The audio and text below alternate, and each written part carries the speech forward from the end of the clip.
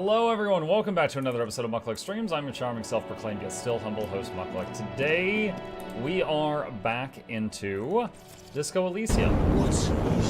Where my craft is death. Where we are going to be attempting to finish Disco Elysium, is what I was saying. The tricks are as let's they have see. ever been. A bit I don't more think... worn, perhaps. Okay, yeah, we've already got all the info we can from that. We've already gotten all the info we can from that. La la la. No, not la la la. I asked you not to interrupt the intros. You did. You did. You did the one thing I asked you specifically not to do, Birdtree.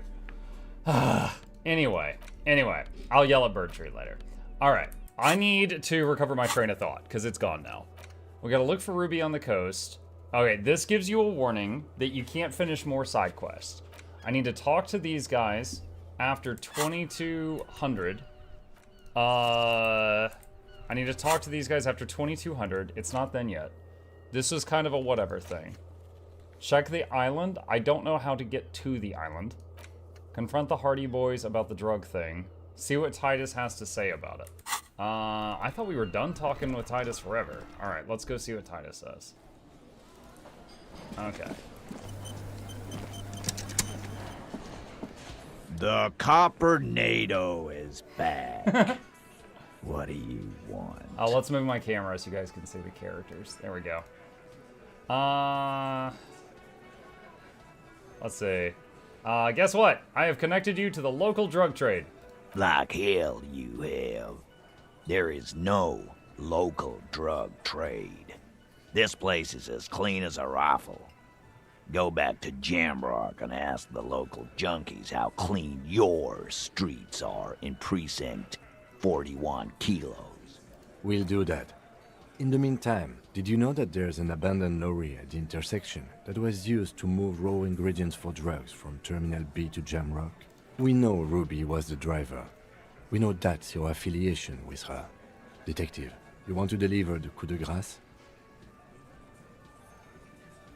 No, do the honor. You've earned it. Not at the lieutenant. Thank you. You're right, Titus. There is no local drug trade because it's all controlled by you. You're the drug trade. That's a mighty interesting theory. I guess that's what you would need to do, theoretically. A big, strong, state-run monopoly would outcompete the runts on the street. Really quick, Pudgy did a resub. It says, Muck, thanks for all that you do. Makes my day more enjoyable. No place I'd rather be. Pudgy, that is very kind words. Thank you very much. I appreciate the resub. Thank you. Hey, Muck. Hello, Bluebell. Yeah, man. Theoretically, that's what you would do. To get rid of the gangs, the dealers, even some of the junkies. You would need good, trustworthy people to take their place, of course. Hardy men to run such a monopoly. For the good of the community, of course.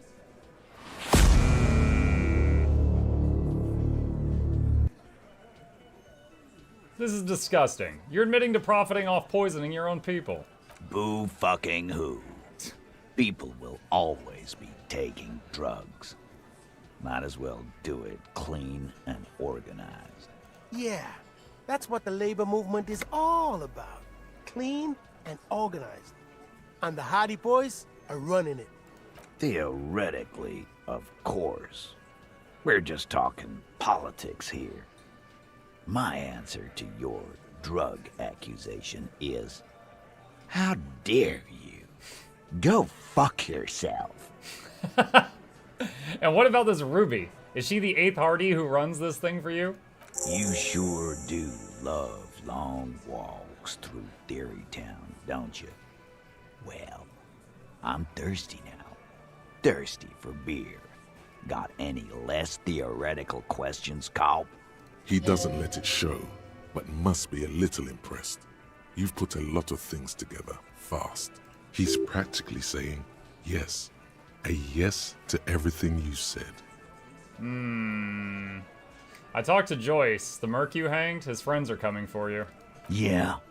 By friends, you mean his squad mates from Cronell. Wouldn't want to beat up his grandma. They're snickering in the room. Some of the men put their beers down. Yes, they're forming some kind of tribunal, and they're coming for you. This is what happens if you take the law into your own hands. Other people start doing it too. Let them come. The Hardy Boys are right fucking here. You heard the man. Right here. We're armed. We got the whole district behind us. And Glenn. Glenn is fucking crazy. Yeah. I will oil it, not the machine.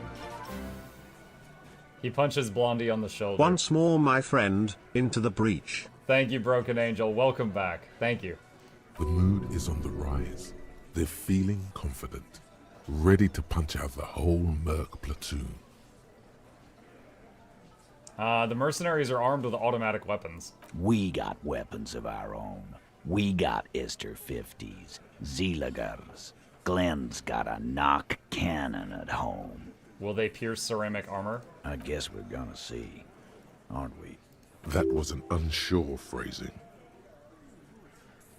See what? That they don't? Yeah, like you've been up against ceramic armor. He takes a sip of beer to bide his time, then tries to get the last word in. You haven't even seen the whole suit, right? I've seen the whole fucking thing, and it didn't make him immortal. Joyce said they've gone rogue. Nobody is controlling them. Big fucking surprise. They hire psycho scum, arm them to the teeth, and let them loose in the city. What do you think is gonna happen? This Krenel is bad news. You know that, right? So are the local A gangs. spray of The beer. fucking Barmy Army and the Madre scum. You've been out there. Seen any around? Yeah. Where are they now, huh? Sent back to Madre in an airtight cargo crate. These people are trained military professionals. Special forces, as you said. They're not a gang or a barmy army. No, they're not. They're uncoordinated and drunk. Don't forget, we're listening in on their communications. Their shit is way apart. Okay. What do you mean, okay? I mean, okay, they're going to wipe you the F out, Titus. No, they won't. Get out of here with your negative energy. He really doesn't like you ruffling their feathers like that on what might be the eve of battle. All he means is that the situation is serious. No wonder you cops get shot to shit every day. Can't go to war with an attitude like that. Bye-bye.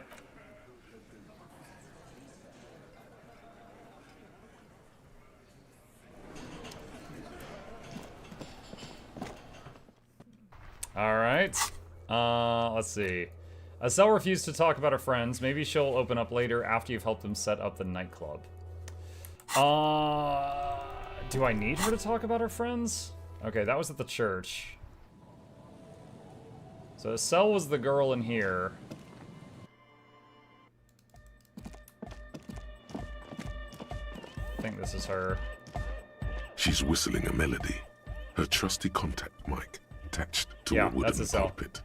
At the sound of your footsteps, she stops what she was doing and turns to you. Hey there.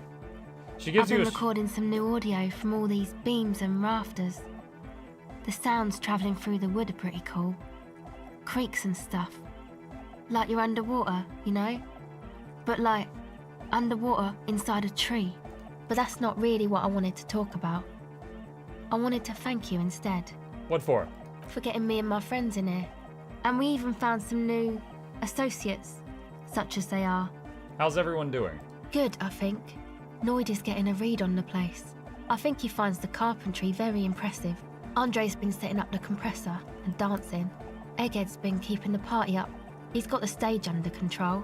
Continue. Sauna, the programmer, she's doing whatever she does. Behind that radio computer of hers. She doesn't talk to us much. And the crabman hasn't shown himself, thank God. Now can you tell me about your associates? Sure. You helped us out. I can repay the favor. What do you want to know? What's the deal with Egghead? What do you mean? What does he think he's doing when he yells all that stuff? Oh, that. He's the party boy. He told me as much, but what exactly is a party boy? Anodic music doesn't really do vocals in the traditional sense. Vocals are thought of as rock. That's to say they're a bit backward. No offence if you like rock music though. Rock music's cool by me. No offense taken. Go on.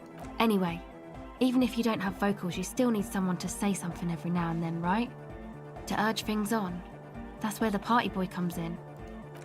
He basically just stands on the stage and dances and yells how awesome everything is. It's very catchy. Sounds like a fun job. I understand. People are usually afraid to do things if others aren't already doing them. Dancing makes you dance, like sneezing makes you sneeze, or yawning makes you... Anyway. He looks around a little embarrassed of the enthusiasm of his interjection. Where is he from? How long has he been with you guys? Actually, we don't know where he's from. Or who he is, really. One time we were out partying somewhere in backwater Forburg. Or maybe even Coal City. I can't remember. Maybe it was Coal City. The worst of the banlieues. A wretched heap of closed-down mines, even west of Jamrock, on the dusty slope of Montmartre, the remotest possible area of Revachon. No one even wants to exploit those people anymore. Egg was yelling along to some jam someone was spinning, all night long. Just kept yelling until he didn't have a shred of voice left. When the sun came up over the mines. There were mines? Yeah, it was in Coal City. She nods. Egg came with us. He made this wheezing puppy dog sound all the way back. Couldn't even speak. It was definitely Coal City, because it took us 2 days to walk back to the fort. He just wheezed the whole way. We never really asked why he came with us, or who he was. I think his name is Jermaine. People are sweet. She says quietly. You can see it must have been a great night. The memory causes her to go silent for a moment or two. You wish you'd been there. Tell me about the others. Who do you want to know about? Actually, that's it. Sure. Don't know that I really care about the others.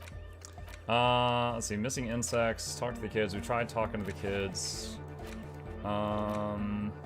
Locate a working firearm that shoots 4.46 ammo.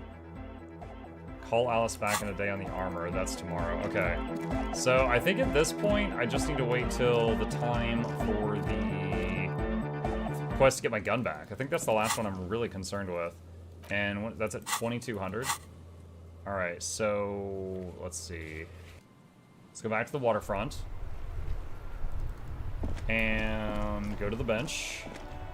The worn and... We can sit on benches after we've solved the murder. Let's go. You can revisit the bench if you ever need to pass the time when Lieutenant Kitsuragi is gone. What? I need to pass the time right now. What?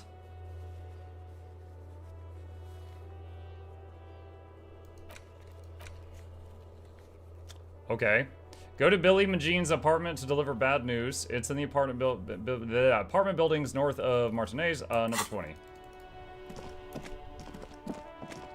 I think that's this way.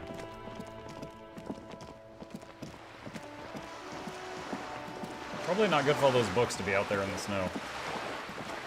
I'm just saying.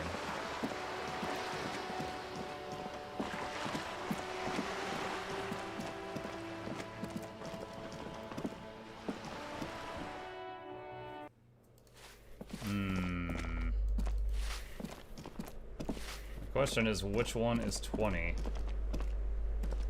You hear someone walking around. It's number 10.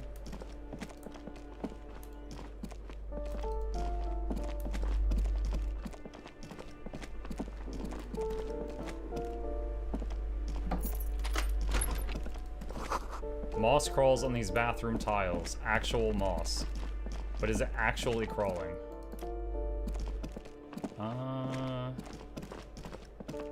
What room was this one? A plaster cast bust depicts a middle-aged man with Yeah, we've already looked at that one. Maybe it's on another floor. You can read too, which is just interacting with the book flyer in your inventory and spam clicking through it to pass time. Odd. The curtains shift just a little. Someone is watching you from within. Glad to be here, smile. Round door. Number 20. The number reads. Thank you, 20. Spectre. Welcome back. Appreciate the support. Something smells good. So allons, yo. The lieutenant motions to you to go ahead and knock. This is the door. You already know it's the right door. This is going to be so hard. Hold on, Kim. We should discuss this before we move on. What should we expect? You're right. Let's talk this through. He looks at the apartment door and lowers his voice a bit. Okay, so we think that this is the apartment of a guy that we found dead by the docks. You hear light footsteps passing by the door and some folk music playing on the radio. We have our first preliminary identification. In all likelihood, the deceased is the husband of Billy Méjean. We need to confirm this, as well as deliver the death notification to Billy herself. Now, delivering a death notification is never an easy task. There's a reason why it's often called the most stressful part of our job. This is why it's usually done in pairs. You got this. I'll be monitoring reactions, ready to act if necessary. Do you have any advice on how to tell her he's... Dead? Just don't say that you know how they feel. You don't. Good advice. Alrighty. The lieutenant motions towards the door. Spectre says, gotta ask, I've seen you play this game and now I need it. Would you happen to have a link I can buy and support you at the same time? The Nexus link that Like a Snail just put in the Twitch chat is the only link I have for like general use. If it's on Nexus, then you could use that. If it's not on Nexus though, then I don't have one. But thank you for asking. Knock on the door. Hello? Who is it? A voice calls out from the other side of the door. And someone turns down the radio. Is this Billy Méjean's home? This is the police. Please open the door. The police? A moment, please give us a moment. You hear shuffling inside. Tidying up. Nervously. There's fear in her voice. Come in. The door is open. Okay. Well, if her husband is here, well... She said we're tidying up? A chalk-drawn height chart for children's growth over the years. Oh wait, is there a kid here? Posters of contemporary pop stores adorn the walls. A textbook for high school mathematics, trigonometry mostly. The clock is ticking away with odd cheerfulness. I'm just like snooping all around her apartment while she's waiting right there. Its ticking makes you anxious, rings hollow in the room. Windows covered in old newspaper clippings. Can't they afford curtains? Packages of humanitarian aid macaronis. So they are super poor. Leftovers kept warm on a stovetop.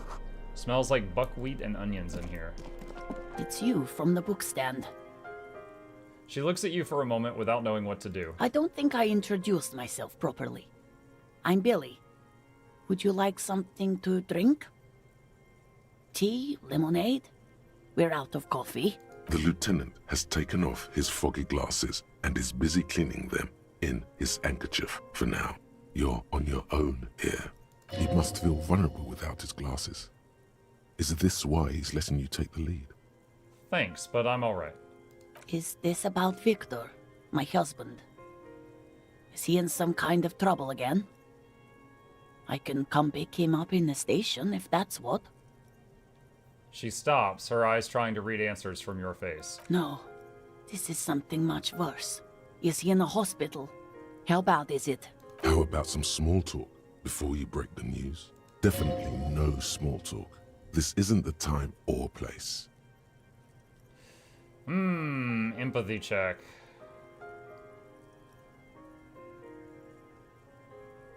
Alright, 72%. Tell her about the dead body. You've done this before. Just keep your focus. Ma'am, I am very sorry to say, but your husband, Victor Méjean, was found dead on the Martinez boardwalk. What did you say? A great and terrible spike. The blood freezes in her veins. Your husband, Victor Méjean, is dead. I'm very sorry for your loss, ma'am. Oh. She touches her neck, eyes pale like pearls in seawater. Oh. But he was just... She looks at the kitchen table where 2 cigarette butts are still in the tray. But he was just here. Alive. We understand this comes as a huge shock. I want you to know that me and my partner are here for you if you have any questions. Take your time, ma'am. What happened to him? She turns to you. Her neck and cheeks are covered with red blotches. Her double chin is shaking.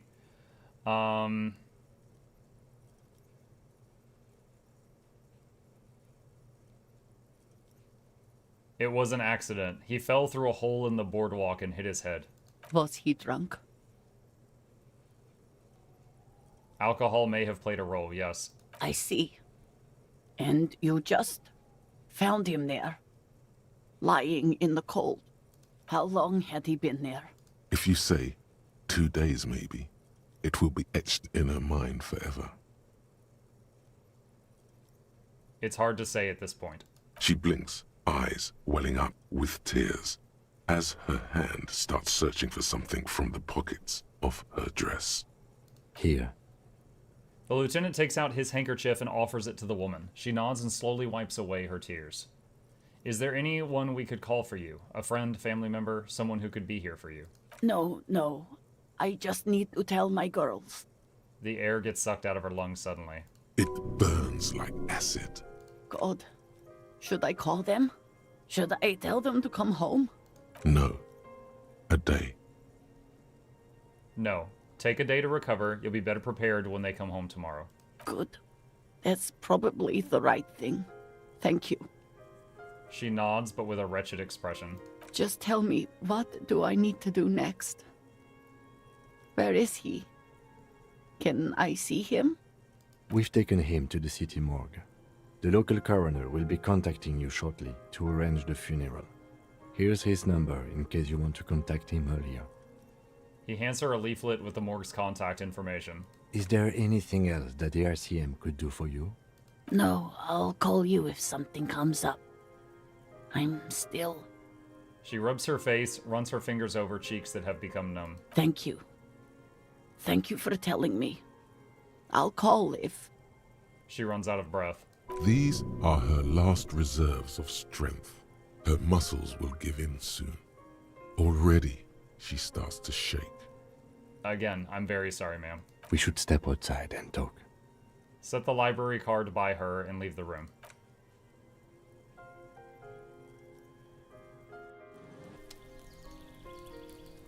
Imagine if it was like some other dude that stole the library card and like her husband comes walking in while we're in there telling her her husband's dead.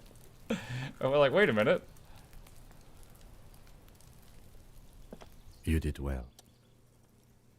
The lieutenant says as soon as you've left the apartment. The balcony feels cool and quiet with a stunning view over the district. Nod. What now? I'll call the station when we're finished with the day and let them know the name of the deceased. That's it? That's it. We should get back to our case now that our duty here is done. What about Billy and her kids? They'll manage. They have to. It's not your place to live their lives. Right, this is closed then. Let's go. Okay. Wow, that murder investigation was a whole lot shorter than the other murder investigation. That's for sure. Or I should say dead body investigation, not murder.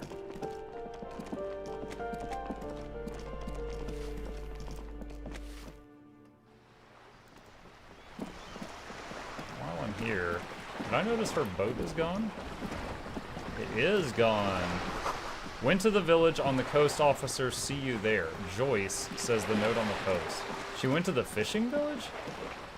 I wonder if I need to go there and talk to her. I've still got a bit of in-game time before the appointment about the gun. So I might be able to do something over there. Red checks are always so painful. Yeah. Just because the way this game is set up, it makes me want to like exit the conversation, save the game, change all my equipment, and then do the check. And then it's just like, ugh. Like, I understand why they're set up that way, but the whole equipment changing all your stats, like empathy and stuff, feels kind of weird.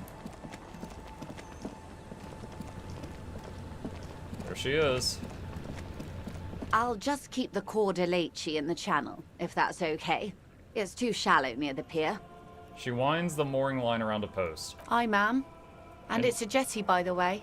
Of course. Jetty. I prefer a good jetty to a pier any day. Jetty? Hello, ma'am. Hello, detectives.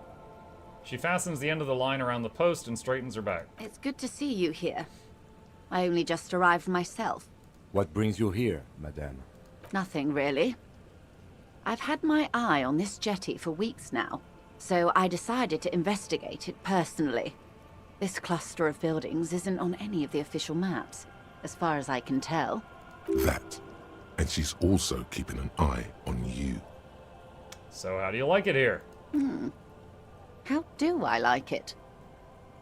She casts her gaze toward the village, slush melting on the cinder blocks, construction work left half finished 10 years ago. Water drips down eaves of eternite. The jetty below her feet creaks to the tune. The smell of salt and dog shit in the background. Gross. It's pornographically poor. What The was street that has no phrase? name, all the men are dead or missing. And is that the carcass of a motor carriage over there? Pornographically poor. I don't think that word means what you think it means. I'm surprised that woman hasn't put me to the sword yet. Maybe she will. You should ask your questions while you can. Dark eyes survey the coast leading up to Martinez. Dull grey metal rests in her scabbard. A sword. The wind is too loud for her to hear. Fortunately for you, madame, the RCM is on the scene. All right. Politics time. Let's react. Ooh, react content. Real men, real politics, real thoughts in your head.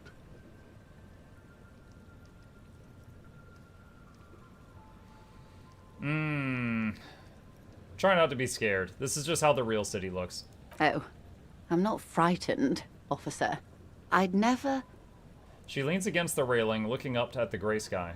Above you, there forms a quilt of altocumulus clouds, twisting into each other. The wind tugs and stretches them over the bay. Their cloud shadows slide over the ruins of Revachol West. Wherever they pass, the temperature drops slightly, but perceptibly. It's early spring, and the rains are coming. An officer enters a low hut of stone and wood. Inside, weapons are piled against the walls. Rifles with splintering stocks, and swords, tens, if not hundreds. They're antiques, says Lieutenant John, the archetype McCoy, to his partner. They're digging them up from the catacombs now, fixing them. Old caches from the revolution. Yeah, we found one of those. The children carry them up. Come May, the streets will be flooded. Outside, the wind rattles the loose hatches, flooded with cheap weapons in angry hands. Do you know how they discovered this place? The wind picks up, her raincoat flaps in the gust. This fishing village? No, they're in Sealindian, Isla. No, I don't know how they discovered it. Well, your condition has left you no worse off than most of these people. The literacy rate is around 45% west of the river. 50 years of occupation have left these people in an oblivion of poverty. 45% is around where I operate. Things are getting better, though. I knew you would sympathize.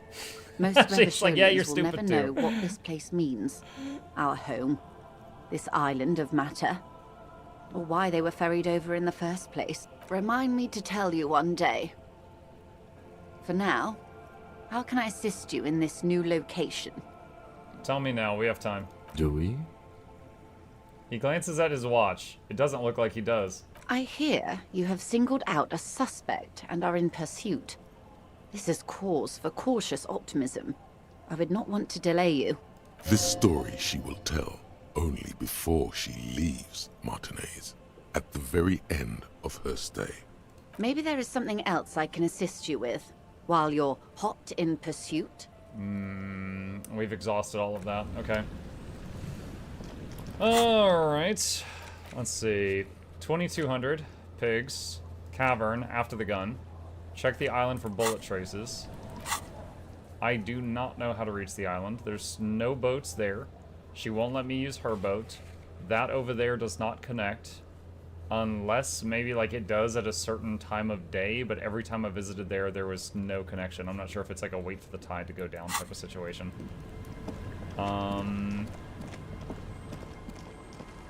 Okay. And where... They don't know about the bugs, do they? The scruffy-haired little boy. No. Okay. So... Meet her near the old fish market at 2200 to get your service weapon back. Alright. Would you like to know if you can get to the island right now? No, it's fine. This is my story, and in my story, I didn't figure out the island.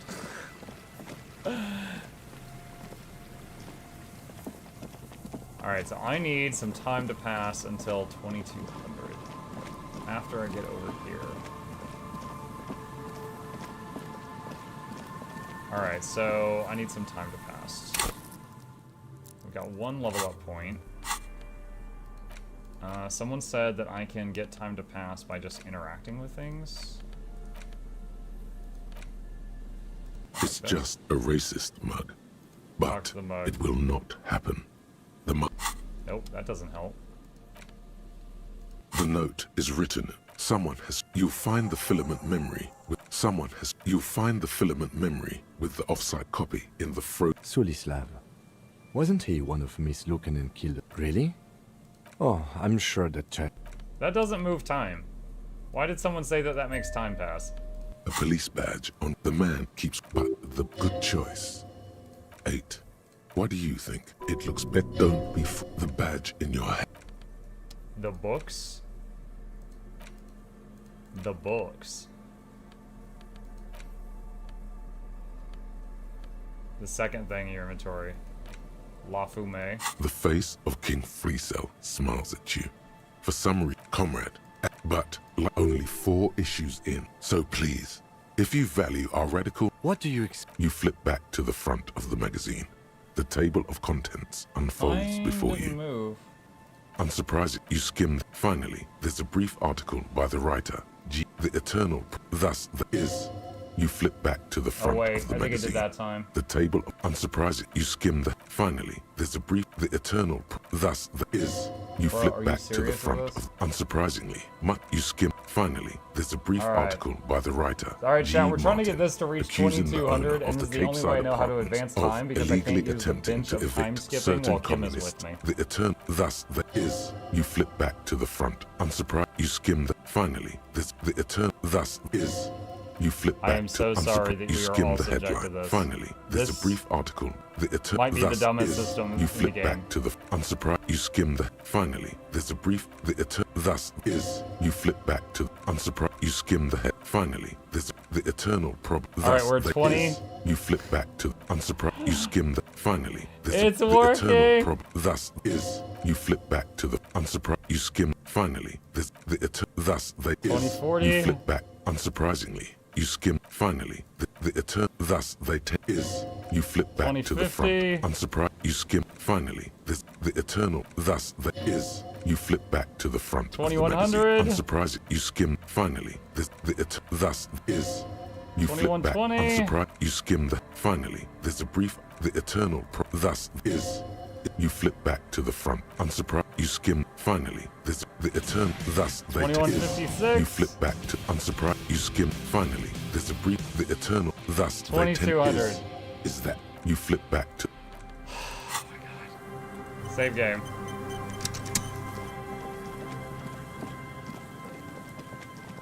All right. Meet her near the old fish market at 2200.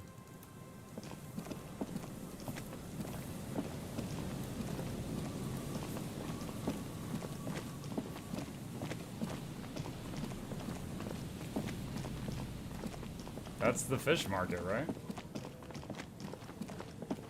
Hey, Muck, who threw a hurricane at me? What's up?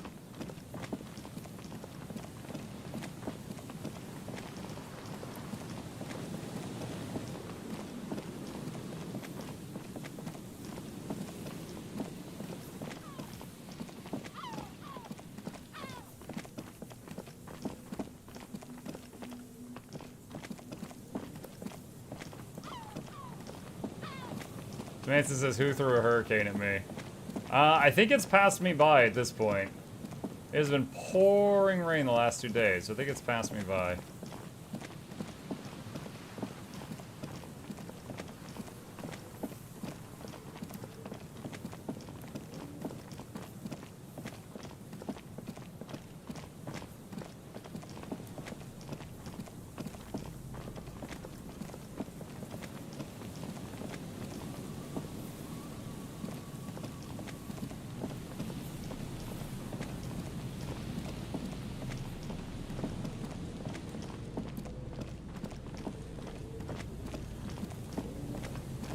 the right spot. I wonder if I need to, like, go into a building and come back out to get this person to show up.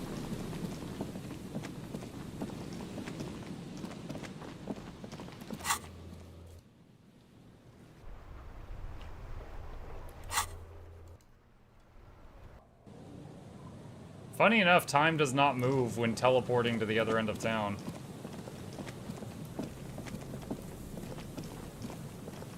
Okay, there we go. What in the heck is that? Put your hands where I can see them. She's cranking sirens on her back. The aging woman, under a mountain of police paraphernalia, mumbles to herself, then notices you and reaches for the megaphone. Show me your hands. This is the pigs. Show me your hands. Right now! Show me your hands! Right now! Scavenged, battery-powered police lights protrude from her back. The flickering light show reveals a gun in her shaking hand. Her hand is trembling from some sort of neurodegenerative disease.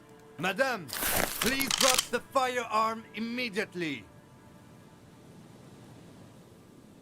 Easy, ma'am. Take it easy. Failure to comply. Suspect is displaying aggression. Officer, under duress! Officer, under duress! I am the police. Don't move. Don't move. Hands on your head. Suspect is armed and dangerous. I'm not moving. Suspect is on the loose. Suspect at large. Officer, administer street justice at our own peril. That one extra lick with a baton or extra knee strike above was what was actually required. Suspect is under control. Suspect is under control. Be careful, detective. Don't do anything that might set her off.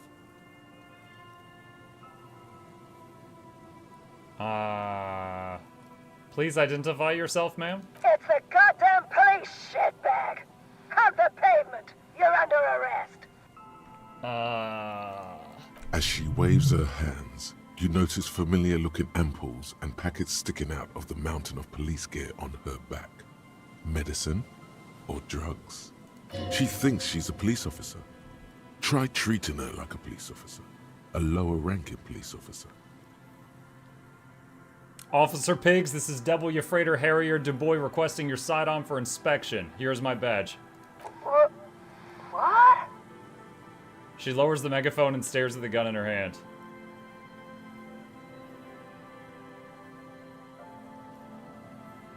Patrol officer, you are in gross violation of the RCM Code of Conduct. Sir? The three-barreled pepper box wavers in her hand. Patrol officer, I have to sign you up for a disciplinary hearing. Slowly shake your head. Easy.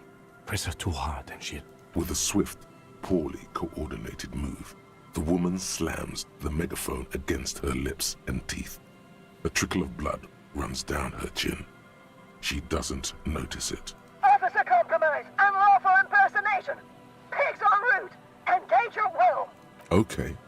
She's actually more agitated now. My bad.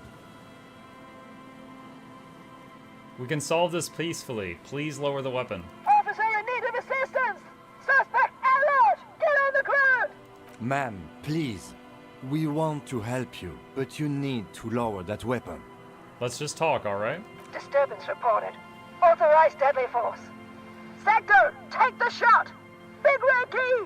Big red key. Big red key? That's code for the battering ram. Cop talk. You know this. Are you on drugs? Confiscated contraband. Restricted access. 2 kilos missing. Eyewitness report compromised. I don't think she's on drugs. Being off drugs might actually be the problem here. Okay, she needs more drugs. Okay.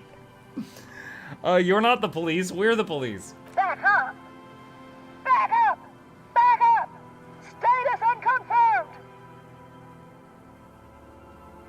Lieutenant W. Freighter Harrier Du Bois, 41st Precinct. This is my partner, Lieutenant Kitsuragi from the 57th. No. Oh, no. No. I thought Mr. Moran... Gareth! Aggravated assault! Man down! Officers in pursuit! What's the situation, officer? The lieutenant hesitates, addressing the woman. Law enforcement compromised! Does she not believe you two are actually police officers?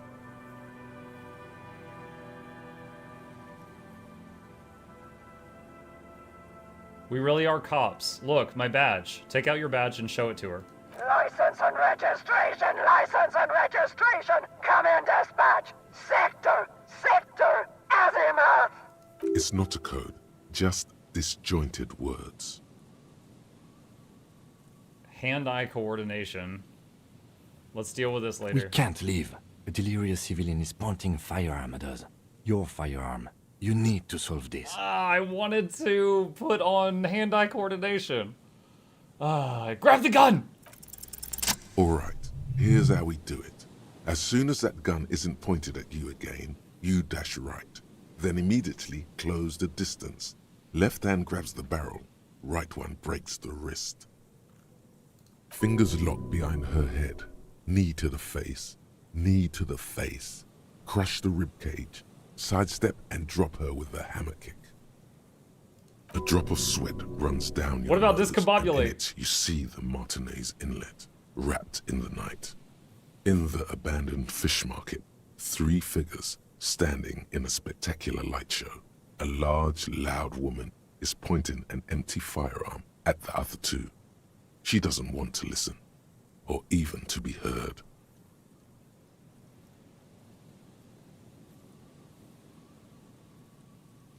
Ma'am, the weapon you are holding is mine, and I know it has no bullets. What?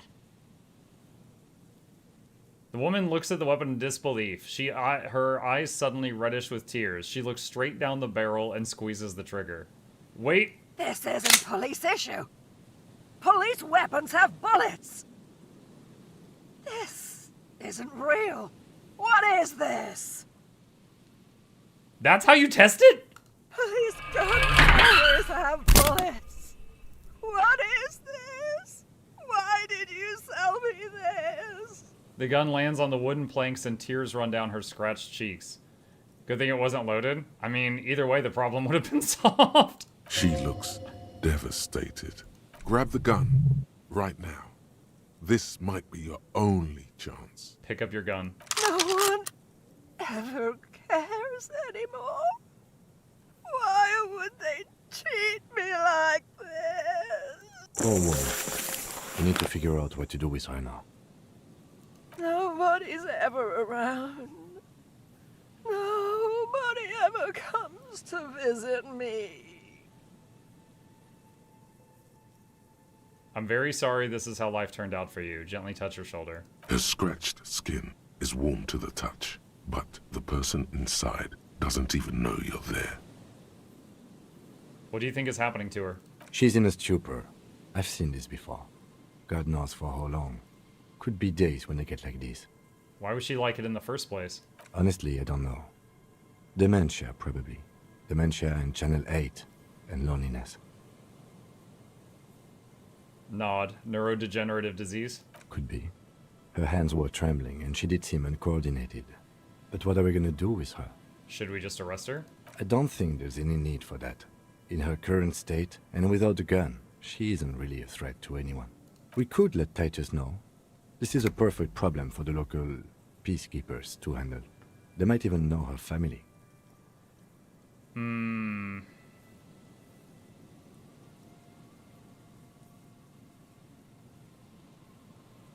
Yeah, Titus sounds like the man for the job. Then we can ask him once we get back to the whirling. But we have to hurry, because it's late, and they might have already gone home. But I think we're done here for now. Let's head out. This is done. Please, leave the radio on. She mutters. It seems like a reflex, a half-remembered sentence. Reflex to what? Being left alone. She stands motionless. Just a heap of clothes and fleshes now. Maybe if you search her once more. Quick save. The woman stands slumped. She looks catatonic under her mountain of RCM paraphernalia. Is one of those things a police cap? There were narcotics in there too. You're thinking of taking them. Look at this option. Confiscate the narcotics. Wink. Pick up the RCM cap. She doesn't even flinch. as you reach out and disentangle the familiar-looking lieutenant's cap from her mountain Is that of my cap? RCM paraphernalia. Oh, is that yours? It's hard to say. It's been so long since you wore yours. I think so. The lieutenant nods. Shake her shoulder. The old woman doesn't react to your touch. Alright, leave her be. Let's see. +1 authority. You will respect my authority.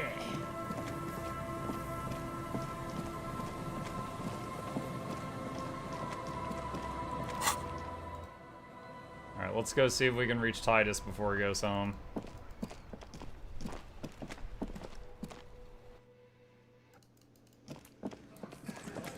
Quick save just in case. The Copper NATO is back. What do you want? There's an old catatonic lady in the old fish market on the other side of the bay. She needs help. What's that, Copper? You want us to help little old ladies now? You're local law enforcement, aren't you? Helping troubled civilians should fall under your jurisdiction. Yeah. We'll send someone out. Who is? Wait. It's the pigs, isn't it? Yep. Her. God. Poor lady. Don't worry. We'll handle this. I think she got some family in Kuron or something. Bastards left her alone when she got sick. We've been getting complaints. Hey, wasn't Everett's B team looking for her the other day? They said something about her, I don't know, finding something? Yeah, I think you're right, Gene. She have something of yours, Pig? Whatever you do, do not admit to these punks you lost your gun. You will suffer if you do. Nope, she didn't have anything in mind. No? Well, whatever then, Copper. Titus chugs his beer down and wipes his mouth. No. They totally said what it was. What was it? Anyone remember? I don't remember. I was fucking drunk. Let me know if you figure it out back there. Now, anything else we can help you with? What's her name? Her real name? Auntie LaPlante. We always called her. Something LaPlante. Someone redeemed Pet Chip, so I'm gonna do that now. Marianne, amigo. Marianne Amigo LaPlante. Fuck you, pig. What the fuck you are playing at, huh? Easy, Al. Don't let him get to you. Have one for Auntie LaPlante, huh?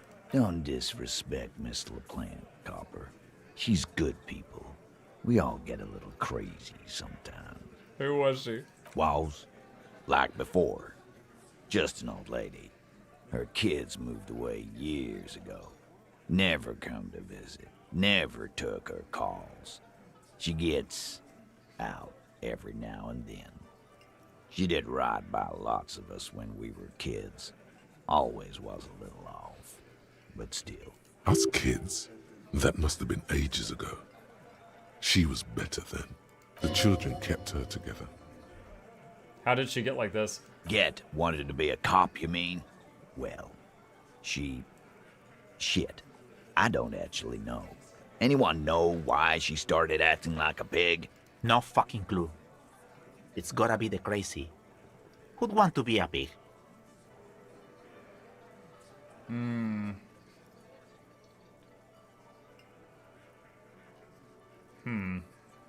Someone who wanted to set the world right before it ends? Ever think of that? No, I didn't. Because I'm not fucking stupid, Polizonte. Yeah, Carl. That's some pretty fucking weird shit to say. Pigs level weird. But whatever gets you through the day. Where'd she get all the cop gear? Dunno. She lives by the water. Shit washes up all the time on the beach. Police paraphernalia doesn't just wash up on the coast, people. It's not like we dump it at night. She bought it, collected it. Station 41. A man carries a crate of rusted, unused badges. You think these would net us something at the annual auction? A balding detective drags a comb futilely across his head. Shit, who'd want those? Just dump them into the river. Thanks for helping me out with this one, Titus. No problemo, cop man. We take care of our mentally ill here in Martinez. Ain't that right, boys? Sure enough, we're the real heroes on these streets. Bye.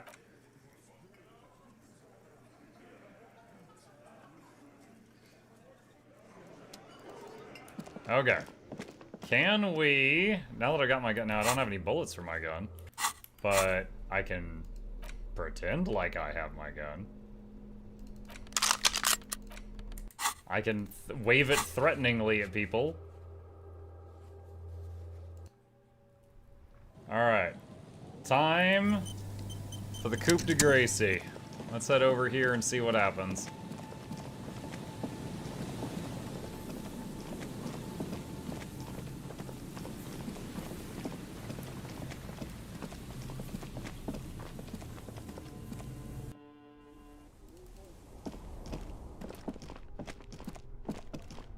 Oh wait, flashlight.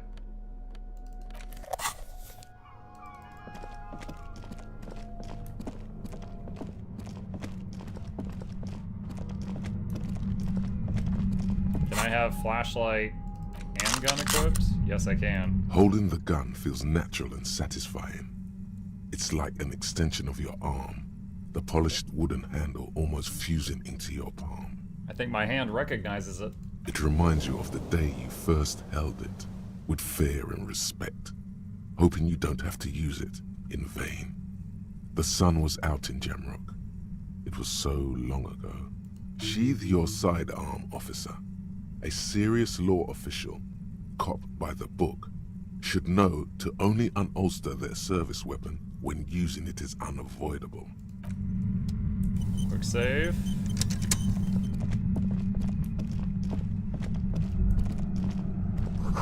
A concrete pipe buried in sand and dust. It feels strange.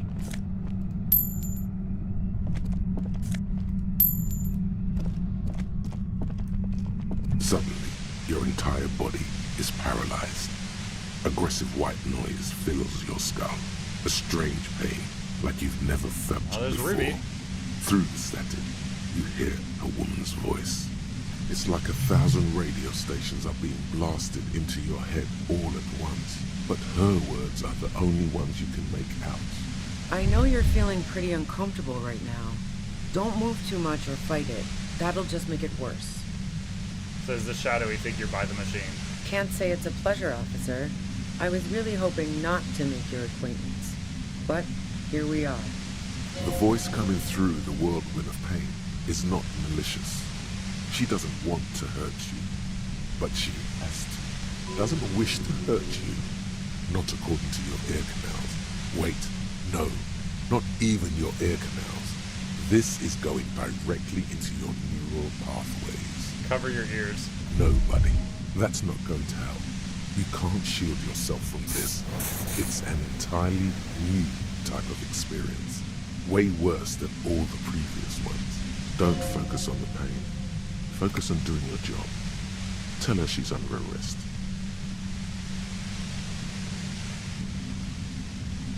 Are you gonna kill me too? No, I'm not going to fucking kill you. If that had been my plan, you'd be dead already. All things considered, I'm being pretty reasonable here. I'm using a pale latitude compressor. You and your partner have been caught in its field. The explosion of static you're hearing. It's the ULAN frequency, blasted from that pale emitter that Angus mentioned. Fat Angus said you had a pale emitter. That boy's really gotta learn to keep his trap shut. And it's not a bloody pale emitter. It doesn't emit pale.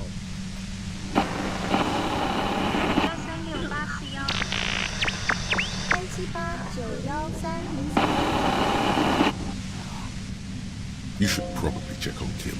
That's what good partners do. Look back at Kim. Right behind you, officer. Eyes closed, the lieutenant is doubled over. He's still alive and breathing. I mean, he's got the loaded gun. He could fire his. Mine doesn't have bullets. A pale latitude compressor is used to sort of make the pale more manageable. With a lot of these, you can force a radio signal grid on the pale. literally crunch the distance across it. Signals are relayed across a series of repeater stations fixed to buoys. Not a fun job manning those stations. All alone out there in the Pale, people lose their minds in just a few years. So, what we are experiencing is a concentration of radio waves. He gestures towards something with great effort. Precisely. This is an industrial strength paraboloid. It's meant for forcing dimensions on something that doesn't have them. Needless to say, the frequencies used are out of this world. At the upper limit is the large prime number generator station. It's used specifically for Pale latitude compression. That's why you may be hearing some numbers. But you might also hear, or think you're hearing, local radio chatter. This must be how the twins heard the radio in their heads. They must have been standing by when she tested it. She's been holed up in here for a while with no one to talk to. Keep her talking, and you just might get an opportunity to break loose. How'd you get your hands on this thing? I built it myself. She nods toward her torture device. That's illegal. I'm guessing it's patented. But we are beyond that, aren't we? That's illegal! Oh yeah. Way beyond. She studies her death ray and the law officials trapped in it. Have you experienced the compressor yourself? Yeah, I stuck my head in there before using it on you. It seemed like the ethical thing to do. Can't say that I enjoyed it. The field was weaker, but I can imagine what you're going through. What is this goddamn Pale anyway? The Pale? It's the end of the world. This is all great, but let's talk about the man who was killed. Yeah, let's not talk about that shit. You were hunting me and fell into my trap instead. That's all there is to say about it. So she thinks of you as hunters, not the cops, and of herself merely as prey. Will I stay like this forever? No. Once I shut down the compressor, the pain will end. It may take a few minutes for you to steady yourself, though. It's a bit like waking out of a very confusing dream.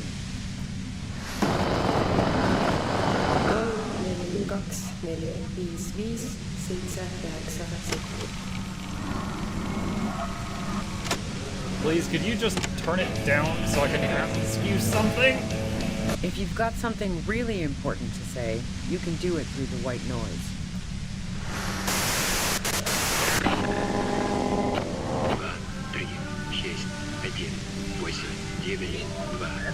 Turn this. The lieutenant clutches his head, grimacing. God damn it. She regards you and Kim with sudden sympathy. Fine. If you really want to talk, I can dial it down. I've also got a gun, by the way. She steps reluctantly out of the shadows, the pain lessens. The gun she's carrying is a 2-barreled front loader, not like the murder weapon. Well, it doesn't feel much better, but you can form sentences now. Thinking doesn't seem to hurt as much. Just keep her talking, and you'll get through this. Pain threshold 3, destroy the machine. Did you shoot Lily? No, I didn't do it. I only helped stage the lynching, though I doubt that makes much of a difference to you. Who ratted me out, by the way? Was it Titus? No, he wouldn't have broken first.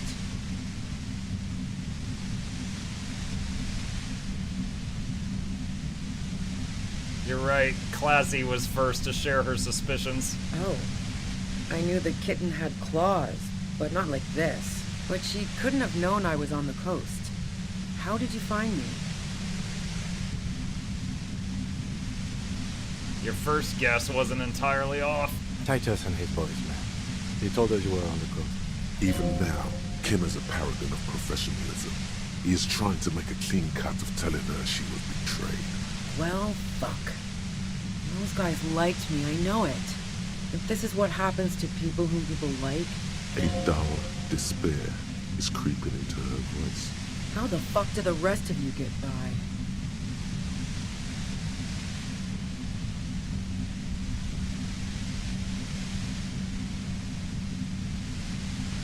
I do it by asking questions, and I have some for you. Like what? I already told you I didn't do it. A strong moral compass. She still wants the opportunity to make a case for herself. Do you have an alibi for when Lily was shot? Man, I was with the boys the whole night. I hope they at least bothered to impress that upon me. They did say you left to take a really long leak, 15 minutes. Yeah, and I'm sure they also made some funny remarks about it. They always do. I've driven a lot of long haul and chugged a lot of beer, man. Can't do either without some power of mind over bladder. And anyway, that wouldn't have been enough time. Our investigation, Wince from the Pain, has shown that 15 minutes was just enough time to commit the murder. Wow. Now I'm curious. Please, explain. Play pinball much? No. Not since I was 14 and hanging out in the only diner in Dardun.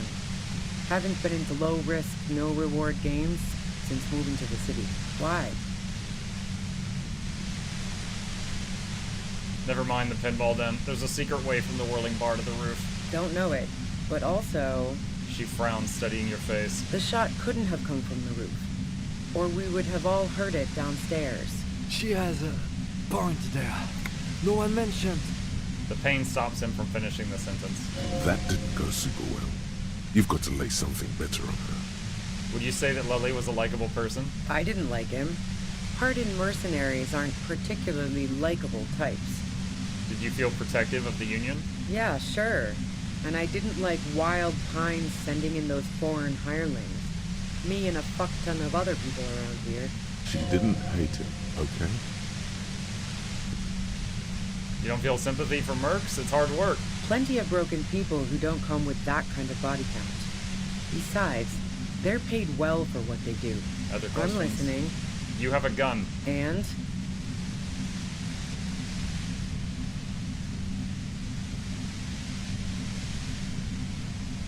Do you collect guns? Maybe rifles? No, they're not practical. Break too often. I can't quite tell what kind of gun it is. A Noxxi 80 front loader. 2-barreled. Not really what you were looking for, I'm guessing. That isn't it. I see it's a front loader. Do you have another gun somewhere? Sure don't. A breech loader? No. This is such a wipeout. There's other evidence I want to ask you about. Yeah, evidence. Do you like to hang out on rooftops? Who doesn't? Oh, you probably mean Claudia's rooftop. Sure, I've hung out there. She's got this great antenna. What's so great about her antenna? It's very powerful. I used it to tune into RCM frequencies. That's how I knew to be prepared for your arrival.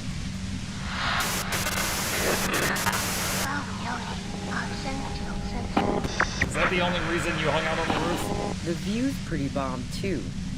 But you might say the antenna was the main attraction there, yeah. Along with Claudia.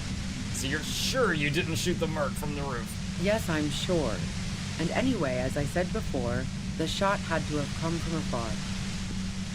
Did you leave any flowers for Costley on the roof? No. Gifts of flowers and candy aren't really my style. There weren't just flowers. They're symbols of revolution. Push through the pain. So now I'm leaving revolutionary symbols around? Come on. But Classia was mourning. I never did understand why, when someone dies, a hothouse's worth of flowers has to die too. Good point. Okay, so you didn't leave any Maybills? No, I did not. Hey, gained XP. You're running drugs for the Union. I've been through your lorry. So, Heart of Gold Tommy fucked me over too. Never trust a musician. That really comes as a blow to her.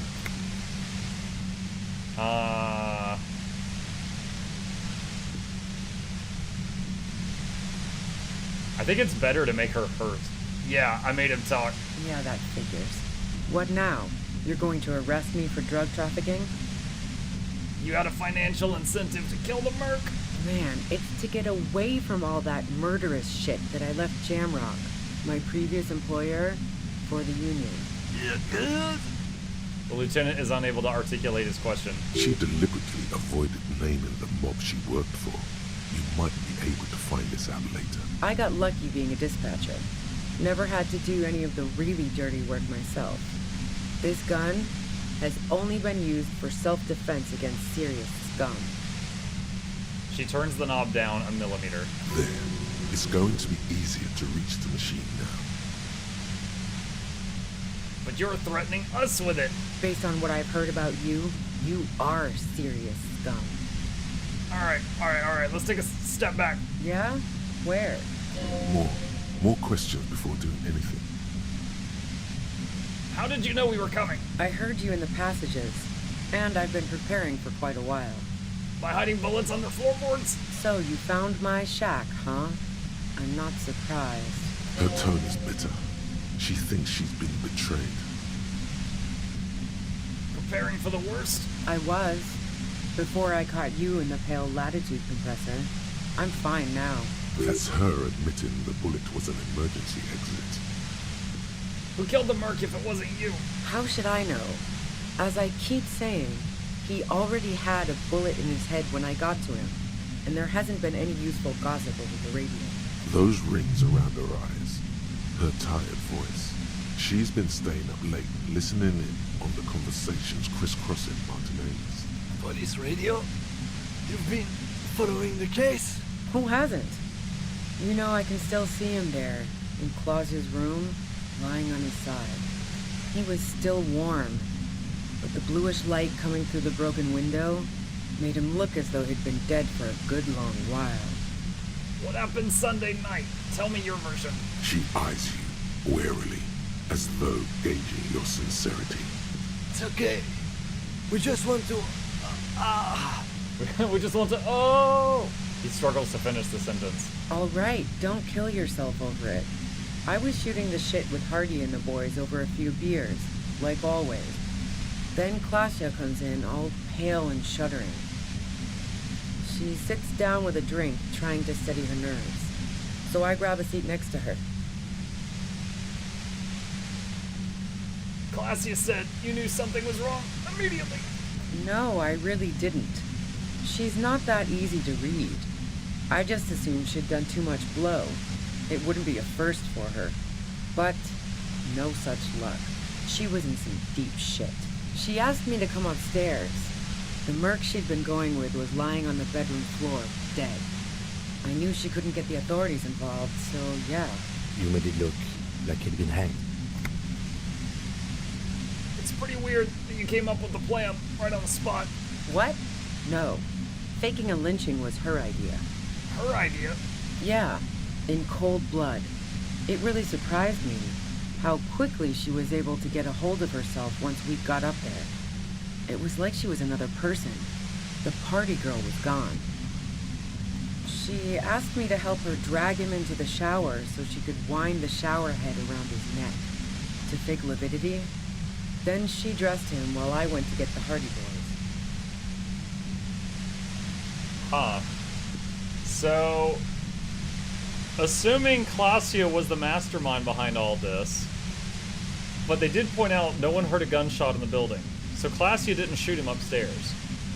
So she has an accomplice that shot him from farther away. Or she shot him, like he was in her room, she was far away and shot him. Then came back and went up to her room and then pretended to come down and say that he was just shot. But then he would be colder, and the lady said he was still warm. Unless she had him, like, I don't know, leaning against a heater or something. I'm not sure. That's bad that she'd be so calm. Yeah. I wasn't sure whether to admire her or be disturbed. Do you think she killed Lily herself? As I keep telling you cops, we didn't hear anything downstairs. No gunshot, nothing. But even if this is true, weren't you worried the lynching might lead to... War? The thought crossed my mind. But the mercenary's death was going to have repercussions either way.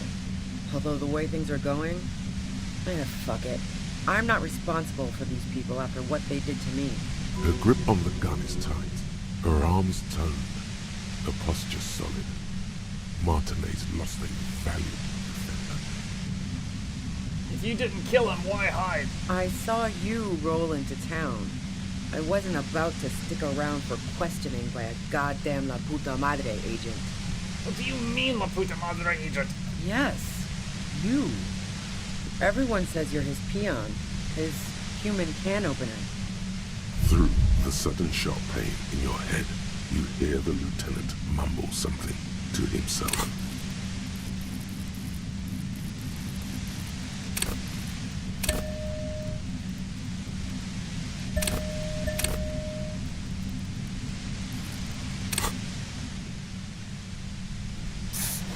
Fucking hell. And why me? You hear through the white noise. It's especially bad suddenly. Felt like a vein exploded. Who's everyone? How do you know this? Everyone in Jamrock. The cops, the criminals. Why do you think I'm holed up in here with a goddamn death ray waiting for you? If she knows that about you, she must know your real name too. Tell me, what's my name? If you know that about me, you must know my name. Harry Dubois. One corrupt motherfucker with the disco pants and a funny tie. Agent to la puta madre. So she knows your name. That doesn't mean you're on the tape. Criminals make up bogeyman stories about cops all the time. La puta madre?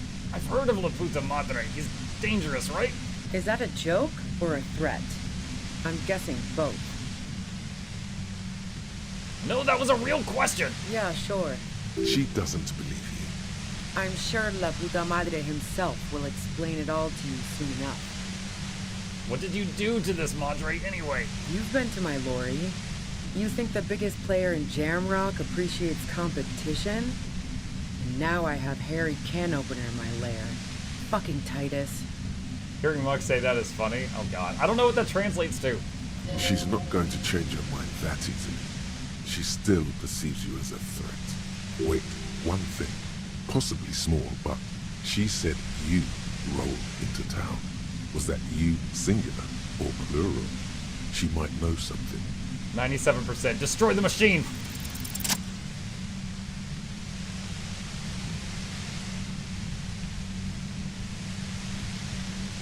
Dude, wait, she's got a gun. I thought I would charge and tackle the thing, but we're just gonna crawl toward it so slow. She could literally just, like, kick me in the nuts. You didn't. The compressor lies broken on its side. It's quiet in your head again. Oh my god, my ears are gonna pop. It still hurts like hell, but... Hold on a second. Translate.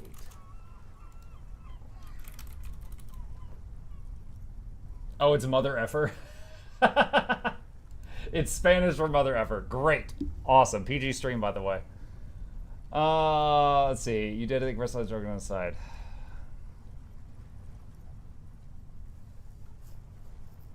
Alright, well, even if she didn't do the other stuff, she's under arrest for attacking us. You're under arrest. She looks at the machine, assessing the damage. Her hand trembles. Oh, fuck it.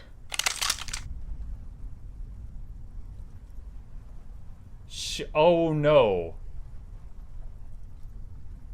Because I said Tommy betrayed her, there's a -1 to convincing her to not kill herself. Whoops, that backfired. What are you doing? Problem solving. Ma'am, put the gun down. That's not the solution to your problems. You are... Oh, yes it is. Oh god. Rhetoric.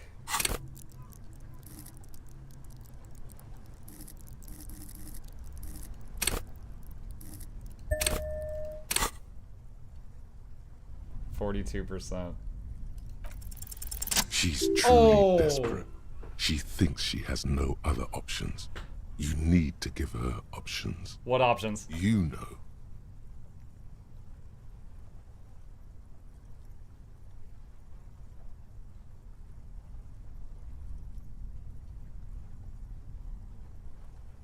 Please, put your hands up. Just walk away. She stares at you, frozen, the gun still in her mouth, eyes filled with dark intensity. Then something shifts in her. Gratitude, doubt. She's still ready to go.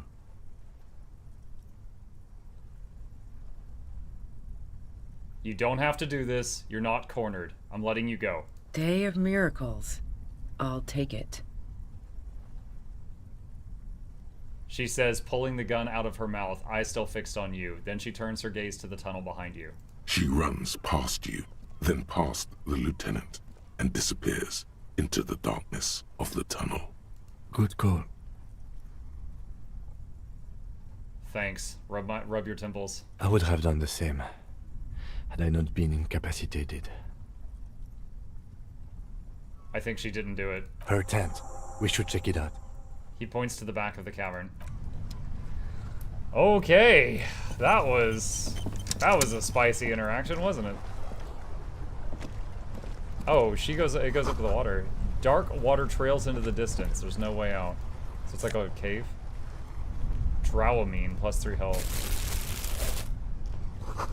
Cooking utensils. She has prepared herself porridge with bananas. $8. Oh boy. The plain red tent stands by dispassionately. Look inside. The tent looks old, but well maintained. In the darkness of the tent, a rolled up sleeping bag, cooking utensils, some books, and a kerosene lamp. It reeks of cigarettes. Shine your flashlight on the books. Assorted soft covers, mostly pulp horror. A motor carriage lies buried in the snow on one cover. On another, a ghost airship. You also see a collection of radio enthusiast magazines. See anything?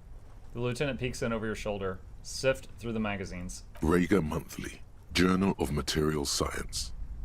More Technological Digest. One of the magazines doesn't have images on the cover. It's not a magazine.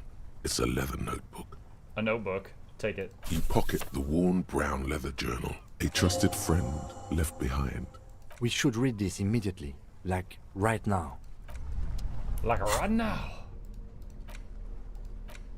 A thick journal. The cover is worn like someone used to carry it around in their back pocket. Examine the cover. It's made of full-grain leather. The lower left corner of the back cover sports an embossed brand name. Schneller. Schneller is a stationery brand from Gottwald, beloved among architects and engineers. Unwind the strap. The journal falls open. About 2/3 of its ruled pages have been filled. Study the handwriting. The large cursive of someone who writes quickly and confidently. Perhaps too confidently. Many phrases and even paragraphs have been crossed out, with tiny corrections scrawled above and in the margins. Flip through the pages. It's a mix of logistical notes, diagrams, and personal reflections, all dated. It's good she left in a hurry. We could learn a lot from this. What kind of logistics? Hard to tell exactly. It's mostly noted down in code. Looks like contact information, quantities, directions. There could be useful information about local operations in those notes. We have a junior sergeant at my station who's good with codes. I can give this to her after we finish this. What are the diagrams of?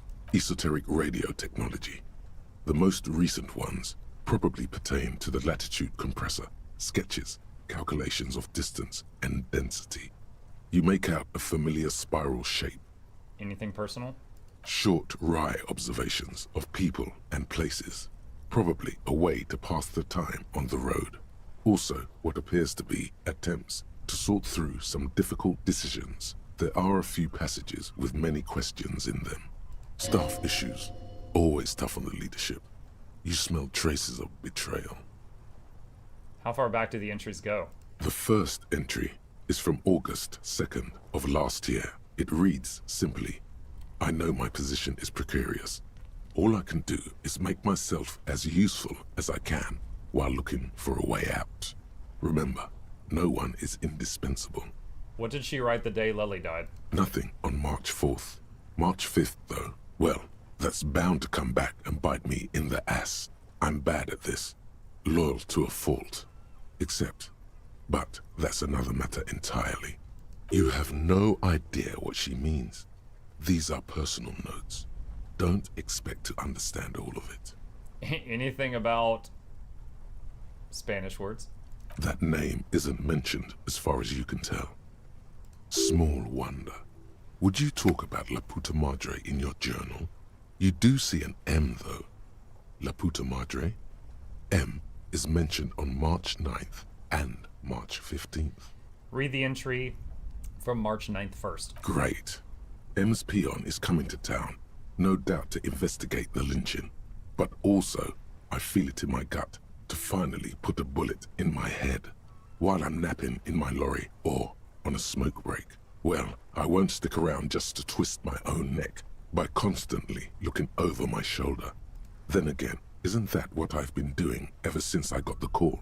Were you supposed to find her, even apart from the investigation then? On M's request? No, you wouldn't do something like this. This must be a mistake. Am I sure this is a mistake? Look at me. Whatever you may look like, you don't feel like a hired assassin. Read the entry from March 12th. Been holed up here for 3 days now. I'm used to being alone and all, but I don't know when I'll be able to leave, or if I'll be ratted out. They will rat me out, of course. I've made it a point to believe in the best in people, the boys, for example. But experience tells me, did M feel truly betrayed by me? I was feeling threatened. He'd have to know if he threatened people, they'd take measures to protect themselves. Even I know that. Economic measures first of all. Gotta make a living, right? I can still hear his voice in the receiver. Taste the plastic. The entry ends abruptly. What is the most recent entry? The most recent entry is from today. It reads... Hold on, chat. This is incredibly rare. You are all very blessed right now. This is like a once-a-month phenomenon. Just soak it in.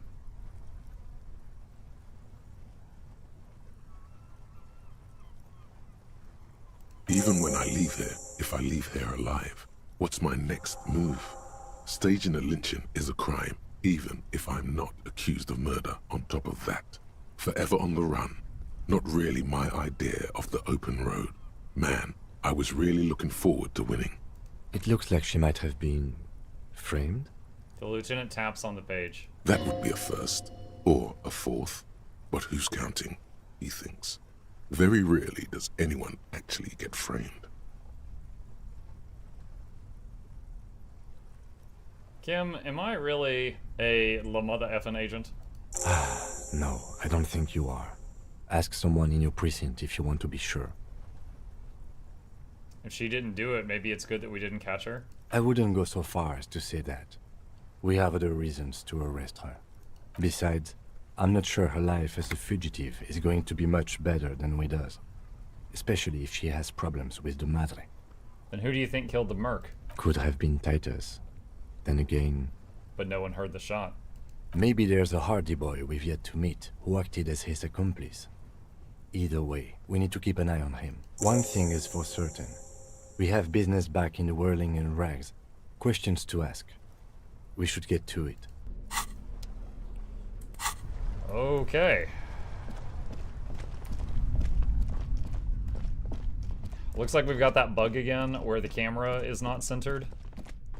After I load out of this cave, if the camera's still not centered, I'll save it and reload it.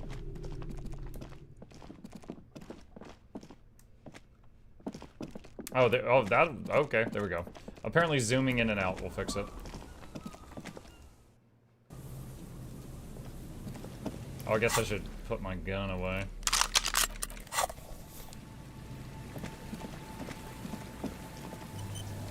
I'm reminded of Neverwinter Nights, the old RPG, where if you tried to talk to some NPCs while your weapon was in your hand, they would recoil in horror because you had your weapon in your hand.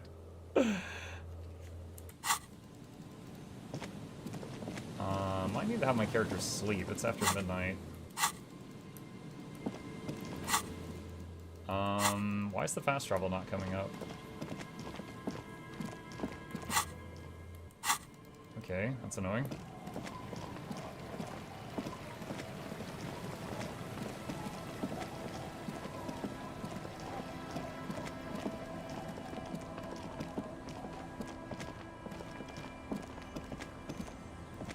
Why is that showing up? The door is closed for today. Time to put the kids to sleep. Yeah. Alright, let's see. I'm afraid we don't have time for rest stops right now, officer. We should really get back to the whirling. It's after midnight. Titus and them isn't there. Okay. I guess because of the point of the story we're in, that's why it did that.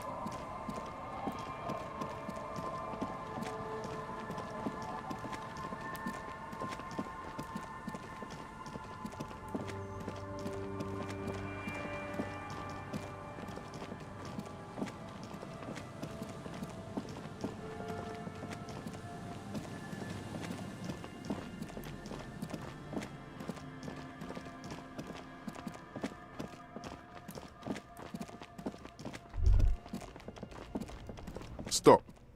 Now. It is time. For what? Crisis. Death. You can feel it in your blue soul. What am I supposed to do? Be prepared. Make sure you have your pepper box in your hand. Your fingers reflexively reach for the Villiers 9mm pistol in your pocket. I'm not sure I feel ready for what lies ahead. Then you'd better get ready. Whatever happens, I've got your back. I don't have any bullets for this gun. This is just a bluff. Having this in hand is just a bluff. I'm all out of shits to give, loincloth. Welcome to the fucking reckoning. Oh, it's the mercs in ceramic armor. No helmets, everything important. And then the Hardy Boys. Put your damn gun down. People are gonna get hurt. We need to talk this through. All right? Shut up.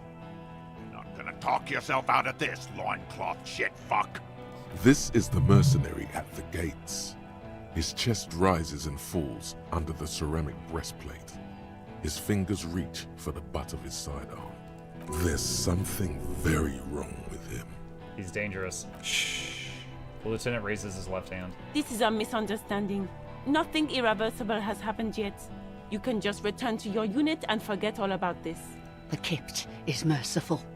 Willing to We've never spare met us her. if we just forget about our murdered and humiliated commander. I think we should just kill everyone, Corty. You are all drunk. Come to your senses. You won't gun down 7 people in the middle of the street. This isn't a frontier town or a jungle outpost. Easy, Lizzie. Let me handle it. I know guys like this. I'm sure we can come to a peaceful agreement. Ain't that right, fellas? He is facing overwhelmingly superior firepower, and he knows it. Peaceful. It sounds like the armored figure is weeping. Rude Hohenklohen. Wait, what? Where is this guy? We've seen these two talk. There's a third one somewhere? Nest in your abdominal cavity like a little wild mouse. The masked man's words are barely intelligible, but you can hear Oh, them. over here. Fuck, there's the third one. How did we miss something like this? The lieutenant points at the helmeted figure. The lieutenant is genuinely worried for his life. You should consult him before getting in there. He yells, "Stop, this is the police." Walk away for now. What do we do? My plan is not to get killed, but we have to intervene. We're out of time. This is... The mercenary tribunal.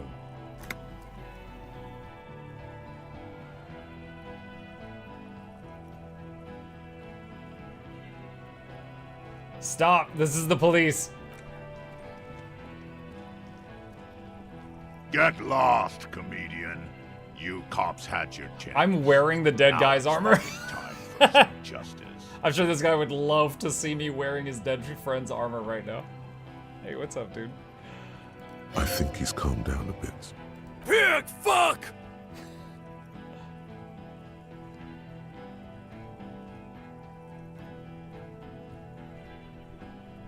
Say nothing. Cross your arms. You. Courtenaire turns his bloodshot eyes to you. You're probably gonna get killed too. I think I'm gonna kill you. I didn't think I had it in me to kill a cop. To your left, you hear the lieutenant cock his gun. No one is going to kill anyone. Let's just put the guns down and talk like civilized human beings. With a wordless gurgle, the killer loads his long rifle. The leader gives a small nod to the helmeted man. Suddenly, the grip of your sidearm feels comforting and warm in your hand. Feels like it's saying, do it. Shoot him in the mouth. Shoot him before he shoots you. No, wait. It's good you have that gun. It really is. Just soften him up first. Present an argument. Even if it comes to a fight, it's always a good idea to drag it out first.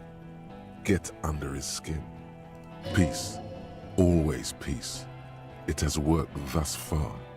Start with the first idea you have, then move down from that. Please. Who's that? Point to the man. I didn't know you had a third guy. Rude. Rude is the killer. Rude, the killer, Howen Cloven. He doesn't talk much. All of you cunts inside out. The killer? The gunner. The raddest. The killer. The gunner, he points to himself. The raddest, he points to the woman. The killer, he points to the figure clad entirely in ceramic plate. What do you think he does? He kills? Smart loincloth. He fucks natives up. Soldier of the apocalypse style.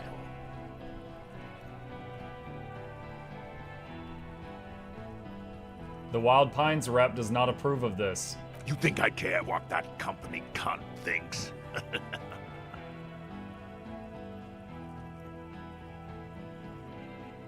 We're working together. She knew you're out of control. She told me.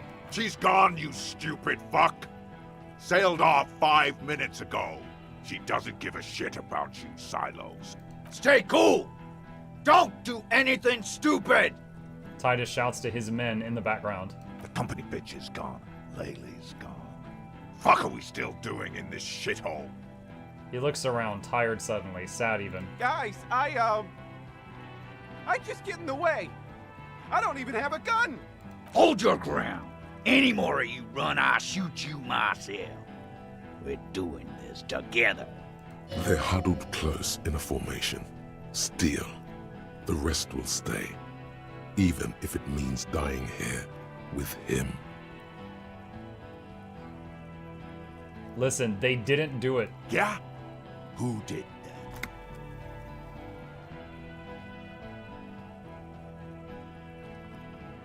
It was someone else, someone who's not here now. How fucking convenient. He gives you a drunken stare, then puts his hand on the gun. It was shot from a great distance. A sniper did it. You think I'm fucking stupid, cop? What if I just shot one of your pals here, right now, huh? How about the kid? Tell me, it's a magic fucking sniper one more time. Listen, please. This cop and this drumhead cop marshal won't decide who... Logic. Think. Why doesn't he believe me? Logic 58%. Can you hold on while I change clothes, like right here and now? 72. The Hardy Boys confessed to hanging Oh my god. all together. Titus said we took him out back and hanged him. He said it loud, in a public place. Listen, he was shot. He wasn't hanged. Listen to me. You're lying. DePaul heard it. He doesn't move the weapon. You heard wrong. She and these men have been helping us find the shooter. The hanging was only a cover-up. Listen. Fucking liars. Did he shoot anybody or just like... A plume of smoke erupts from the muzzle of his gun. The shot rings in your ears. A low, tinny ring. Then the Hardy Boys yell something. The young woman stands and looks behind her. The shot has flown over her head, crashing a small pane of the glass window behind her. I missed. The man looks at his revolver and smiles. I know what I heard, Corty. They said they killed him. They said it was a good way to end a Sunday night. That doesn't sound good. You need to change the topic now, or there will be another shot. What topic? Shots have been fired. Act before it's too late. This was a close call. Rhetoric. Think of an argument. +1 for knowing about Downwell. 72%. All right, here we go. This is an illegal tribunal. Krenner would never sanction this. Who's the commanding officer? Take your pick. Really, none of this looks like it's going to do anything but piss him off.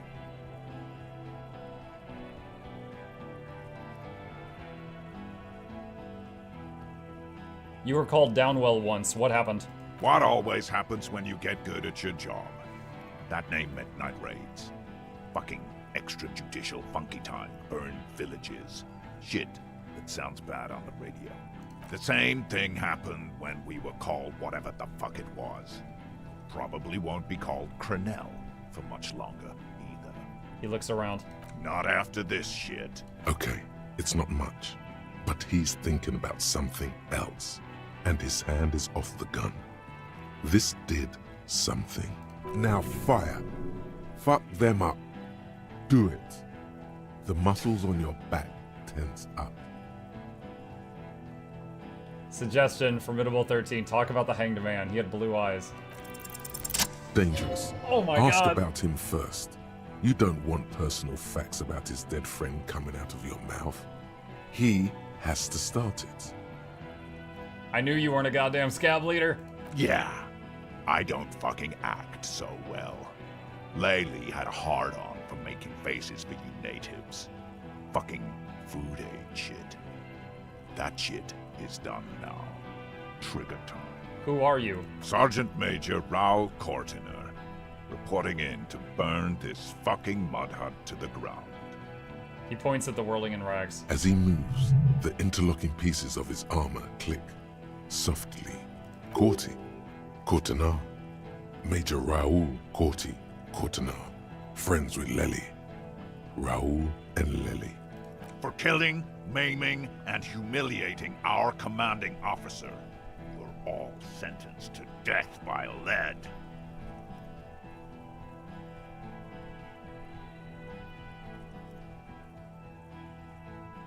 He had blue eyes, didn't he, your colonel? Baby blue, yeah. Like someone fucked up and put a baby's eyes on a grown man. He smiles, pulling his face in a strange way. It was creepy, but bitches like that shit, I guess. Or, I don't know what bitches like. I just know how to mow down cloths. Okay, so this line is just flat out not true. I'm pretty sure that will make him mad. So, your colonel did not deserve to go out like that, I promise. I will find his killer. Find his killer. Cop, his killer stands right there, shitting his pants, and you're standing in the way, protecting them. I know what this tactic is, Silo Sam. You're gonna die for them. Right here. This did nothing. You think you were onto something? You just wasted time. Please, act. Where is Klasia? She can explain this. Who the fuck is that? Klasia, the woman upstairs. Where is she? She left! The manager calls down from the balcony. What do you mean she left? She left! Her room's cleaned out! Right before these assholes showed up! We should have arrested her. The lieutenant whispers, his eyes still on the armed mercenaries. You can feel how upset he is with himself. Just for a second. Then the fear takes over and he's back in the moment. Hey, Bushman! Your little cunt isn't gonna help you out of this one! You're all drunk. Look at yourselves. Yes. So what? Your judgment is impaired. You'll regret this. Nah. I'm clear as day. Fucking government-ordained super soldier. Enough already! What is this? We didn't come here to fucking chat! Interrupt me again and I will execute you on the spot, Lance Corporal.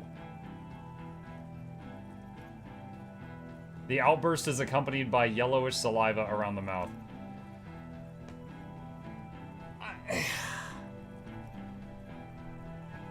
I don't know if the game is going to say I even have a bullet, chat. I don't know if it's going to say I have a bullet.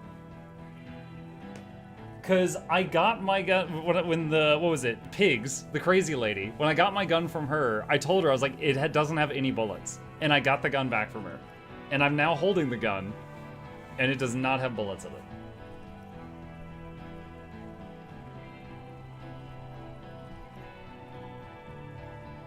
%. Okay. I aim at this guy. Or no, shoot Courtenier. No, it's this guy.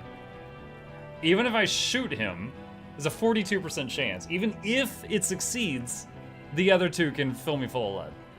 So I think I just stand there and don't say anything for a minute. What's the matter, loincloth? Got your mouth full of dick? I'm gonna spare you. My brother is dead. Shit, this is it. Tell him anything. Tell him you have more information.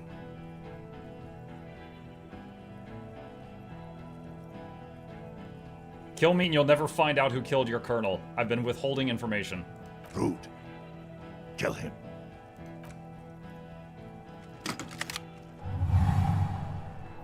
The porcelain man raises his rifle and takes aim at you.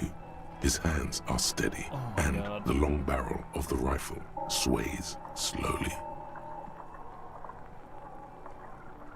Reaction speed 8%. Blink, think, or Kim, where's Kim? Dude, I think Kim is about to get shot for me. I think he's about to die. Blink, think. You stare down the barrel of the gun. You see Rude's mask behind it. His eyes in the slit of the helmet, like a camera lens, focusing on you. Ever since we saw the sniper rifle, I've been wondering if this guy killed him. However, the first time that we were on Classia's roof, we turned out and we saw some light in the distance, like a camera lens that was looking at us from far away. This description of his mask is reminding me of that moment. 0.6 seconds remain. There are 6 little black dots in the tip of the thick barrel, like a honeycomb. This is a knock cannon. It shoots 6 rounds in one pull of the trigger. Is there anything we could use to protect this frail body? That gun will tear us to pieces. Kim, where's Kim? From the corner of your eye, you see the lieutenant raise his pistol and aim it at Rude. This is so trash! 8%, dodge the shot. The shot rings and you stumble. Something violently tugs at your shoulder, pushing you backwards with incredible force.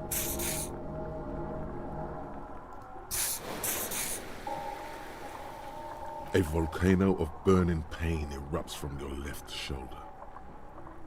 The pain flows over your entire body like an awful shock. A grim knowing rises from within. Half of your body must be gone. God, please.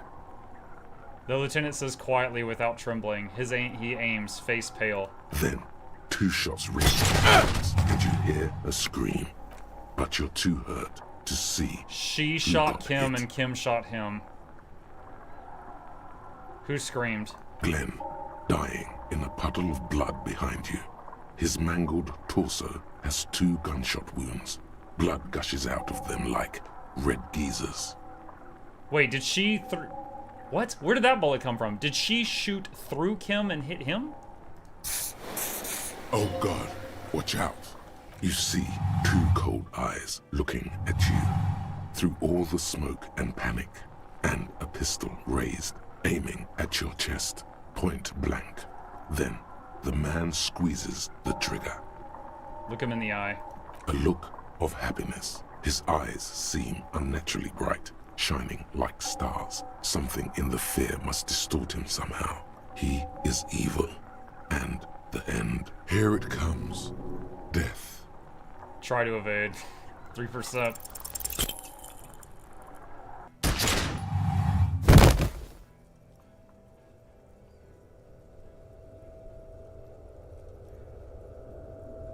You can't. There is no time.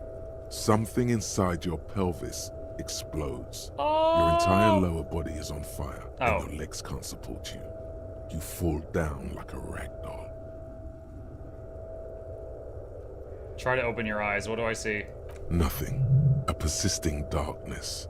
Dancing lights of pain. Distant shadows cast by them. Like a hellish play. You're bleeding out. Oh, Kim's alive. Out of it, a silhouette appears crouching over you. You hear a familiar voice filled with urgency and fear.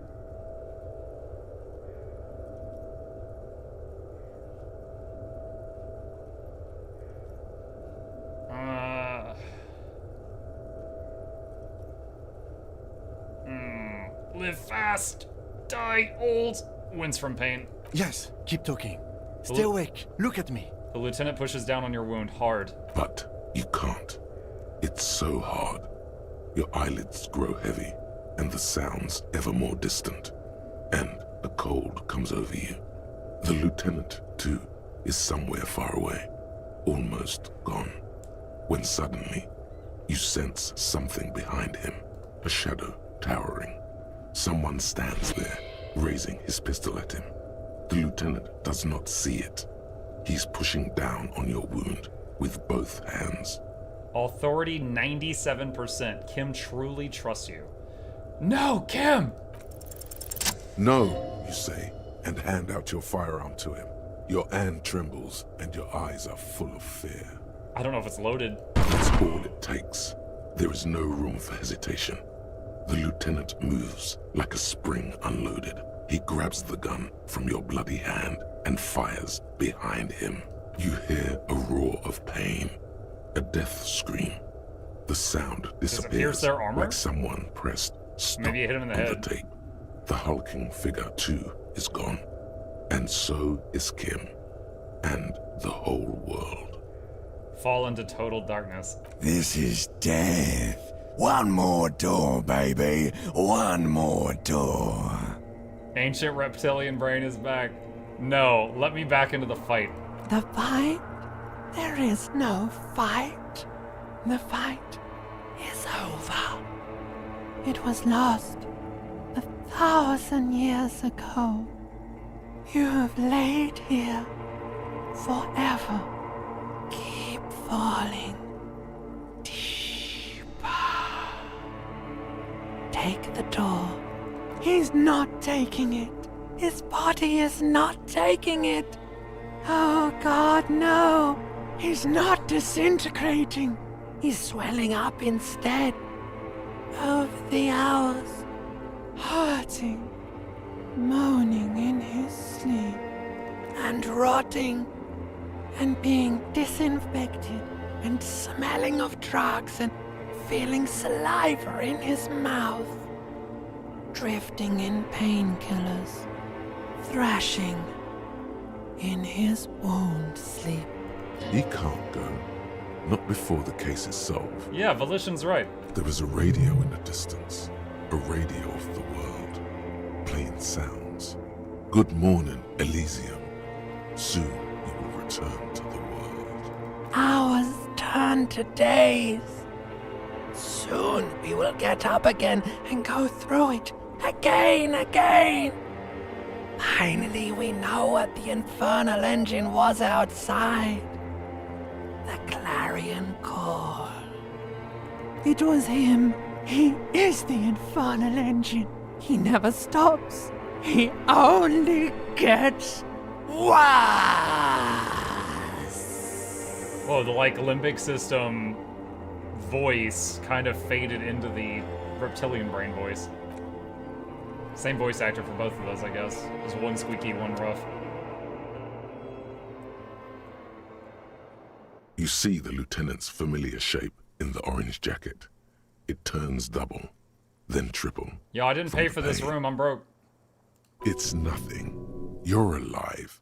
That's what matters. Kim. Sunrise, Parabellum. He's in the middle of a freshly cleaned room with the fan above his head like a halo. His face is covered in bruises. The piss jacket, Kim. You took it off. Yes. The joke wasn't funny anymore. I took it off. I don't think he ever put it on. The close proximity of death must have made the lieutenant contemplate his life choices. The game is mistaken. He's He done never. with the I never got him to wear the jacket. What happened? What happened? We tried to take the diplomatic route and hoped they wouldn't attack first. They did. The major gave the command. What happened then? As retaliation, the rifleman shot you. He hit. With his carabine. I was looking for a clear line of sight. When I found it... He sounds a tiny bit sorry he did not find it before you got hit. I shot and wounded him, while Glenn took a bullet in the spine. It was meant for me. He did not survive. There's a pause. This is not the first person to die in his place. He goes on. Titus, Fat Angus, and Theo charged. Angus and Theo died before they made it to intensive care. Titus died in a hospital. Yesterday. Alain and the young musician, I forget his name, they are all that's left. I don't remember Theo. Titus, Fat Angus, and Theo charged. Angus and Theo died before getting to the hospital. Titus died in the hospital. Oh my god. So that kind of explains why more people weren't shooting at me and Kim, because all, you know, the other guys all, you know, rushed in. Titus is dead? Yes. Nod. You were bleeding out by then. You warned me. I was able to disarm Cortana before he got the jump on me. Thank you. Although... I was not able to kill him, as I should have.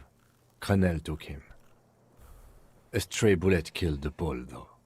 And that's what happened. DePaul? Oh, is that the lady? And the major? He's in a private hospital across the river. Crenel claimed him from the local butcher shop where Titus died. Turns out he's insured. We won't get to him anymore. The good news is he's not coming here either. I did some damage. How many casualties on the Union side total? 4. Glenn, Theo, Angus. The fat one. He took a lot of bullets. And Titus. And that's... all.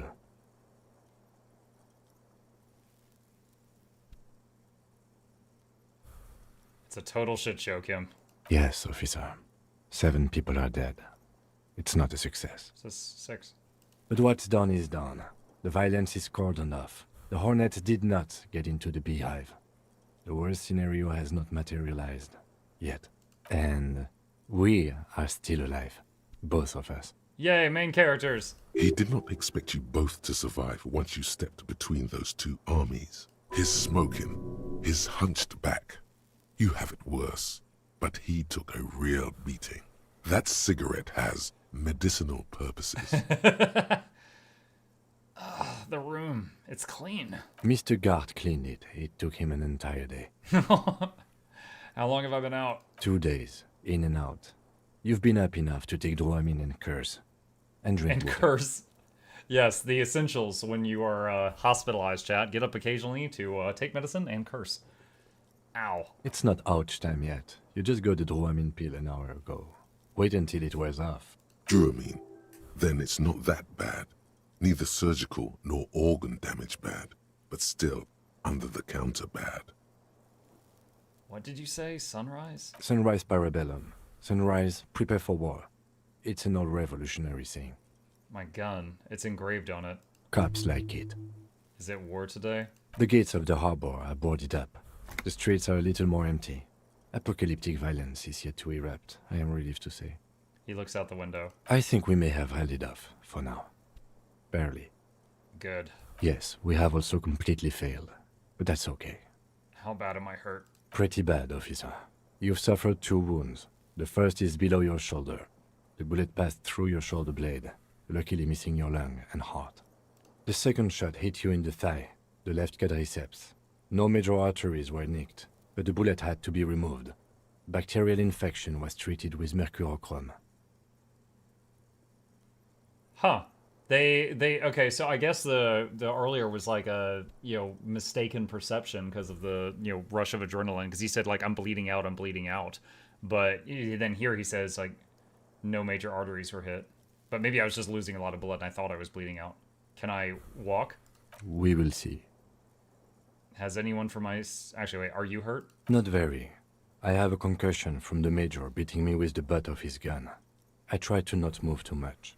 Things would be worse if you didn't warn me. Thank you. I did not see him coming. Stupid of me. Has anyone from my station been to see me? No. A man and a woman sit in the front seat of an armored motor carriage. The woman is driving. The man lights a cigarette. Jean Vicmer is his name. The asphalt vanishes under the wheels of the machine. Ahead, harbor cranes rise to the sky. Back to that shithole, he says. Isn't that strange? I called your station after the fight. The injury was logged in. They told me they've sent officers to join you on the site. Odd. You haven't seen any, have you? I'm sure they're worried about you. If not my station, then who treated me? I did. Thank you. No need. Okay, get up.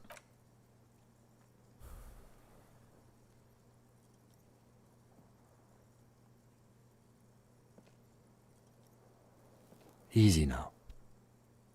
The lieutenant turns double again before your eyes, an orange hue of pain. You can take it. Just don't lean on that leg of yours too heavily. It's alright. God saw fit to grace me with a spare.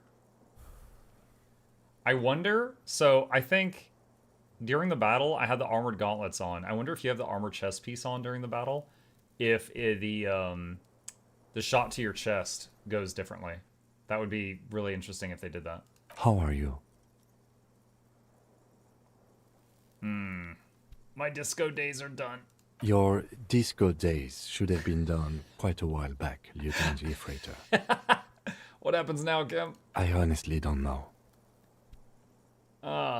You don't know? We can't talk to Everard. The harbor is in lockdown. Everyone in there is outside our grasp now. And Joyce has left too. Joyce is gone? Yes, she left yesterday morning. To meet the board of Wild Pines, or that is what I've heard. There's a pin somewhere in the machine that keeps Connell from sending in a death squad.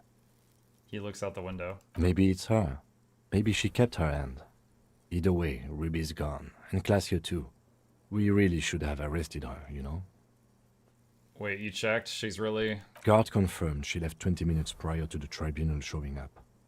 Who did it then, Kim? Who killed the hanged man? I don't know. I think the theory you presented, it's someone else outside our circle of suspects, was right. It better be. Everyone within the circle is either dead or gone. Honestly, I think our investigation has not produced a single credible suspect.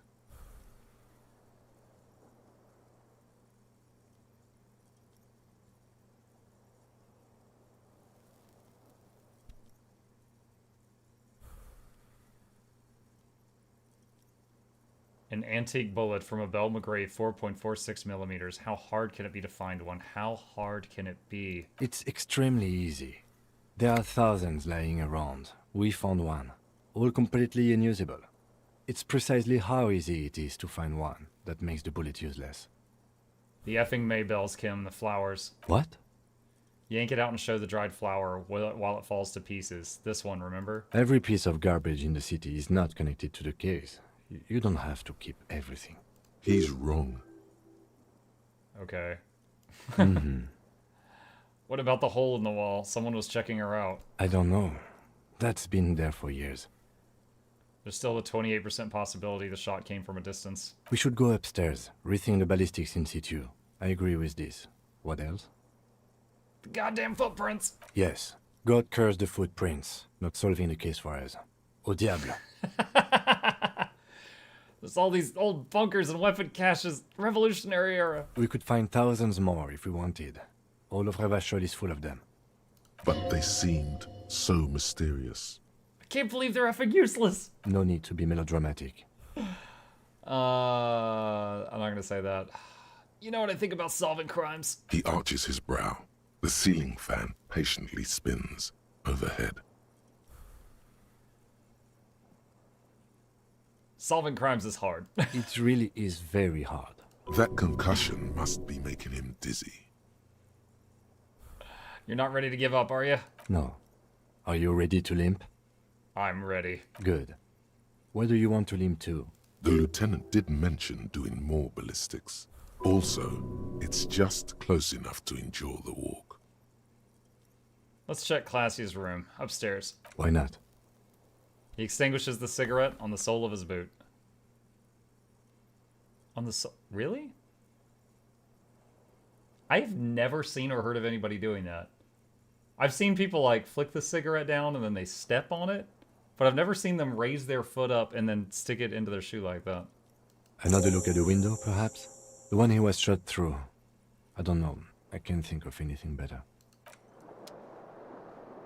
It's a common practice. Yo, I've been sleeping with my gun in my hand this whole time. Newly replaced glass shining in the morning light. You hear traffic outside, back in the world again. Alright, put this away.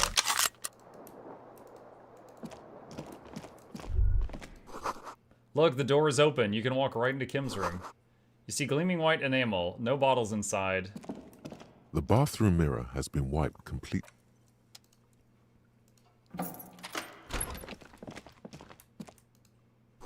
The alarm is set for 6:50 a.m. What a weirdo. Medicinal supplies on the cupboard. Mercurochrome, a scalpel, antibiotics. These papers bear the stamp of the RCM.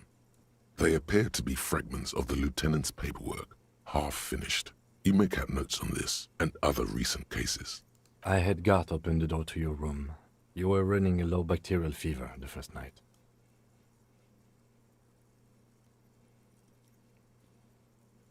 I thought I was dead for a moment. Back there on the plaza? I think you very nearly had a heart attack. Alcoholism has damaged you more than bullets have. We should go. He's like, you drank so much, your ass is so weak. You got hit in the shoulder, had a heart attack, and then almost died.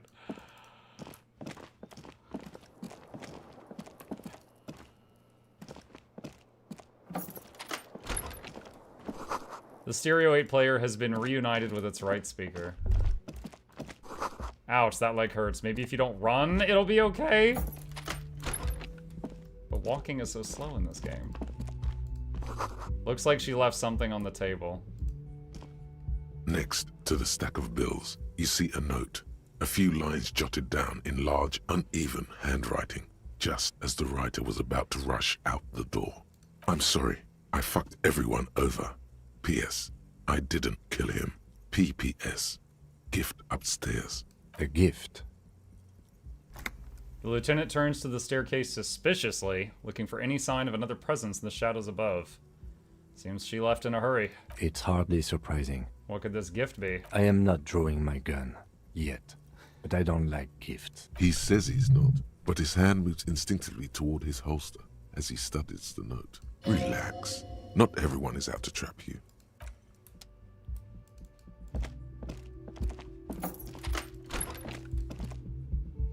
The medicine cabinet is empty. Not even a toothbrush. Pity. She really cleaned this out. Mm-hmm. She certainly had her priorities straight when she was packing. Close the cabinet. I mean, honestly, if you're trying to empty a medicine cabinet and you've got your suitcase, you could just like put your arm and just knock everything over. Boom, done. Even steal the hotel soap.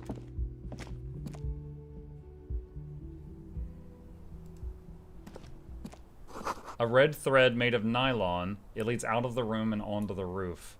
Is that supposed to be like tracing the bullet? You see the same two neon-lit shapes. A man and a woman. Only now a red thread bisects the room, pointing from the antenna outside to the cupboard on the wall. This is ballistics. She's left a trajectory for us. The lieutenant tests the thread with his finger. Drawn taut, it rebounds instantly. A ray of backward motion explodes from his mouth to the roof outside, A prime, to then widen into a radius of locations in Martinez. B prime, B double prime, and B triple prime. Where does the thread lead? It suggests the bullet came from the extreme upper quadrant of possible angles, from a point beyond the roof. B triple prime, the island in the bay. Is she trying to tell us the shot came from the islet? Unless she thinks the perpetrator was standing on the ring antenna. That is where the thread seems to point. How did she know how to do this? She was there that night. She would have known precisely where the bullet hole was in the glass. It also looks like there may be more to her skill set than we know. The question is, should we trust her? Of course we don't trust her. I don't know.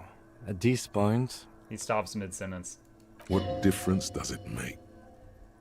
How did she put the thread through the window glass? I assume she made a small hole in the window that they had just replaced, so I'm sure that guy's going to love it. Yeah, it's weird, because like, in my mentally reconstructed image, it looks like the glass is broken there, but then she's showing up there. This is also the only point of origin we haven't ruled out yet. So it is. For a second he seems tired. Maybe we need to go to the island?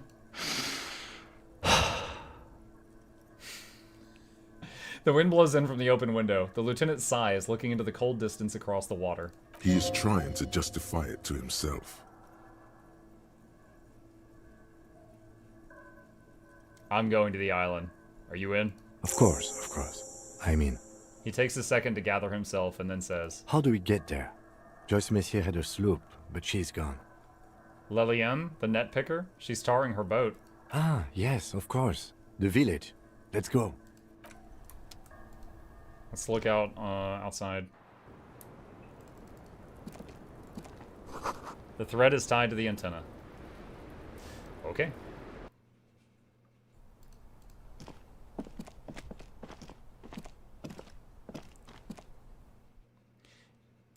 Yeah, I'm not sure if there was a way to get to the island earlier. Or if you were just supposed to get to it at this point.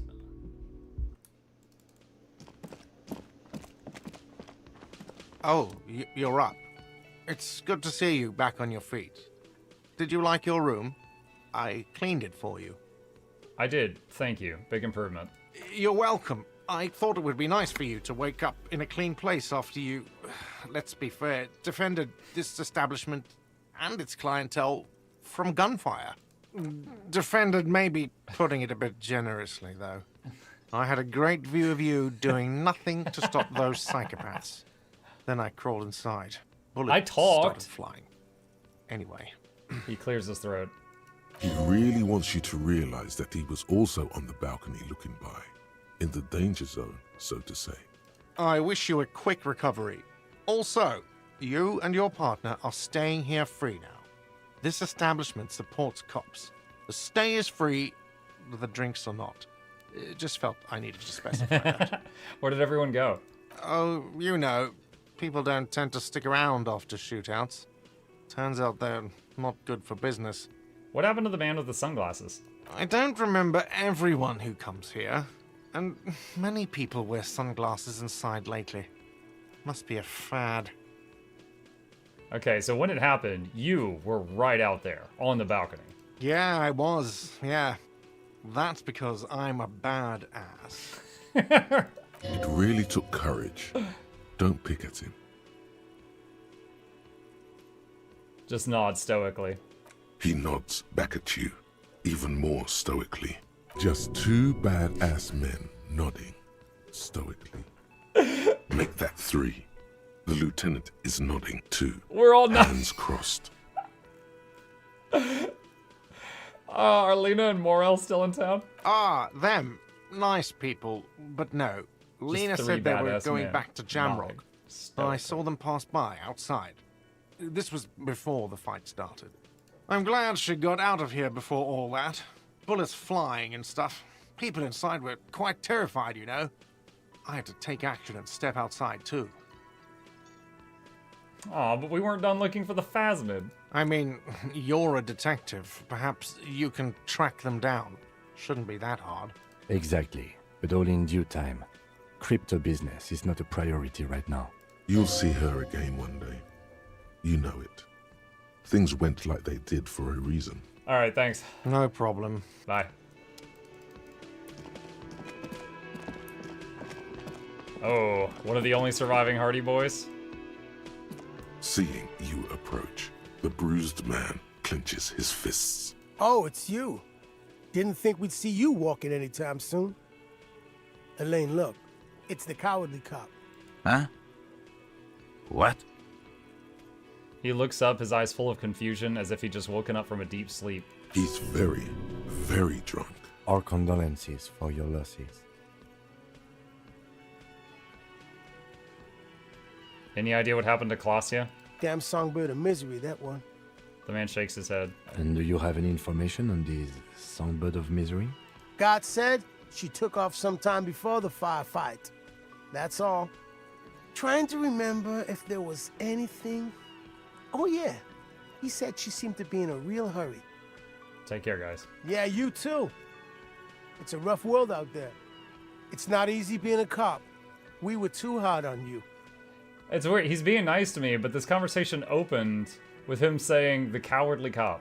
Both of you. We shouldn't have fucked with you like we did. You got between us and a lot of bullets in that fight. Matinees owes you one. That's kind of you to say. Take care of your friend, okay? I will. You take care of yours. A sharp pain shoots up your side and into your stomach. You must not look too good. Luckily, it passes. Wait, what was the thing that popped up? Oh, there was a thing above my head for just a second, then it went away. Whoa, what?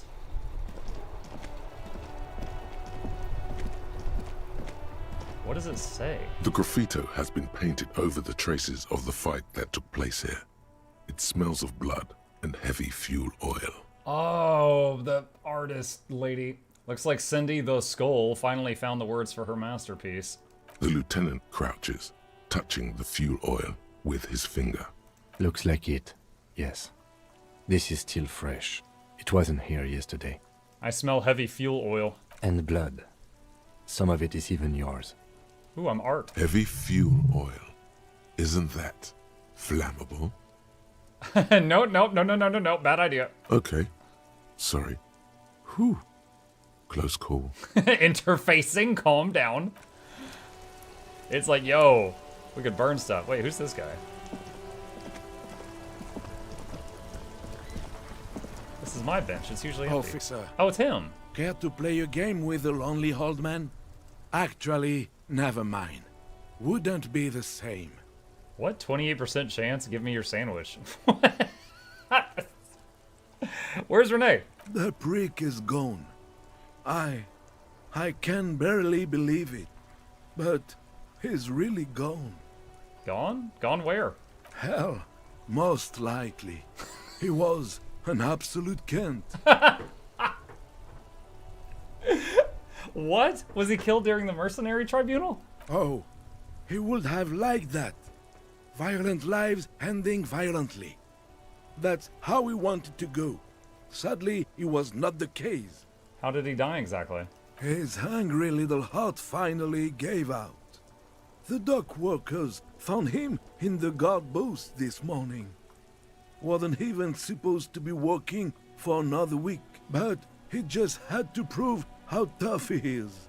Did he feel like he has to prove he can still pull his weight? Doesn't need handouts? Guess he was about to head home, 'cause when the dock workers found him, he was wearing civilian clothes and not the Kuketu uniform I saw him in all the time.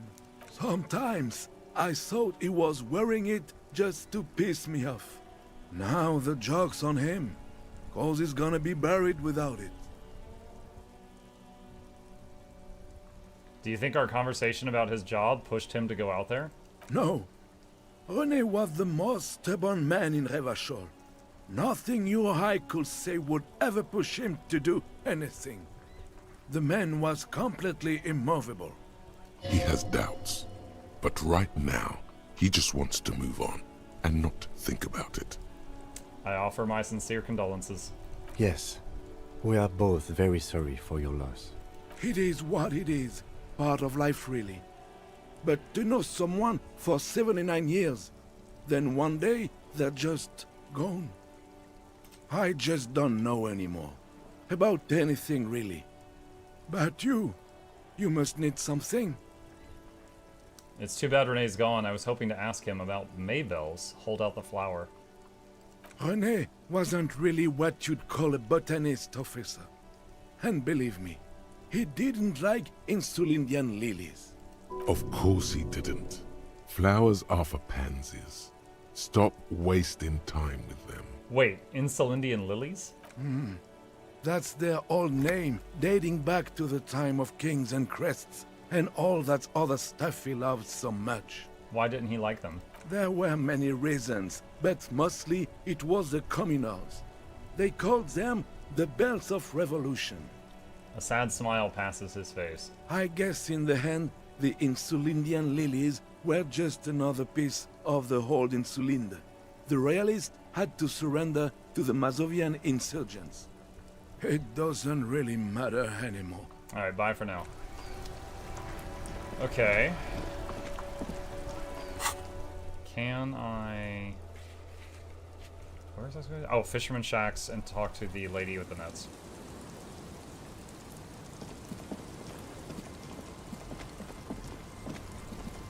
Officer, what happened? You're wounded. Why are you wounded? You look terrible. She sounds almost disappointed with you, reprimanding you for falling and hurting your knee. Some people hurt me. Is this from the shooting in town? We heard gunshots. Not that we don't hear gunshots all the time, but they were closer than usual. There was an exchange of fire on Rue de Saint-Guylaine. It's nothing to be worried about, madame. I have a question for you. Of course. Can I help you with something? You need to go on a date with another drunk badly.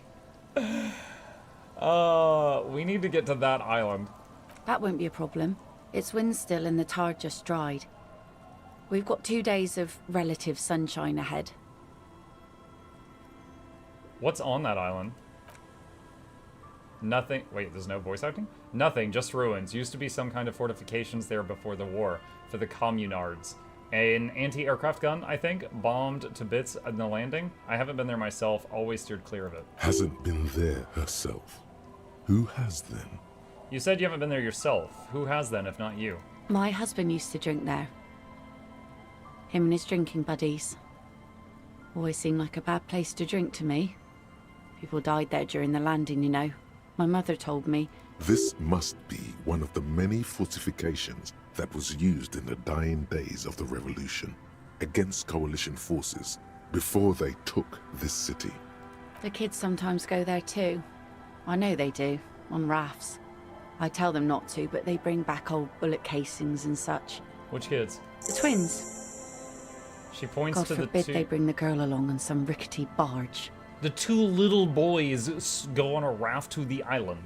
Can we maybe ask your twins about that place before we go? Would that be alright? Be my guest. They've a strange way of talking. See if you can get anything useful out of them. I seldom do. Is there anything I should know about getting there? Well, most of it's sunken. Underwater.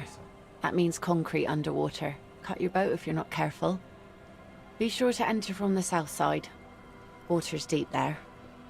Chat, just a moment. Gonna tell the boy goodnight. I'll be right back.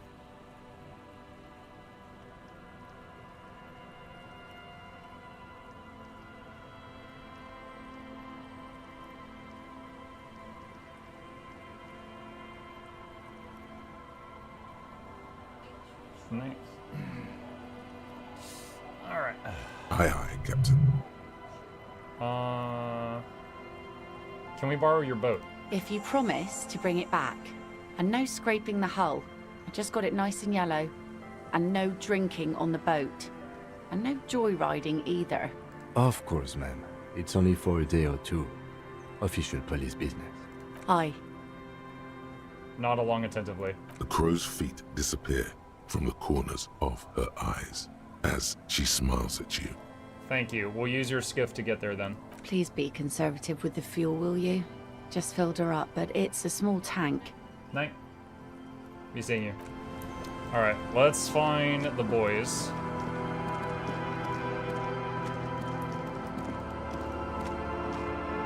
The scruffy-haired little boy kicks a stone while the other watches him do it. Okay, kids, you've been to that island, right? On that island?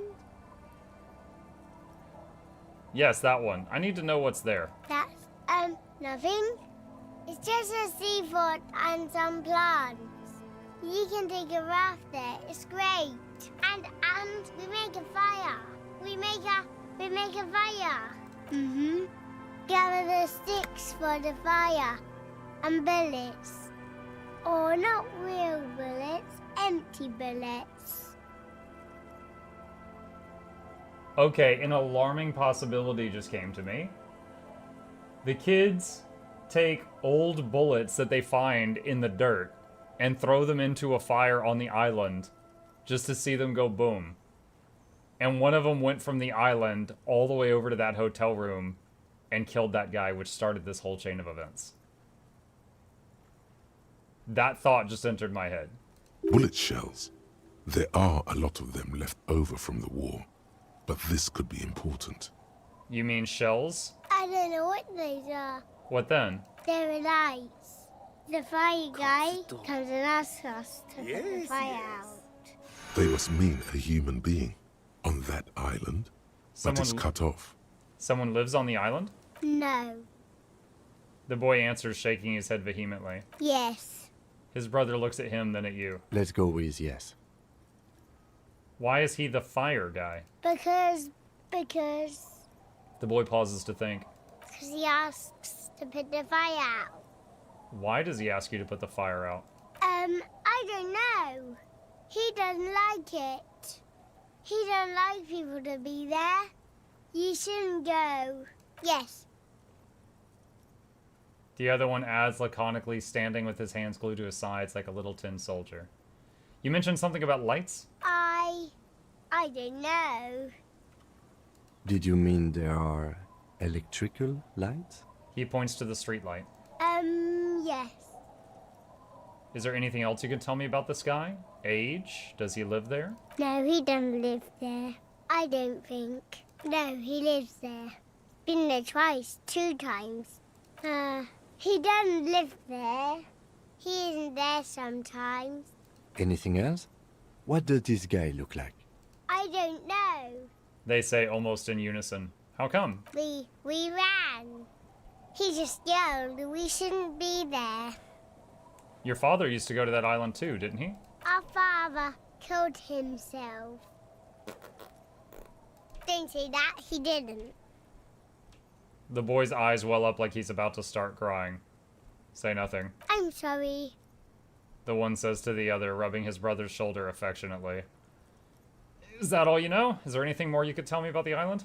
The boy says, rubbing his eyes. It's clear he has no intention of finishing the sentence. Lights, fire guy. We should check up on that island. I like how there's an option that says kids are stupid. Bye, kids. Okay.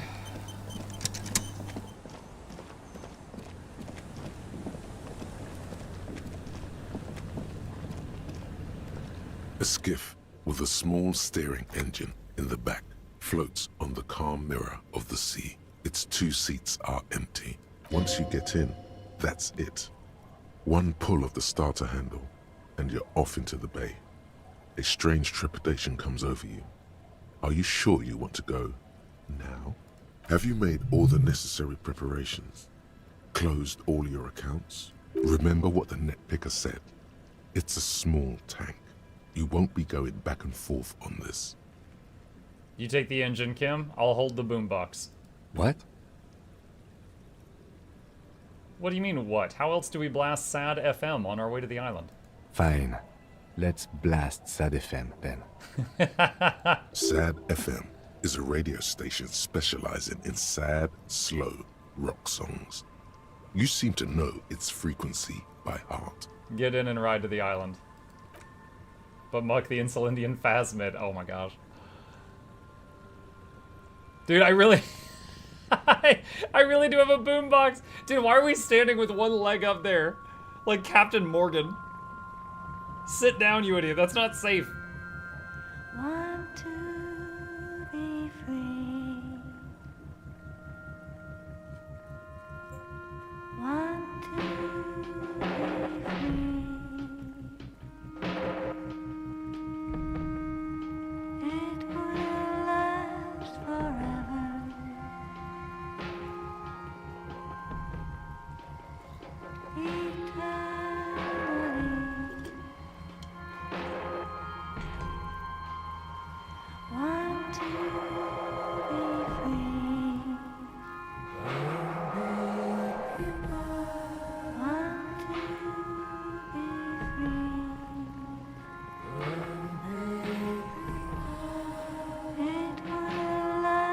imagining Kim just like, oh my god, this freaking guy. This is a weird time to tune in. Well, you just missed the gunfight.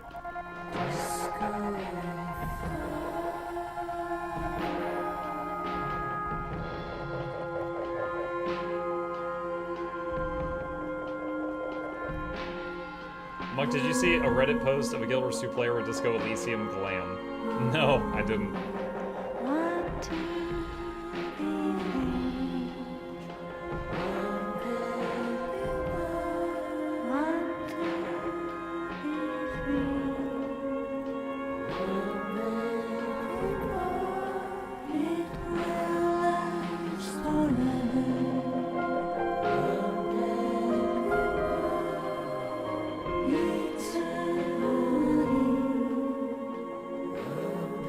Well, at least if we hit any, she said there was concrete under the water in a bunch of places.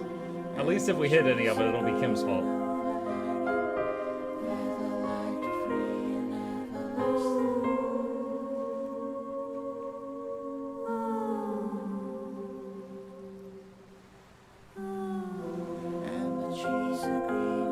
Mug beat game? No, but we are feeling like we're at a finale type area.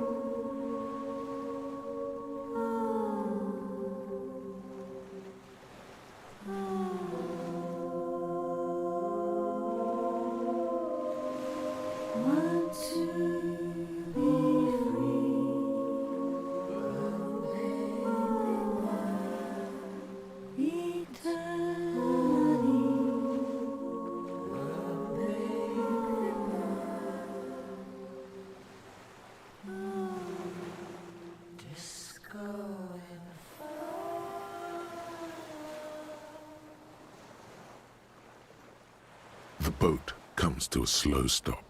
The lieutenant turns the engine off. Then there's silence. In the silence, a sputter of wings. A flock of quails takes off in the distance. Let's go. Climb out. Task updated. Got to the island. A makeshift bridge. The bombs are powerful enough to break the foundation. The rusted chain trails off into the ocean. The chain trails off into the ocean, connecting the island to the supply depot on the coast. Point to it. This leads to the depot in Land's End. Ah, yes, so it seems. What do you think it was used for? For bringing munitions to the island, maybe? And supplies? You could also lock the bay when you raise the chain. Lock it from whom? From enemies. Enemies of the commune of Revachol. This sea fort was a revolutionary fortification, I believe. Finish that. I remember in, I believe it was Assassin's Creed Valhalla, there was forts you would have to break into that would have chains that would go across the surface of the water to prevent boats from passing, and you would have to lower them so that you could get through. Attention, inflammable. Inflammable? Does that mean not flammable? Some fuel has leaked out of the barrel. Black viscous.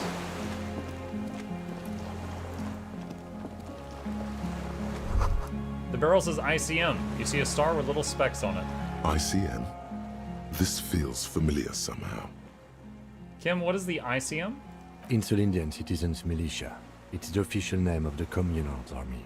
The Black and White Army of the Revolution. Sounds an awful lot like. RCM? Sounds like RCM, Revachol Citizens Militia. It does. Why? The RCM may descend from the ICM. It's impossible to say. It was chaos after the war. The name was good for getting people to join us. Revachol West was mostly workers and criminals. Flammable in Spanish is inflammable, so it must be a variation of that. Huh. Nice political thoughts rush through your neocortex. A mediocre athlete would pant from dragging around his body on a busted crutch. But not you. You're thinking about politics, with blood dripping down your thigh.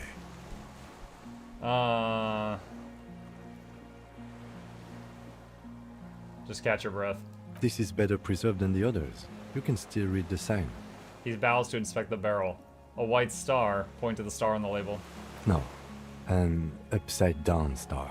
With its horns in the sky. The symbol of the commune. Are those specks stars too? No, that's the uninhabited archipelago.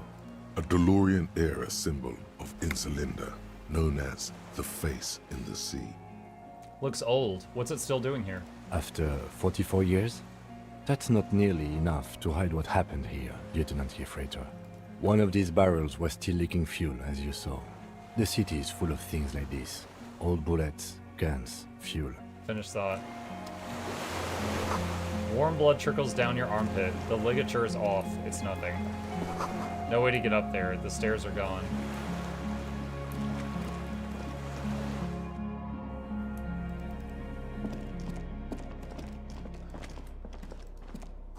Careful, these stairs have collapsed.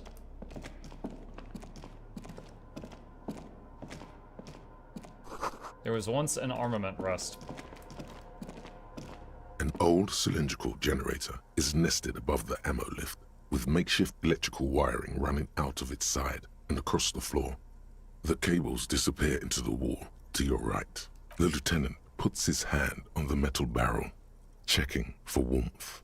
It's cold now, but someone has been maintaining it. The wiring has been repaired. Where do these wires lead? Downstairs, somewhere? What kind of generator is this? Liquid carbon. I would imagine it takes mazout. He points to the open fuel cap on the side of the dynamo. The kind that's favored by vagrants and fuel thieves. It's been a long winter, long and cold.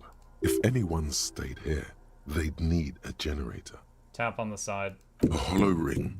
The canister is empty. Dust falls from the generator and down into the ammo lift. What does this mean, a generator here? I don't know.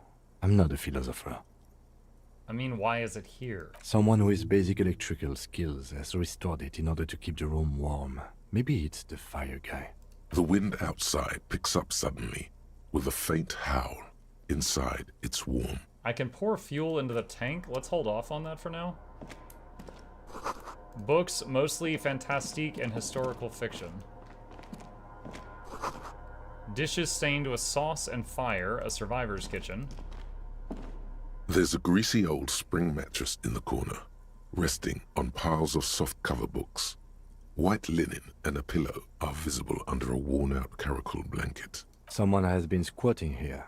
The linen is fresh, recently washed. Do you think whoever slept here is... You force the rest of the sentence out through pain, thick as molasses, no longer able to hear yourself speak. You know, officer, you can rest here if you are feeling tired. I will keep watch. You could use some rest for what's ahead. Maybe a little shut-eye, just an hour. You face the concrete wall. There's less light there, in the dark corner. Like a dog, you lie there. You didn't realize how tired you were. Your body is still nowhere near healed. Curl up with your knees close to your chest. The blanket feels cold. The entire room does. Concrete and cold. Minutes pass. Half an hour maybe. The sounds of the sea beyond grow distant. Your eyelids close. Until... Until? You feel yourself standing up in the darkness, right next to the mattress. Slowly, the world begins to hatch from the blackness. It's evening. Sleep.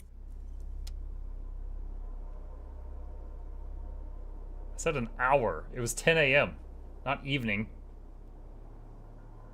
Where'd Kim go?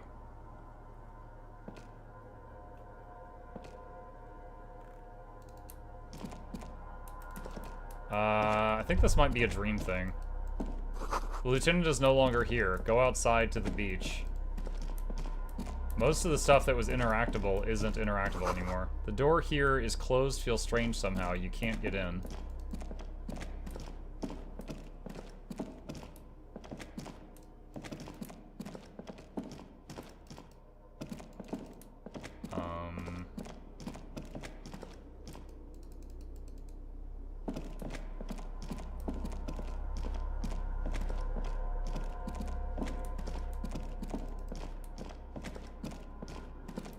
There was more stuff to interact with in that room, but I can't currently.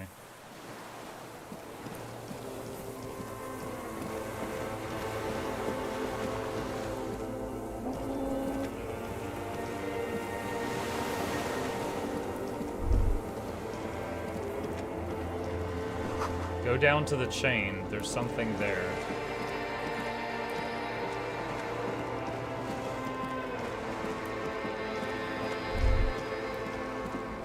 Walk into the water now. You hear her footprints on the water. Further. Dolorous day. The innocence of humanism, internationalism, and the welfare state turns around to face you. She has an airship airbag in her hand. She seems to be in a hurry. Okay, don't say you need to talk right away. Melt the ice first. This way you're already talking. But you don't even want to talk to her. She would only be cold and mean. Let her go. Let her go. This is the holy queen of the territories of Muindi and Insulinda. Think of the historic knowledge we could glean. This is a once-in-a-lifetime opportunity to win her back. Something is off. I'm sorry. I was heading to the aerodrome. I just don't have time to... She stops mid-sentence, glances to her right, and then looks at her bag. She means she doesn't have time to tend to your emotions. You don't have time? Where are you going? I'm going to Morova. To live there, in Grad. It's 1 million kilometers away, Harry. Might as well be another lifetime. You don't have time to tend to my emotions? She sighs and looks over her shoulder. What are you doing? Stop saying things like that. What's in the bag? Just my scepter, my globe cruciger, a spare silk gown, a toothbrush, travel documents, the crown of immortality. The crown of immortality? Aren't you already wearing one? Oh, this. She corrects the wreath on her forehead. This is just a wreath. The crown of immortality is made of rarefied light, mana and raw palladium. Oh, okay. It was passed on to me by the rulers of late Raw antiquity. palladium. She looks at the suitcase, not knowing what more to say. Then, over her shoulder, silence. Her nuptial gown flows in the wind, wraps around her holy body. Anyway.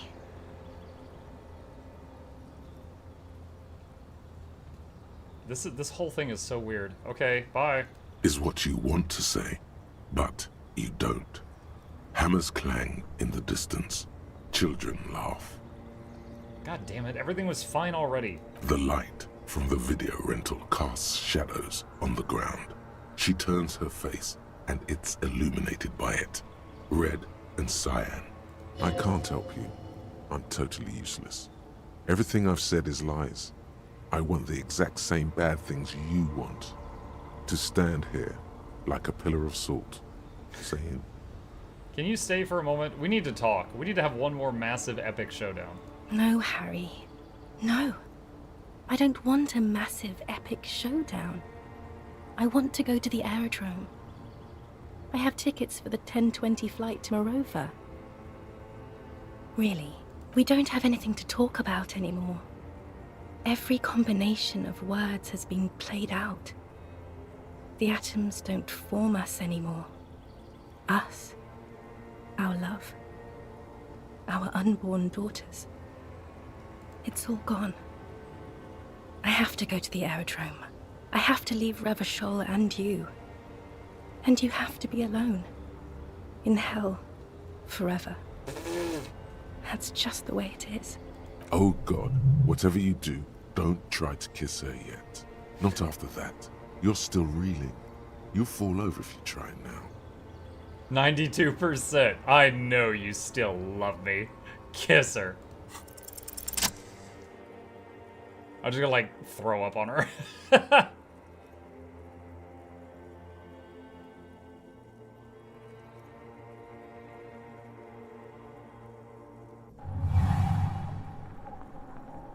With your feet trembling from the steps you took, tepid and fearful, you stand against her, her body close to you, radiating warmth.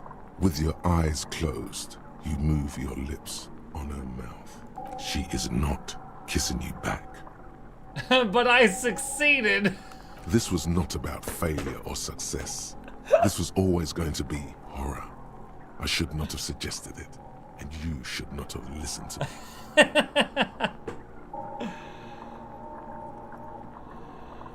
Oh, her cheek against mine. Feels like soft fuzz, a bird covered in down feathers, brushing against your broken capillaries.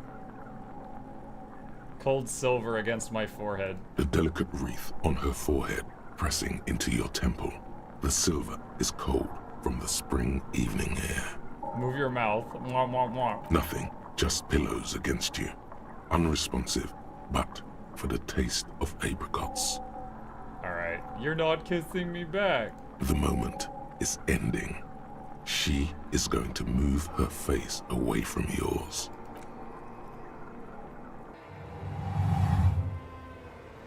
She's just like, are you done? It's like, dude, I love that, but I ain't succeeded. Trying hard not to look at you.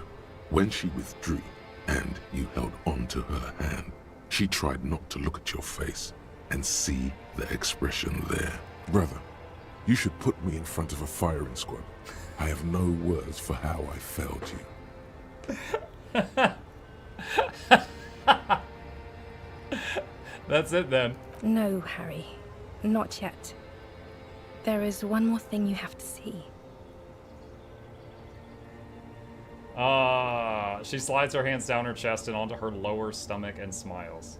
Oh my god, she got pregnant from one kiss? I'm pregnant. Oh my god. It's not mine. Just immediately. Immediately.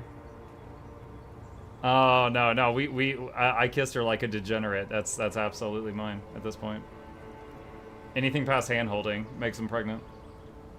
Swallow. You know what this means. Is it mine? Of course not. I terminated yours. Oh. Don't you remember? You poor fuck. Poverty-stricken fuck.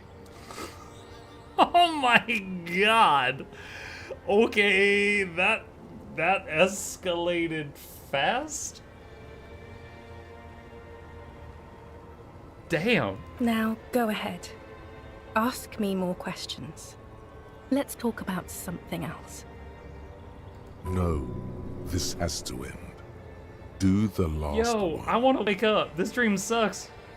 More questions. Ask more.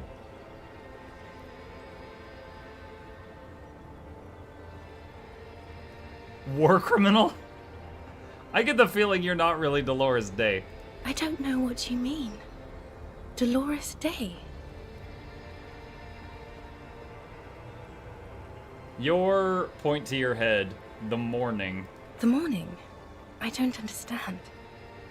No, I meant mourning, but I'm grieving, but you're not even dead. Oh my god, Harry, stop. I don't want to hear anything about the morning. Mourning someone who's still alive. Any of that. I can't do that anymore. I'm not 80 years old, I'm 32. People my age are not supposed to mourn. She breathes out. It sounds more angry than a sigh. This is a bit much for me. It feels like your ribs are cracking around your heart. Rub your chest and moan. The advisor to the Queen of Sorrents sighs and looks down at the crumbling asphalt. There is nothing she can do about your chest pain. You're the, X something. Wasn't I Dolores Day just a second ago? Now I'm the X thing? You're confusing me. Look, I have to be at the Lausanne Aerodrome at 10:20 p.m. I still have a light rail to catch. I haven't even bought the tickets yet.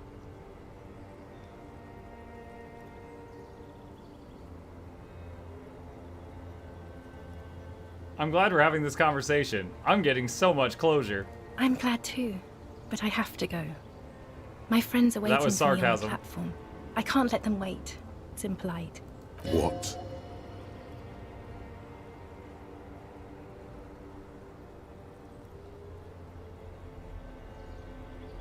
You know what's impolite? Consigning a lieutenant detective of the Revachol Citizens Militia to eternal damnation! I am impolite with you, Harry, because you are the past. Me and those friends will have good times together in the future. The evening wind blows in. The gown wraps around her like a white flag. She says, This is how human beings operate.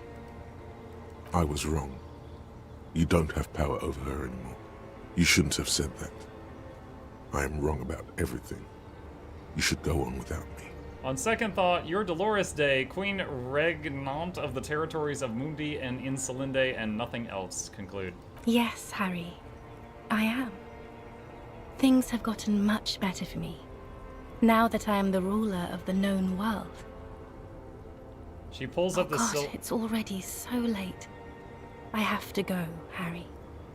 A tiny golden watch with red straps around her bony little wrists.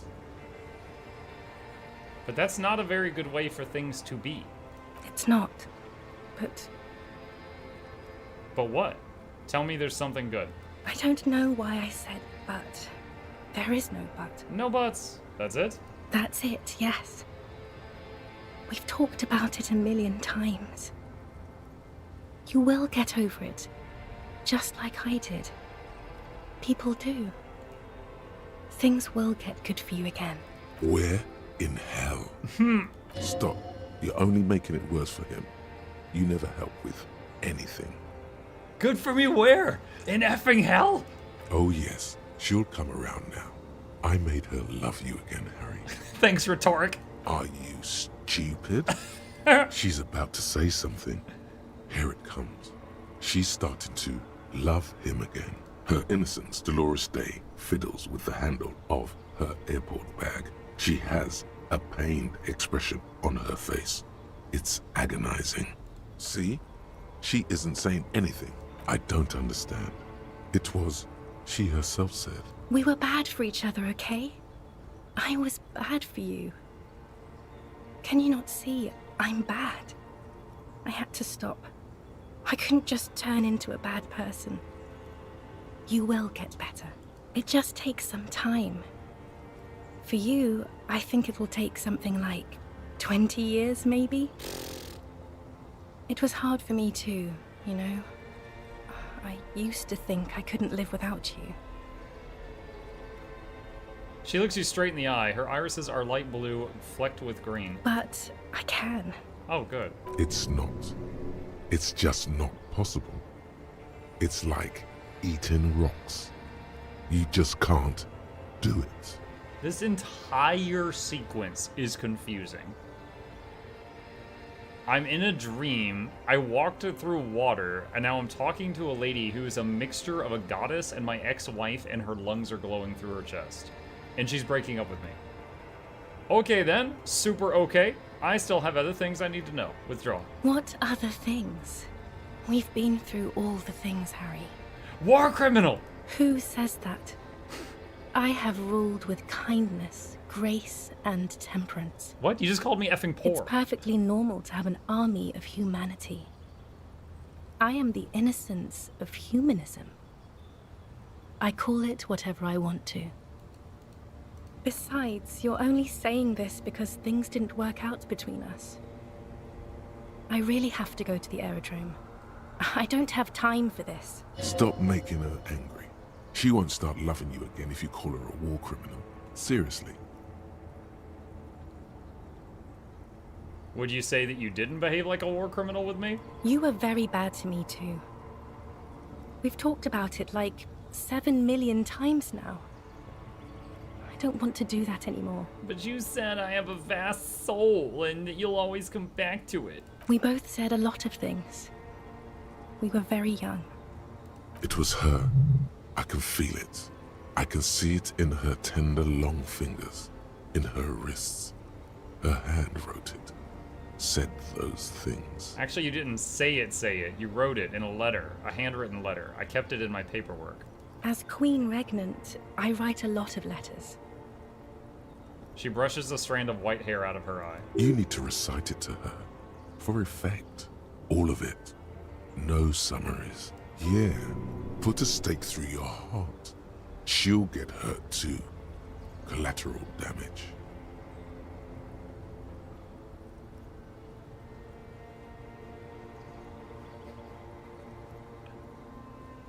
I have it right here. Let me refresh your memory. Let's take a pause bitterly. Trip down memory lane. Start reciting the entire letter. Please, Harry.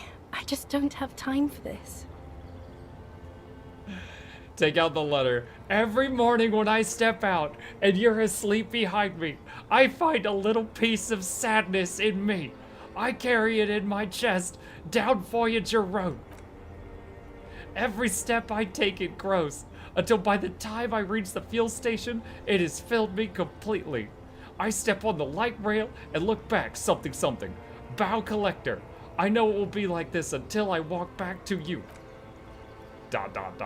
You. Every step I take will get lighter. It almost makes me run. Sometimes I do. I can't believe I met you. I can't believe the happiness I feel with you. You'll have a vast, vast soul, and I have always, always, always come back to it. Okay, stop. Yes. There's Are you happy more. now? There's more. Kisses, kisses, kisses. Very well. I wrote it. It was morning. You slept. There was hoarfrost on the ground when I left, on Voyager Road. It was autumn. The first autumn. But Harry, please understand, it was 1,000,000 years ago. No, it was 100 million years ago. I was someone else then, filled to the brim with love for you, hanging on your every word. Oh, Harry, you were the coolest. But I am no longer that person. This has taken her place. It will devour you. Harry, I will eat your mind. The light of the video rental shines through her dress now. A DeLorean figure, cut in black, moves below. It's still her. Her legs, her breasts, her hips. And what now? What happens now? What is the next thing we talk about? Is there really anything left? If not, we can always repeat one of the things we have already talked about. Talk about it again. If you do not feel like doing that, you should let me go to the aerodrome. Don't go. I have to, Harry. Really, I've already missed the 8:30. I'm gonna go now. I was wrong. You don't have power over her anymore. You shouldn't have said that.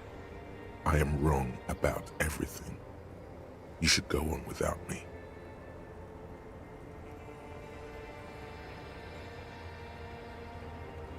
But I swore I wouldn't let you go. You told me. You asked me to be this way. That was someone else. I betrayed her, overwrote her, and I'm happier for it. And I'm really going now. The time is up. I must be on the 10:20 flight. Will we ever see each other again? I won't see you, but you will see me. How can that be? Oh, Harry. This is a dream. Can't you see? I'm already in Morova by now. Who knows how long ago this happened? A year? 2? 5 years ago? How will I see you again then? Right here, tomorrow night. Once this dream starts happening, it keeps happening. 3 times a week, at least. And Harry, it really, really looks like it started happening again. There's the video rental. I'm suffocatingly beautiful. And young. And I smell of tutti frutti chewing gum. Like I did that time when I asked you for forgiveness. After leaving you the first time. So long ago. But this is intolerably bad. Oh yes. This is real darkness. It's not death, or war, or child molestation. Real darkness has love for a face. The first death is in the heart, Harry. See you tomorrow. Can we not?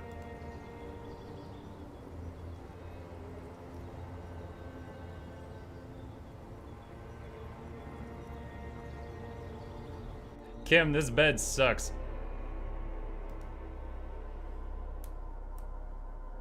Like, this is a really bad bed. You should try it. You're up quick. How was your sleep?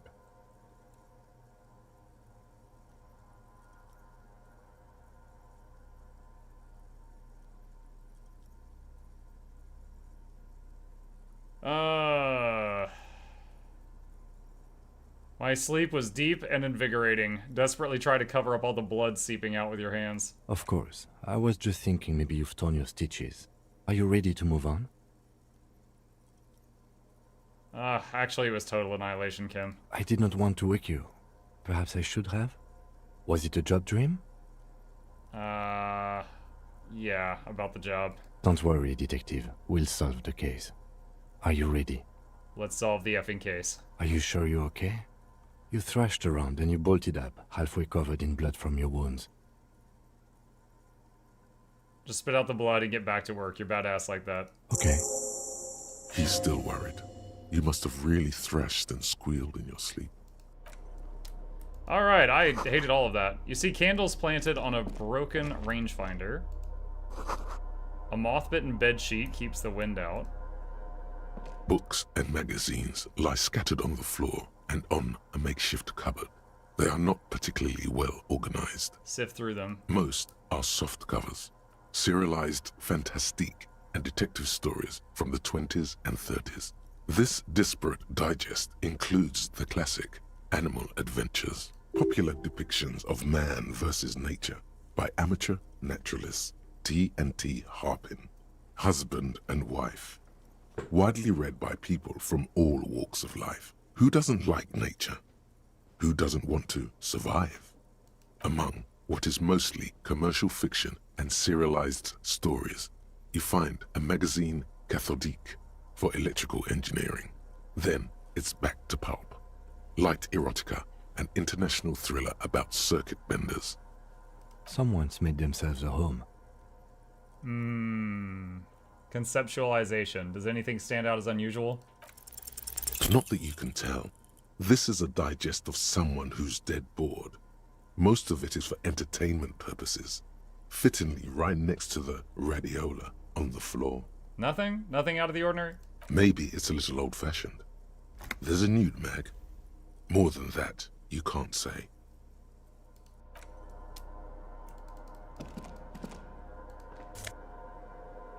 Found arrower's shirt. Hand-eye coordination. Army surplus scarf.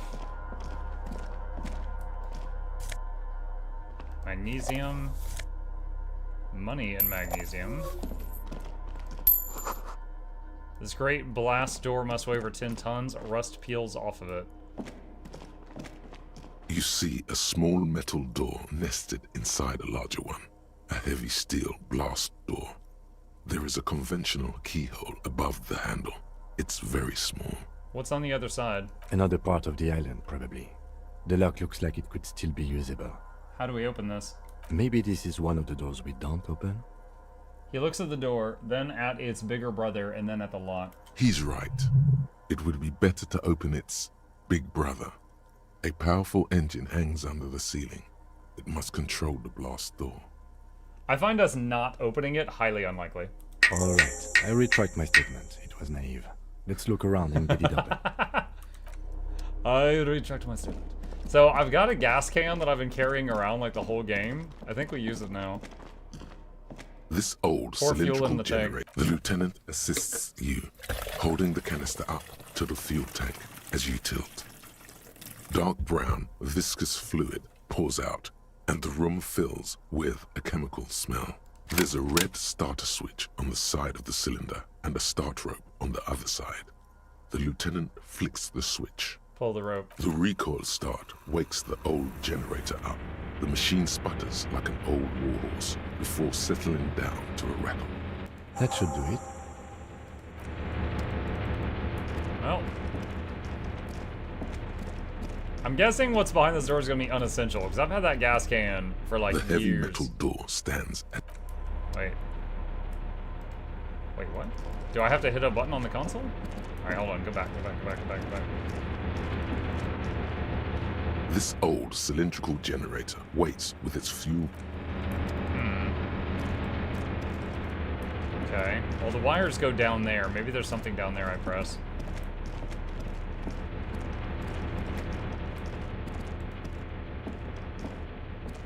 Green paint flecks off the monoblock aluminium cabinet. There are rows of switches on the front panel, a frequency band, and even a keyboard.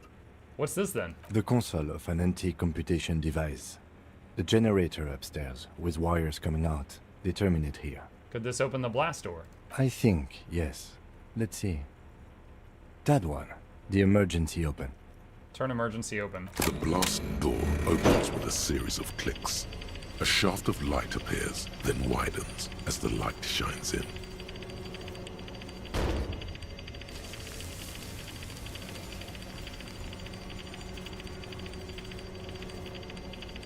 We have to wait for the whole thing to finish.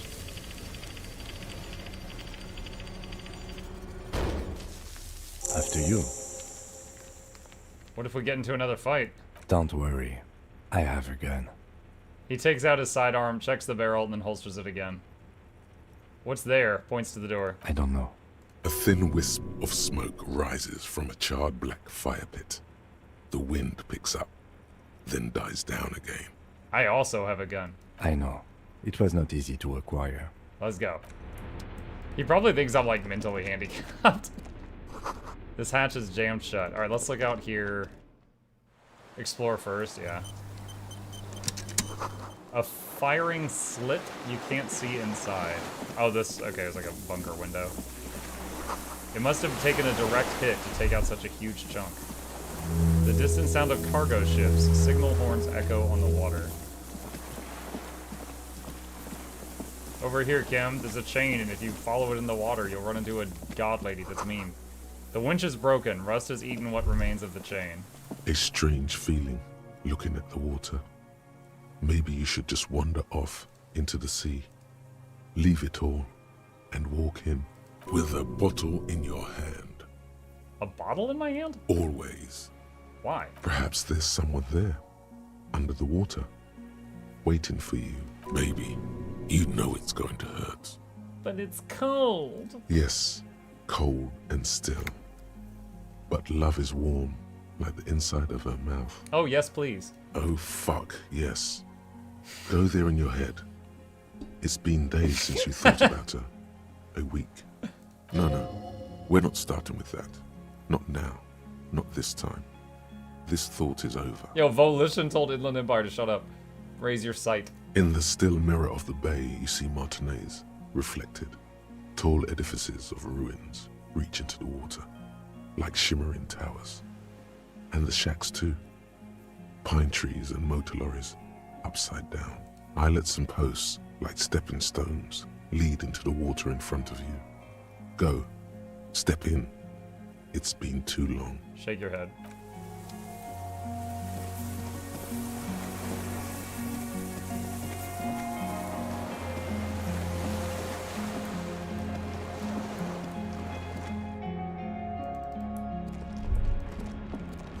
Water rushes down, far down below. There was drugs under the second stair.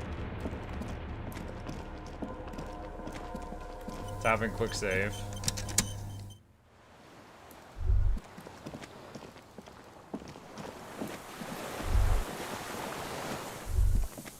Small white flowers blossom all around you. Oh, like the flowers that were on that lady's roof? A rubber dinghy, deflated and broken.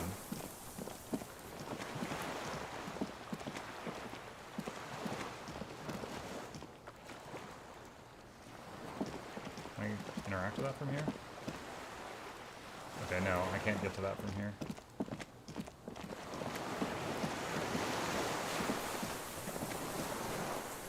An old man, wearing tracksuit trousers, leans on the frame He's got a rifle. of his rifle.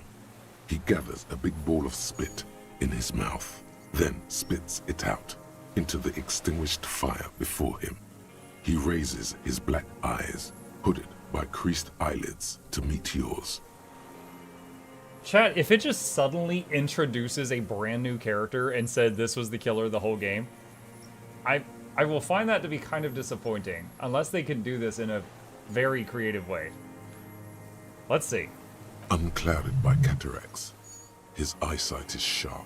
He's practically tearing up from spite. Hatred got the best of him a long time ago. This man hates everything.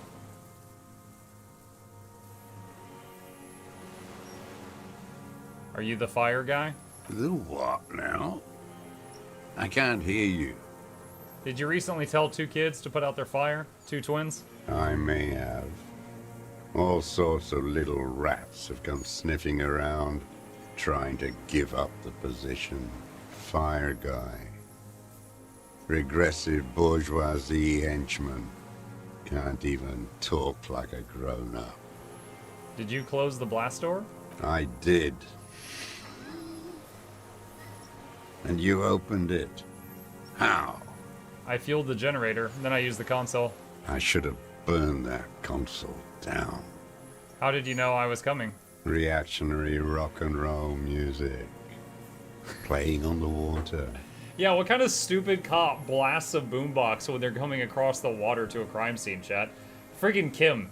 Man, it was Kim's idea. I said, no, we should go in silently. Told you we shouldn't play sad FM. But it wasn't rock and roll, it was Sad FM. Sad FM, huh? I always hated that station. Phlegmatic, counter-revolutionary dirges. Sadness is a mental illness. A weapon of the bourgeoisie. The fascists were right about rock and roll. It is degenerate. Hip gyrating, mental illness music. You retained your eyesight. My eyesight? Yes. Helps me see all the shit. Nice gun you have there. It's not nice. It's a piece of shit. But it gets the job done. Is that a Belle McGrave? It's a 3-Angong 446. Southeast Samarin made. Exotic. Must be defunct too. No modern rifle manufacturer of that name springs to mind.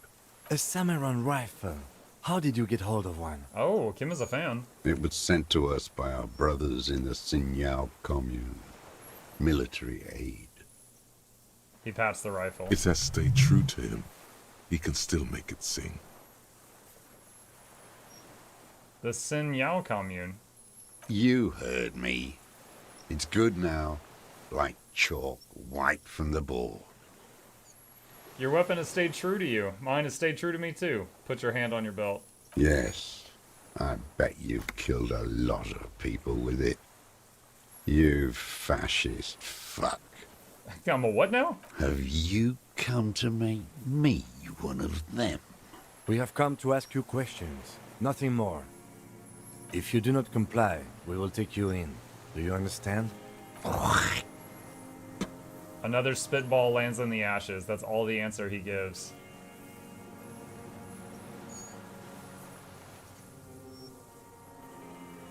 Sir, I need you to put down the gun so we can talk further. We're with the police. The lieutenant pulls his pistol from the Kim! holster. Oh my god, dude. You are a glorified night watchman. This is a service rifle. I can only lay it down before an enemy commander of corresponding rank. Authority +1 because I'm actually dressed in my RCM outfit. I am an enemy commander of rank. Put it down. 72%. The words, I am an enemy commander, sound cold as iron from your lungs. The old man still hugs his gun. And what rank would that be, dog? Lieutenant W. Freighter. A big wheel of the 4th Regiment of the Pederast Army. To hell with it. It's a walking stick anyway. It's out of bullets. The sound design in this game is really good. The old man lays the rifle down carelessly and then stares at it just lying there. Like an amputated limb in the sand. Excuse me. I tried to lean away from the mic. Who are you? My name is Josef Lilianovich Dross. Thank you, Linus. Political Commissar of the 114th Anti-Aircraft Division of the 4th Army of the Commune of Revachol. I am a deserter, a partisan, and a prisoner of war. This is my termless surrender. His eyes turn to the reeds again, dead and dull. The commune of Revachol? Do you mean the ICM? Your holdover from the... From the Insular Indian Citizens Militia. The army of the revolution. I was recruited in Jamrock in 07. Trained in the École de Contrôle Orient. And consigned to emergency defense duties in 08. I left my unit on the eve of the landing. When I returned here on May 14th, the commune had fallen. Still armed and ideologically trained, I wrote a criticism of myself and resumed partisan duties. 51 minus 8 equals 43. You've been on this island 43 years? No. I've been on other islands, too. I was in Resurrection until they turned it into a spa in 18. Then I was on E48, a nameless sound, until the sea washed over it. Then I came back here. That was 22 years ago. You said this is your termless surrender? You're with the RCM. The coalition-appointed mob that enforces bourgeois morals in Revachol. A so-called Lieutenant W. Freighter.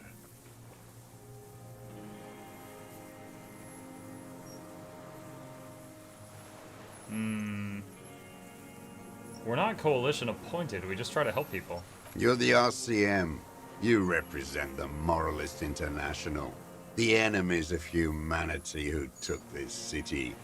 I represent their adversary, le Parti Communiste d'Insolande. Take me to them as a prisoner of war. I have relinquished my weapon. I can no longer serve.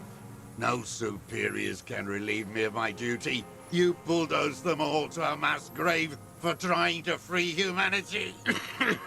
His hand shakes and he breaks into a coughing fit. A spray of blood from his mouth on the black charcoal in the fire pit. Rene, the royalist on the coast, said,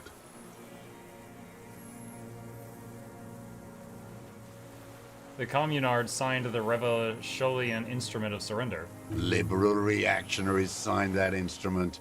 Traitors who should have been burned alive. I answer to the Communist Party. Is that part of why you've been here all this time? Because the party didn't surrender? He just wipes the blood from his chin. Understood. I don't think you did. You live in a delusion. Radio shows, speed racing, and sporting goods.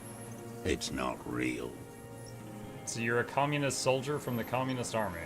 No, I am not a soldier. I am an ideological officer. I belong to the party, not the army. But you said you were trained and assigned to the Defense Corps.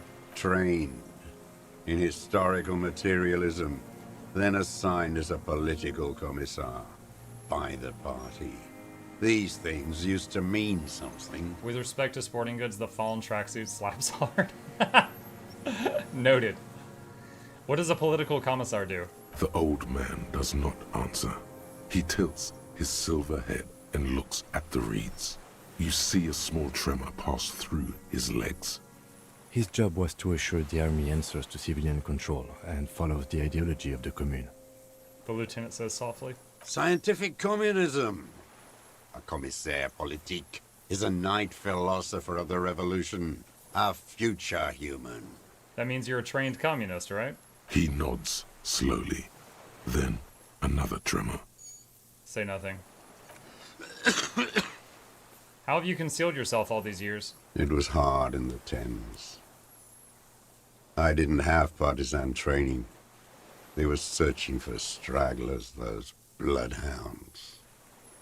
Floodlights on the water at night.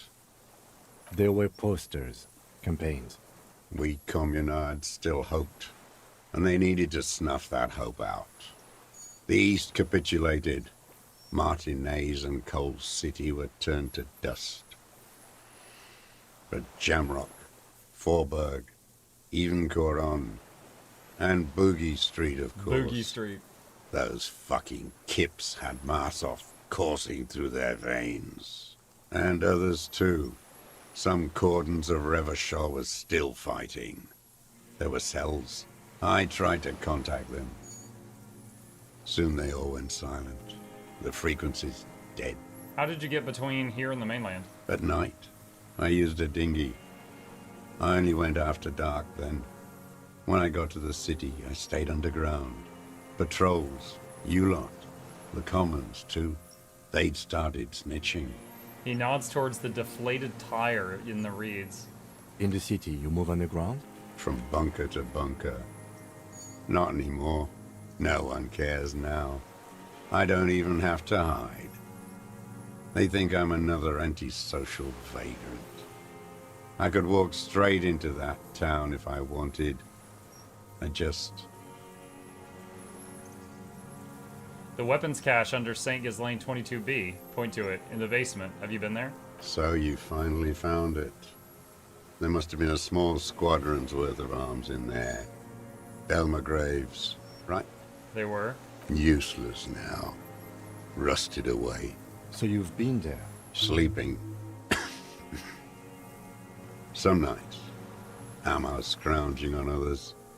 Those McGraves were shit, even before they corroded. Some had bullets in the chamber, however. There's a small bunker under the Feld building. Have you stayed there? The propaganda bunker. I used to, but not anymore. That's the one that had the posters. Propaganda bunker? They stored leaflets there. Broadcasting equipment, too. Made broadcasts, I think. Propaganda officers. I buried them with their leaflets. They killed themselves. 2 young boys. A lot of our boys did. I spent some winters there. Never liked it. Kept thinking of them. No need to go underground anymore. It's better in the ruins, on the ground. Why don't you just walk there? I don't want to. They're all traitors. Pigs, rabbits, and dogs. Men without ideals are only animals. He does not want to see life moving on. People forgetting, drinking, laughing. The old man looks across the water So, at the city. I'm guessing you have to exhaust all of ruins, this to move the on. motorways rising above it. How have you survived all this time? How does anyone survive? I steal. Now hold on there. What do you steal? Supplies, vegetables. I collect rainwater. It's the life of a dog, not a human being. He coughs once more and then puts his hand on his belly. How is your health, Mr. Dross? I've been throwing up blood since winter. Red, like beetroot. Been passing it in stool, too.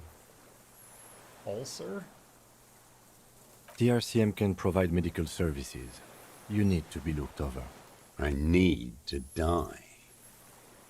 You don't have medical facilities. You have guns. That's all they give you. Toy guns.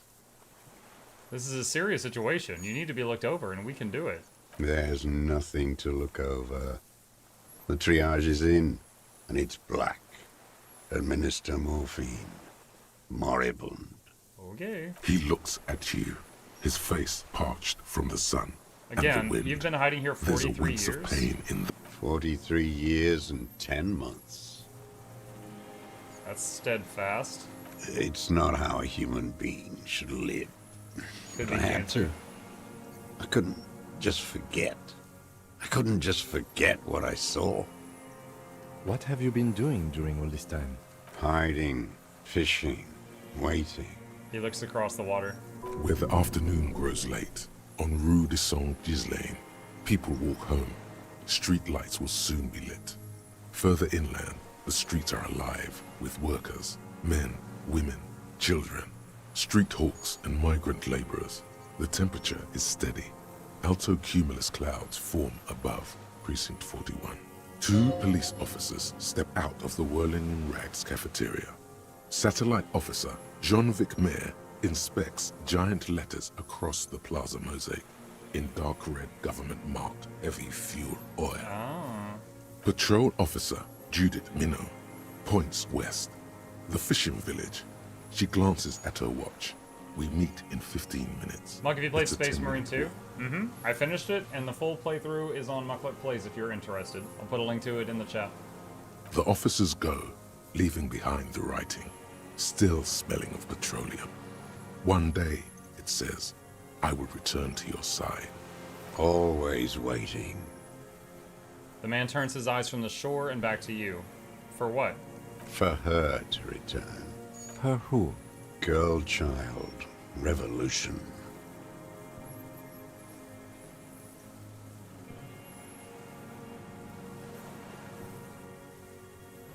I come from there, point to the mainland. I can assure you that is not what the people are planning. I am not a fool. I know. The material base for an uprising has eroded. The working class has betrayed mankind. The historic opportunity for a revolution has passed. It will not come back anymore, however hard I try, whatever I do. What has he done? Perhaps a confession will lighten the load. What have you done then? Yes, what? To get things going again? Fan the flame? There is no flame to fan. There is nothing left of the world, of our dreams. You said you deserted your unit? I was just 16 years old. 15 when I volunteered. I had a lapse of faith. And of courage, too. Lapse of faith? You could say I misunderstood the historic role of the proletariat and thought Mazovian socioeconomics were fallible. For a second, I doubted the irreducible laws of historic materialism. A second is all it took. For what? For reaction to take hold. What's reaction? Petty bourgeois terror. Bouscous. It's in all men. It wasn't reaction, you were just afraid. It's the same thing. You haven't seen it. Not really. Not naked. It's impossible not to be afraid. And this was when? The lieutenant instinctively looks to his notebook, but does not take it out. May the 13th, 08. 44 years ago. The horizon was black with coalition airships. Their petroleum rose to the sky, and it looked like it formed the clouds. Storm clouds. When they started shelling, it was dark magic. Dark magic? The combined might of international capital. All at once, all the greed and terror in the world tore into Revachol. It lifted streets from the ground and turned houses into ghosts. We were in the flak tower. He gestures toward it. Huddled on the floor. The artillery was 80 kilometers away in Ozon. But I knew the commune would fall. We would all be turned into ash. So I said I was going to the map room. He looks east. A terrible shame, still within him. The lobes of his ears are red with it. The shame and smallness of what he became. What then? I ran. I climbed the chain link across the water and hid inland. In the bunkers underground. Like the weakest of the weak. A mouse.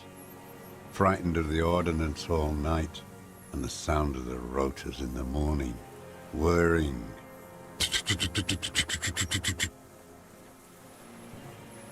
He looks at the sky. What was that? Airships. I climbed out into hell. The landing was complete. The chain was submerged. I had to swim back. The fortress was half submerged too. Shattered. They'd all drowned in the lower levels, or got torn to shreds above. The anti-aircraft gun had malfunctioned. So had I. I left them without ideological direction. Ideological direction. It was real. I'd seen it. I'd seen it in reality. Seen what? The mask of humanity fall from capital. It has to take it off to kill everyone, everything you love. All the hope and tenderness in the world. It has to take it off just for 1 second to do the deed. And then you see it, as it strangles and beats your friends to death. The sweetest, most courageous people in the world. You see the fear and power in its eyes. Then you know.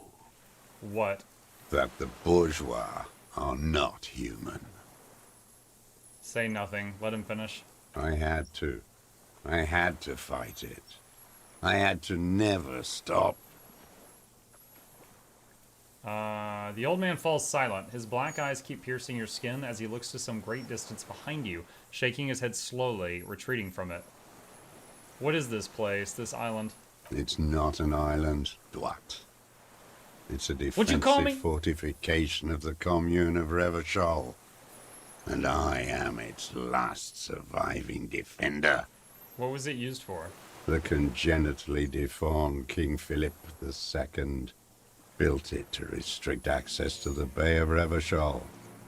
We captured it in '02, retrofitted the fort with an AA gun to defend against an airborne landing. Against the whole world. You mean the landing, the retaking of Revachol? Coalition military called it Operation Deathblow. I later found out on the radio they called it Deathblow. You're one of them. Tell me, who speaks like that? We had 50 million people on Caillou alone. Let's talk about something else. No. Iblis. Iblis calls it that. Iblis?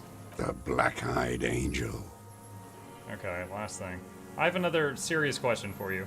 There's nothing serious in this world. It's a farce.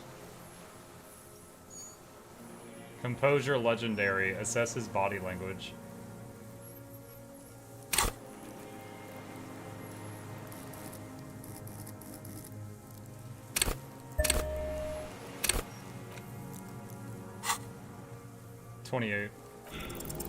For a 60-year-old nope, man with stomach trouble, who spent his entire life alone on an uninhabited island, he seems surprisingly fit. That's it? Squint. He's prone to erratic hand gestures and clearly malnourished. But that's it. You can see no more by looking at his slouched frame. The moment passes, and you say, What have you been using this gun for? I've used it for killing people. Killing people? It's a gun. That's what they're for. You want a moralist euphemism? Defending your family and your property. I haven't done that. I've used it to kill people. Interesting. During or after the war? There is no after the war. Class war is never over. So he's continued killing after hostilities ended. Okay. Go in straight. No euphemisms. He doesn't like those. No. Be careful now. Slow and steady does it. Make him repeat it first. Don't mess this up. Remember, he wants to tell you. Get personal. So you're saying you killed people after active fighting stopped? What did I just say? He keeps shaking his head erratically suddenly. He brushes something out of his eye. What did I just tell you? Don't drop the ball now. Wait, so which one do I say then? Nothing comes to you. Silence. His black eyes look at you, and in them a chill, like electricity running up your spine. Succeeded shivers? Crawling into your skull. What is it? All is not as it seems. Who the heck is that voice? Detective. The lieutenant turns to you with well-disguised impatience. Damn it. Ask it already, he wants to say. Did you use that gun to shoot and kill a colonel of the security contractor, Cornell? The who now? He leans in and cups his ear. The fascist death squad who took a bullet in the mouth on the night of March 4th. Oh, yes. that one. Ugly piece of work, that boy. Did you kill him? The lieutenant takes a sudden step toward him. I am a son of a welder and an officer of the commune of Revachol. I do not collaborate with murderers and pederasts of the liberal regime. Exhaust him with proof. Pile it all on him. Get a confession.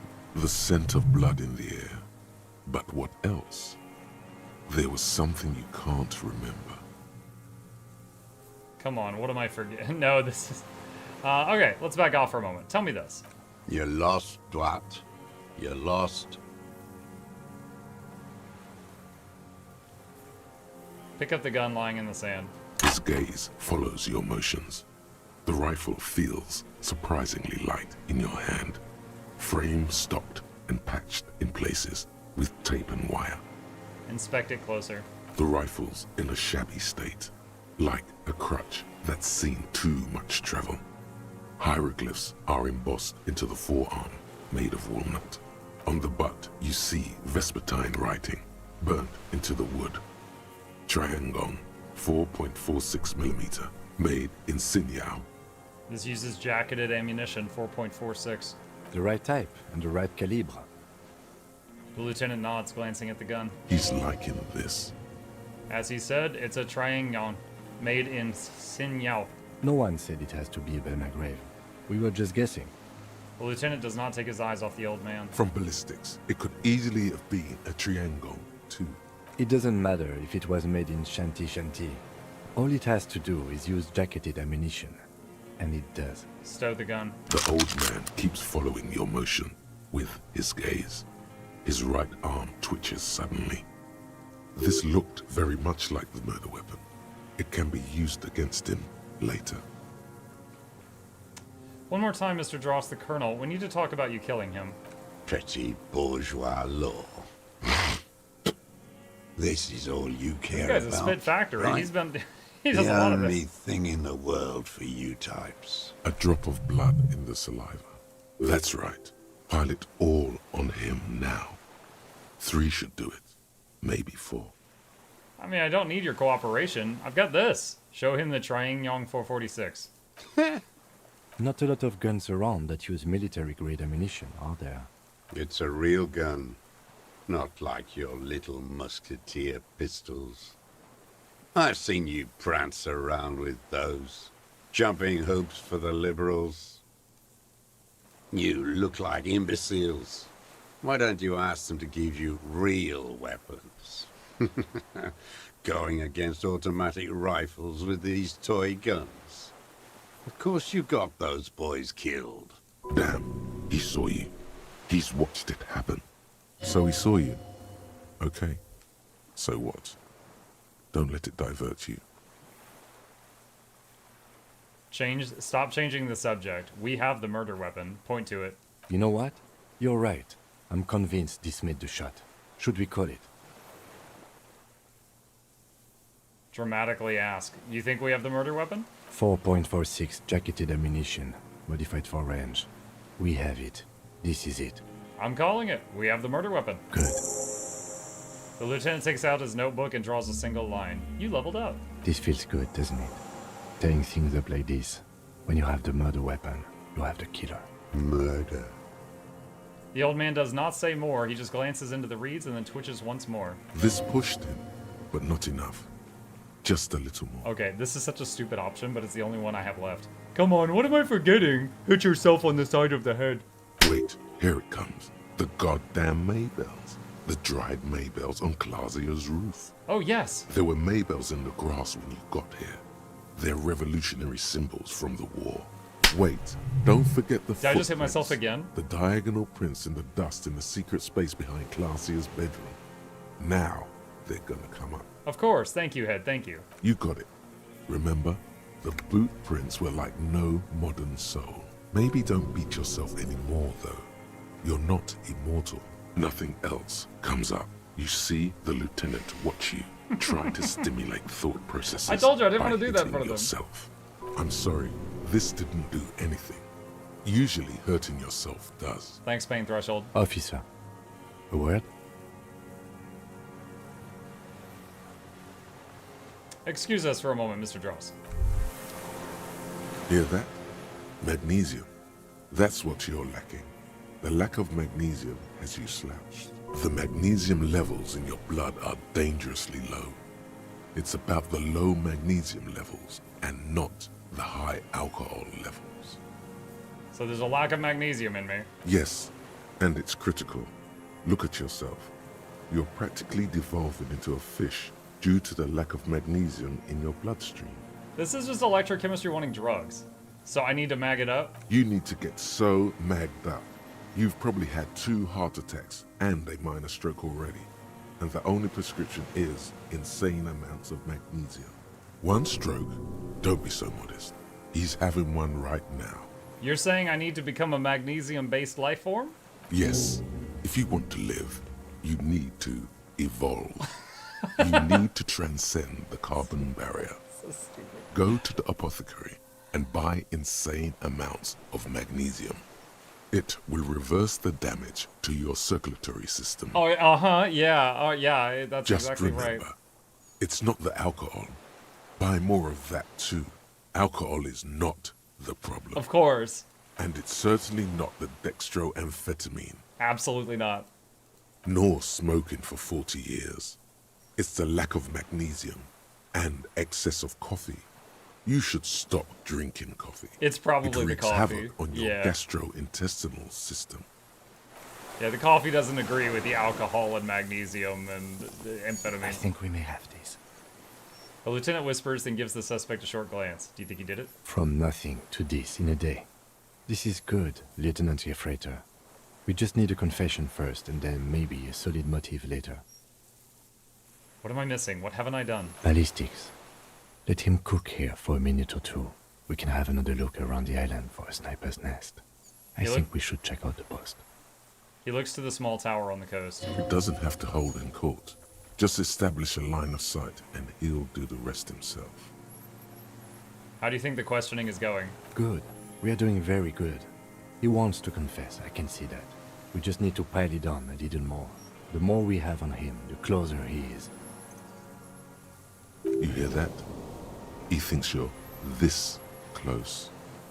I'm trying to get him to confess. Yes, good going. That should be our first priority. Alright. Let's do this. Remember, he wants to tell us, but he doesn't want to help us. It needs to look like we already have everything. There is palpable excitement in his tone. He likes him for this. A lot. But there's something more, too. He thinks the deserter has more than just this case in him. 44 years here. You think he has more than this case? Oh, yes. And he hasn't spoken to anybody in a long time. If we get him open, who knows what will pour out. Pat him on the back, leave. Okay. Zoom out a bit. He wants to check out the sniper's nest. We've got the guy's gun, so he shouldn't, like, shoot me in the back or anything. I'm guessing that is the sniper's nest? And the question is, how do I access it? Not from down here, apparently.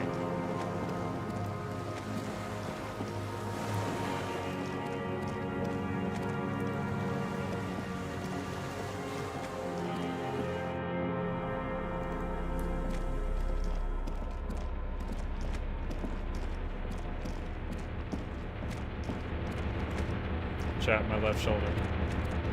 I don't know if you saw it. You had to look quick.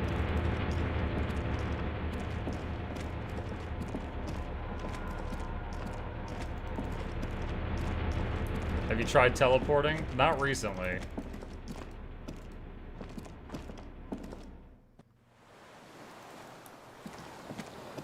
Do I need to go back out the first door? Oh, wait, does this go up there? Ah, this is it. This is it. Wait, what was that notification? The pain in your pelvis makes you wince, then you continue. The inside of the fortress. You make out the console and the blast door. Pictures of Spider-Man! I did not find pictures of Spider-Man. The depot that supplied this chain has long gone from the coast. Fuel canister. A weathered artillery map showing coordinates in the Bay of Revachol. An old medicine cabinet newly stocked with dramamine. There's a rain-soaked mattress on a concrete slab, only half covered by the crumbling roof. At the head of it, double embrasures, firing slits like two eyes in the wall. B triple prime. This looks like a good place to shoot from. Inspect the mattress. A single-person mattress, modern, civilian use.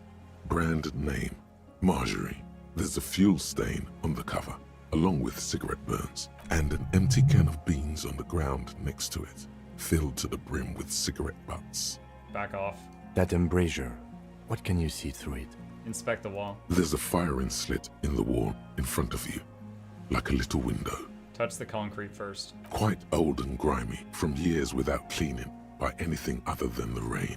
Look through the hole in the concrete. The springs screech as you lean on the mattress and crane your neck to look out. Trepidation, a tingling feeling in your stomach. A small piece of Martinez coastline opens up in the square in front of you, like a tiny landscape painting. 1 kilometer across the water. The ruins look familiar. On the left? A towering skyscraper, its top floors shaved off by artillery fire. Capeside apartments. Rue de Saint-Ghislain, 33A and 33B. On the right? The red chimney and collapsed back of the 4-story tenement in front of the whirling in rags. Rue de Saint-Ghislain, 10. The doomed commercial area. And between the two? The box-shaped silhouette of the whirling in rags. Its sloped roof, a tiny fleck of light catches your eye on the rooftop. Sunlight reflecting off the upstairs window of Clausia's room. Mother effer. What does that mean? Do you have line of sight to the window? Oh yeah, there's an opening between 33A and 10. I can see to the roof. I can see it. Through the scope of a rifle. The shooter would be prone, lying on a mattress, barrel resting on the embrasure. Cheek against the cheek rest, hand on the hair trigger. On a calm day like this. I don't want to boast. I think we have it. The origin of the shot. This is the sniper's nest. Finally. In our defense, nothing pointed here. Many leads pointed elsewhere. You're right. He looks north, over the fortification, then at the mattress.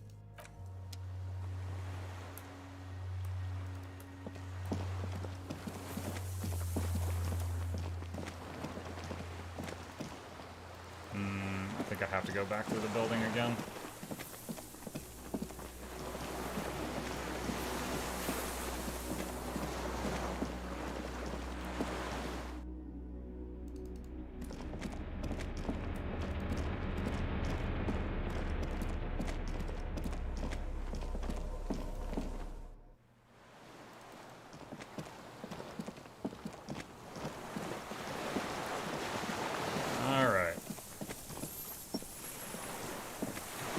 Minions of capital.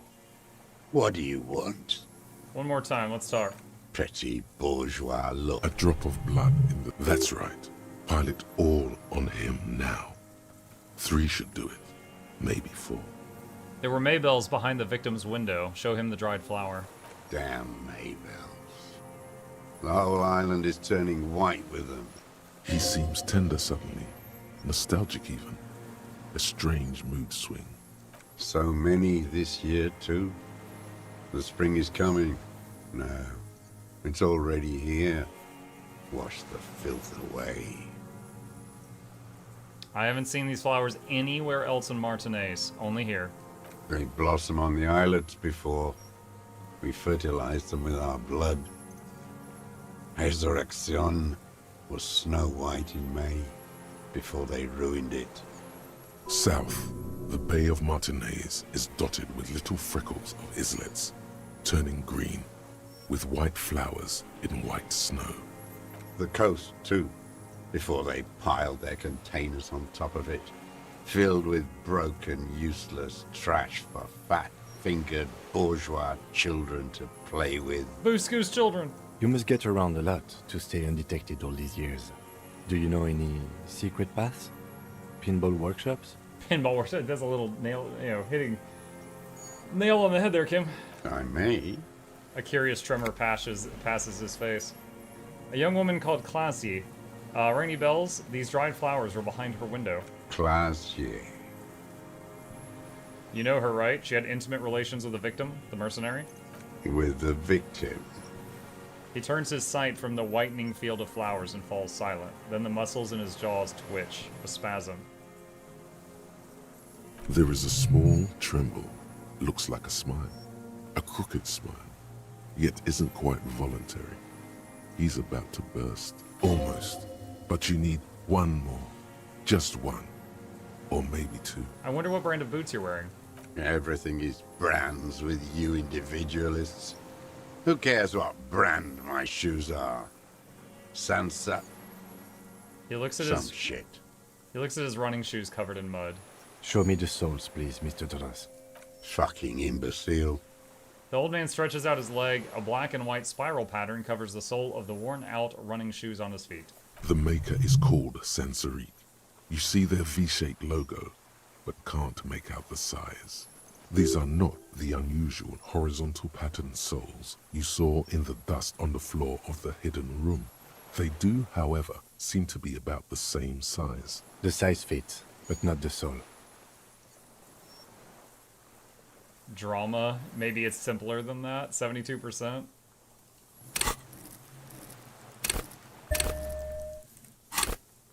$83. Sire, he doesn't have to be wearing them right now. People change shoes. It doesn't mean you weren't there, near the room the victim died in, sneaking around. Racking those brains, are you? Desperate to report something back to your masters? They must have really loved that dead fuck. The lieutenant gives you a quick sideways glance and nods to acknowledge. The prints were his. You can see it in those eyes. He can't keep them from flickering, looking for something. The old man stares at his own prints in the ash around the fire. Silent suddenly, some strange process within him. A gush of wind. Seagulls in the distance. You know who he was. A coalition-trained murderer. Armored and armed. He wasn't human. The blunt end of a hammer. Dripping with blood.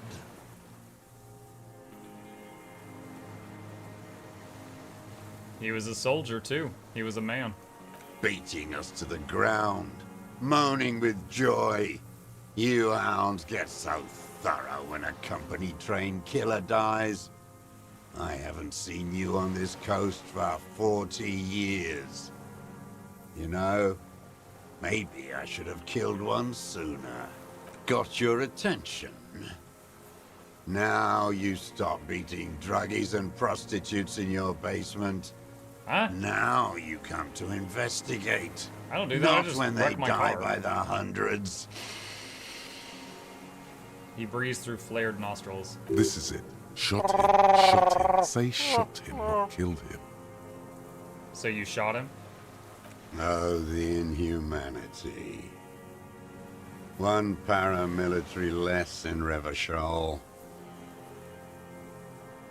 You can almost see him squeeze a tear out of his eye. His fists begin to tremble from the anger. The lieutenant raises his right arm to hush you.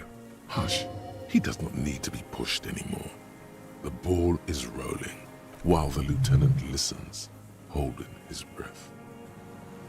Hold your breath. I had them in my sights. Both of them. Him and the whore. I was breathing with them, in phase. And I pulled the trigger and flew on the air until I landed in his mouth. He begins to smile. I didn't think I had a shot like that in me anymore. I did. I saw him kneel there with his mouth full of death, and that stupid look on his face. Skipping that, then what? Nothing. I went to sleep. Next morning there were Maybells everywhere. The world was white, or what's left of it anyway. My last spring here. I knew the fascists would come to avenge their own. And so they did. Mr. Dross, are you aware you're confessing to murder? The lieutenant asks after a second of silence. Yes. A single word is all he gives. Task complete. Extract a confession from the deserter. And you were looking at them, the victim and a young woman, having sex, through the scope of your rifle that night, before you shot him? The lieutenant takes out his notebook slowly, very slowly. The old man nods. Why? Because that's what they were doing. He shrugs, then smacks his lips. The motive. This is where the motive is going to come from. You can coax it out of him. The lieutenant's preparing the ground. I don't understand. Do you, detective? I don't understand this part. Why were you? I mean, he's been alone on the island for so many years. That was his pay-per-view. Why were you looking at them that night? I'm always looking. He cocks his head to the side, then turns his eyes to the city. Another tremor passes his right side, lower in intensity. Are you always looking through the scope of a rifle? I'm just trying to understand. A rifle's scope has the best magnification. And if you don't like it? Click. You pull the trigger. Yes. Think of it as a form of critique. Wow. So for 40 years, each night, he just kind of scans the city with his gun, and if he sees something he doesn't like, click. You got him going. Connect every little piece now. Wrap this up like a gift. Start with when he first saw him. It will give him a chance to ramble.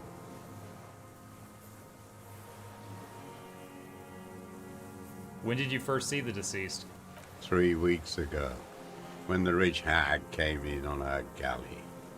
Her honor guard came in tow. Joyce. He means Joyce. You mean Joyce Messier, the Wild Pines are up. Wrinkled up whore. Moving on. The victim arrived sometime after her. They moved into a deserted apartment above the roundabout. Radio equipment out for all to see. Reactionary radio playing, sloppy and drunk. I've seen their kind during the landing. Those Occidental and masked phalanx weren't conscripts. Boys like us. They were whites. All they know is to destroy and hurt. Whites? Barely alive. They like to kill while they're on their drugs. After the landing, in the burning years, I would take shots at them. End them. The worst ones, if I had a bullet to spare. I could see they've returned now to show their real face. The face they don't dare show their bourgeois voters back on Mundi with their families and polyester clothes. Been looking at anything else that you haven't liked? A tragic comedy. Druggies, prostitutes, and rentiers. A strange little engine seems to fire up at Renters? him again. Why does he hate renters? It straightens his back. Man, they just can't afford to buy a house. They just rent. Man, it's this economy. More specifically? Specifically, the whole city is a charnel house. Stripped clean and draped in neon. But Martinez is the worst. Rentiers are landlords, I think, not renters. Oh, rentiers are landlords. Oh, okay, look. All right. I'm not Hi, Chip. I'm not saying I condone, but I understand. How come? Because of the racists. Everyone is a racist in Martinez. It's their favorite thing to do in the whole world. Listening to race-themed radio shows. In the ruins. In their lorries. Pumped full of steroids and Radio Revachol 92. Race this, race that. It's all sanctioned by that Social Democratic Union and the farce of a Social Democrat who runs it. I got chomped out. Mr. Clare? Yes, the fly larva in his container. He let some nihilistic advertising yuppies erect a statue of Philippe III, a syphilitic murderer, on the town square, to spit on the working class. Let him finish. Do not interrupt. Not since the serfs of ancient Pericarnassus has history produced a more inert social class than the Martinez proletariat. The rest of Revachol at least pretends to rebuild. These people still live in ruins. In tents, like animals. Like those boom-boom morons on the ice. A pity they didn't drown in that tent of theirs. The kids playing the music. He keeps shaking his head with sorrow for the sight he missed. Nod. The worst of them is the blood-drenched Sucrion on her yacht, licking her lips. The old whore's gone now. Her gun-toting porcelain men are dead. So, actually, no. The worst is that old cop parading around in his uniform, throwing balls all day. It's not enough that the racists and Renee? liberals I mean, he are just died. dancing on our graves. The old loyalist ghouls still parade the ruins too. Every morning he's there, while the parasites he fought to protect are off in Ozon, or Quayamoran, or some other island they built their palaces on, feeding on drugs and having sex with their own children. Say nothing. That's all the rich really want. Sex with their own children. Throughout history, even the royal bloodline of the suzerain, it's all just an excuse for them to have sordid sex. At least that old cunt, Frisell, is now dead. Nod. We did good when we pushed him under that horse car. If only, in the 30s, those disco whores. What follows is ominous and mumbling. You cannot make out a single word. The disco whores are too much. Hatred shuts down his brain's language center. Leave it only a nonsensical sputter. What was that about? Steroids? It piqued your interest. And the racist on the gates pumped full of steroids? Yes, steroids. A racist on steroids. You mean Measurehead, right? What's your opinion on him? What is my opinion? You think the rich man has an opinion on this idiocy? Is the rich man on the radio telling you his opinion? No. The rich man's looking at real estate and fiddling his kids, wading through the corpses. Ha, yes, but he was there. Why was he there if you can't have an opinion? Then why was he there? Scratching away at the race question. You moral intern monkeys keep the conversation going on Channel 4, helping the rich man conduct his swindle with this inanity.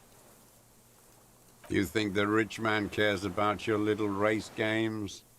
He rules the whole world, and he laughs at your moral soliloquies. You said disco whores? Whores. Ugh. Is all he says. Even that word has to be pushed through his teeth with great force. The rage seethes too hard. So if I say I like disco, is this guy just gonna like tackle me screaming? Glad we talked about this. Now... Glad? It's all gone.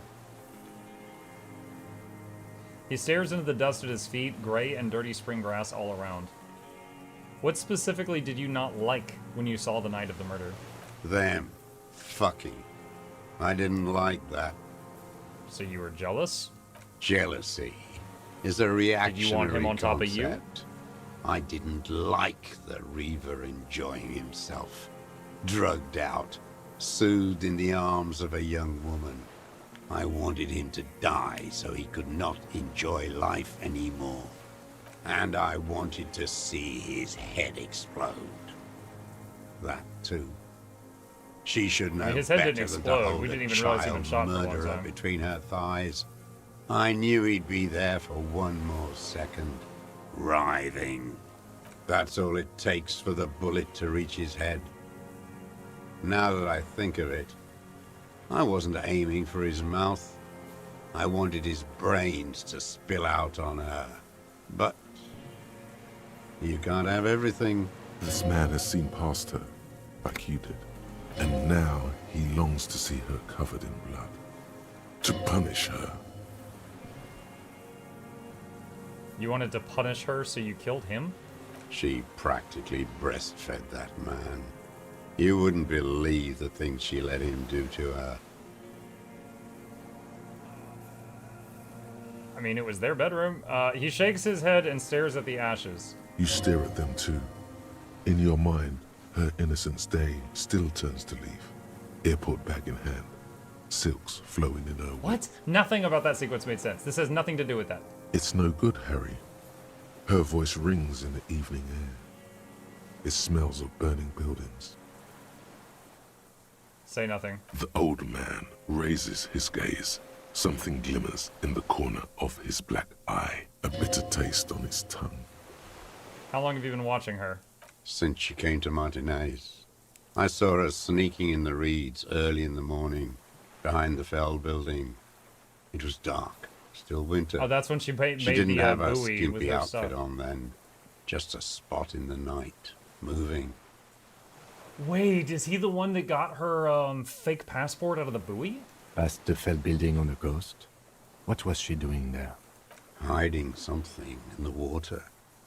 She had a fag after she'd done it. That means cigarette. I was up in the ruins there. She couldn't see me, but I could see her, smoking.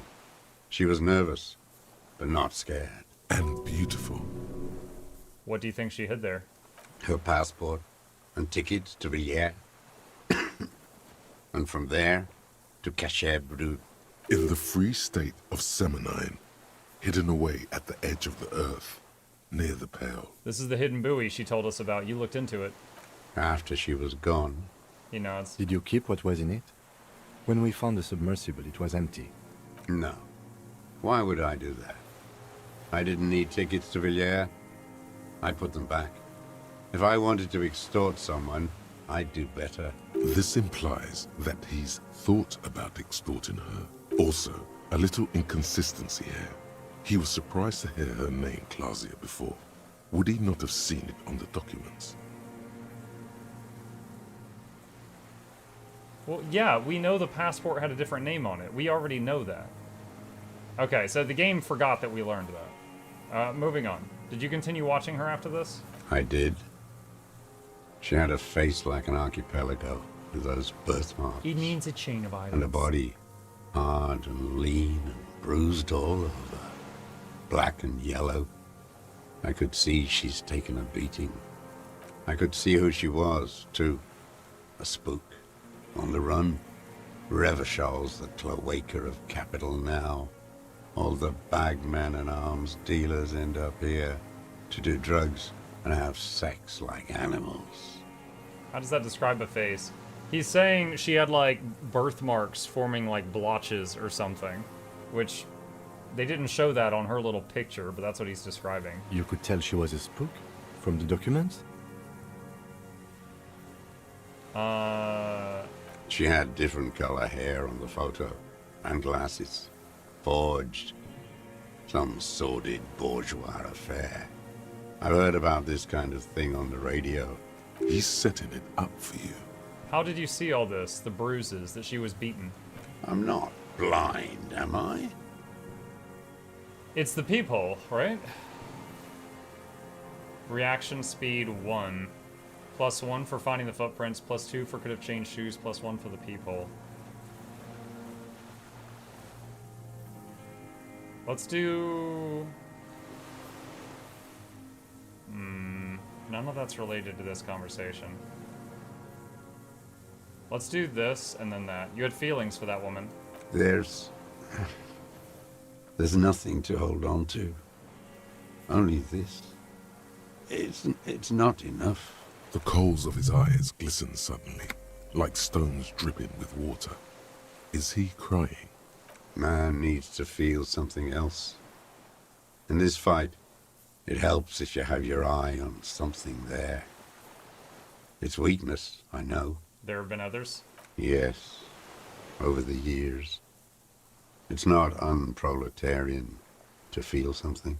What, was that why you left the dried flowers behind her window? No. He starts to shake his head again. A sunflower on a withered stalk. Why then? I don't really know. I was there one night and she was crying, like a child, in the corner of her room on the floor, like she does sometimes. When was this? The day after I killed him. And you brought her Maybells? Yes. I don't know why I do the things I do anymore. Say nothing. Neither does he. He lowers his head, like a sunflower on a withered stalk. In the silence, the lieutenant draws a line in his notes. One more down. How does he know about the minute details about the body, reaction speed? It quickly comes to you. The bruises on her body, any chance you've seen them through a hole in the wall? Oh, yes. Cutting those drugs of hers into little lines with a knife. Masturbating. Everything in him fills with impossible longing, all at once. Did you make that hole? With a clip point knife. He didn't find the hole in the wall, he made the hole in the wall. Ever seen her through a window on a roof? Like that, too. Yes. Bending like a bow against the glass. You've been through the secret route behind the whirling in rags. Those are your footprints there. You just changed your shoes. I've been through all of Martinez. Every nook and cranny. And that too. Yes, that too. The things they did in that little room. What she'd do to feel good. Funny the way light works. You turn it on inside, and it gets so dark out, you can't see a man looking in. I learned that in the 20s, when they were still hunting me. I've seen people do some shit, but... He keeps shaking his head. Those two took the cake. You hear the familiar scribble of the lieutenant's pen. A quick glance at you. One more loose end down. We're doing this, detective. How did you get in there? The hidden pinball workshop. I can just walk in there now after a good wash. I told you, they think I'm an antisocial. Closing hour is a good time. The kitchen's empty. You had to open the steel door in the kitchen? How? He's got the key. We found a note in there from years and years and years ago that said, hey, the spare key is at such and such location, and we couldn't find the spare key. I got that open a long time ago.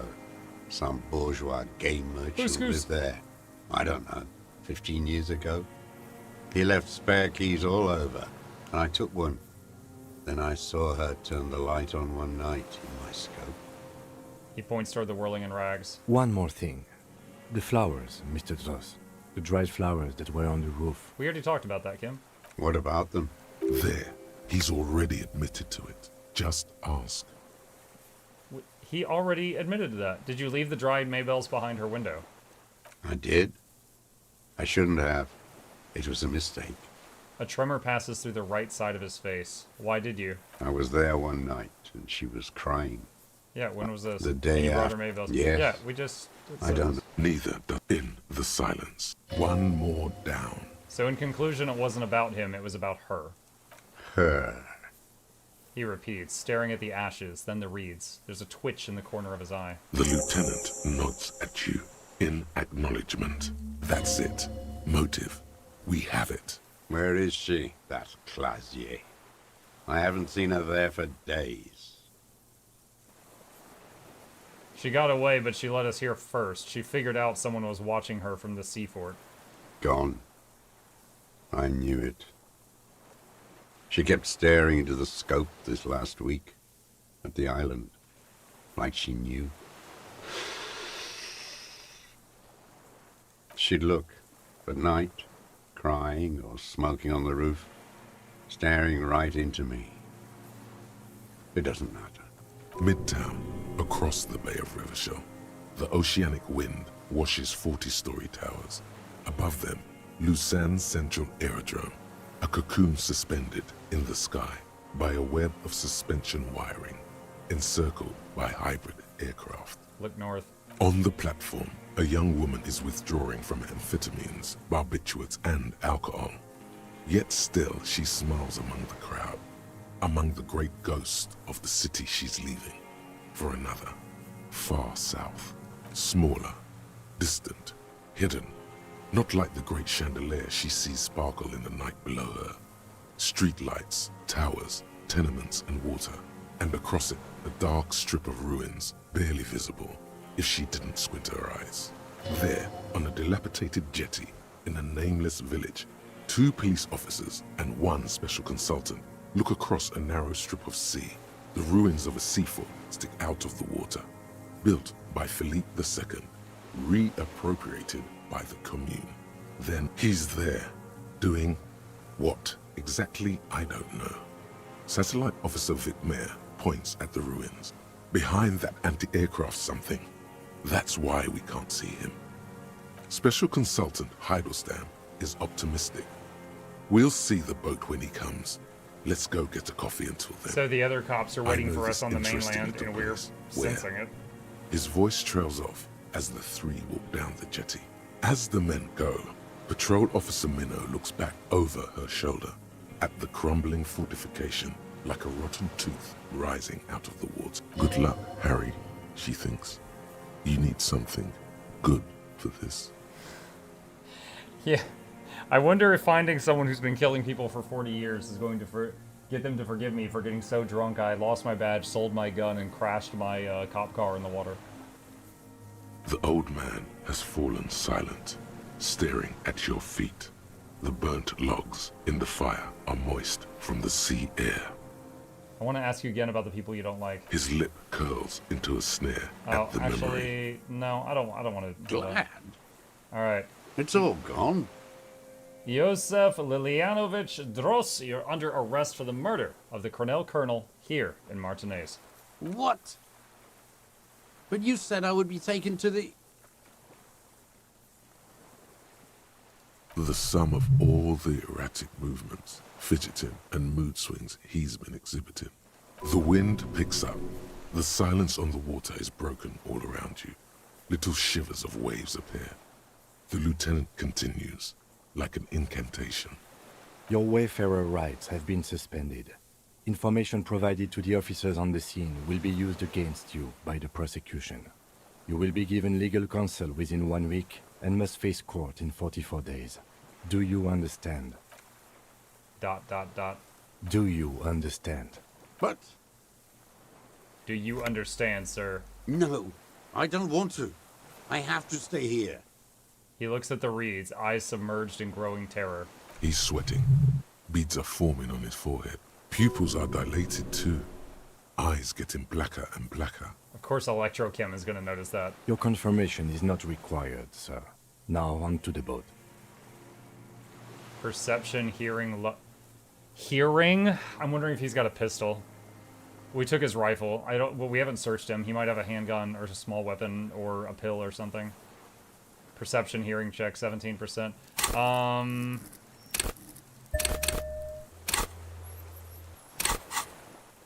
42. There it is again. To your north, as it has been since you came to the coast. The reeds whisper, stalks rubbing against each other. But then, in the middle of it... It's the phasmid. Something completely different. It sounds like a bow, very slowly Wait, I was joking. drawn Is it against actually the the strings phasmid? of a violin. A very small violin, made of reeds and rushes. Maybe there is room for 3 on the boat. Shush, Kim, do you hear that? What? What are you talking about? Is this... The old man's really voice us? drowns in a sudden gust of wind. Really us. Your skin crawls.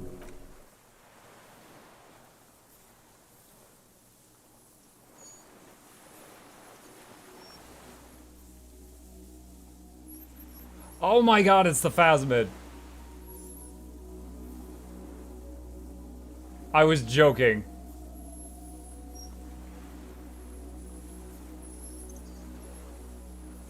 A delicate tangle of arms and legs unfolds from the reeds, limb by limb, to then just stand there, moving its scythe-like arms in ghostly silence. What is that? Point to it. What are you talking about? The giant stick insect. There's nothing there. He looks confused. The stick insect is over 3 meters tall. It looks straight at you with its tiny pinprick eyes and its grotesquely small head. You feel your legs shaking under you and your gun hand move to your holster to grab the gun. I've finally gone insane. Put your head in your hands.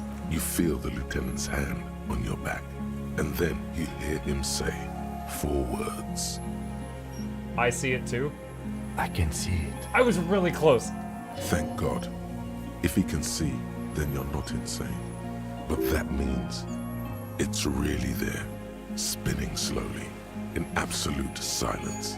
Its limbs long and slender. Be very, very careful.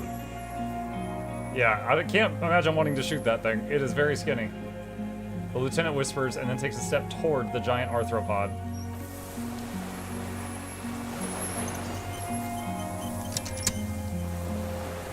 Oh, I can go talk to it. Okay. Save, it just auto-saved. The creature stands on long stilt-like legs, antennae hanging Excuse from me, its head murderer. Hold like a on, this is woman's more hair, important. White and curled at the tips.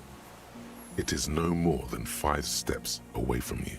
Continue. The segmented antennae move with apprehension, searching for something that's not there. Reed-like tufts stick out of its joints. As the insect moves its forearms, it produces a faint hiss, like a reel-to-reel machine spinning. Wait, you had a after camera. the Kim, take a tape picture. breaks. The hiss is different from the strings you heard before. It says something else in a lower pitch. Me, electrochemistry, 97%, +3 from hearing Lena's childhood experience, +1 from your corpse being marked by stars. I don't know what that was. And +1 from getting the pheromone laid on thick. Oh my god, we did that like 20 hours ago.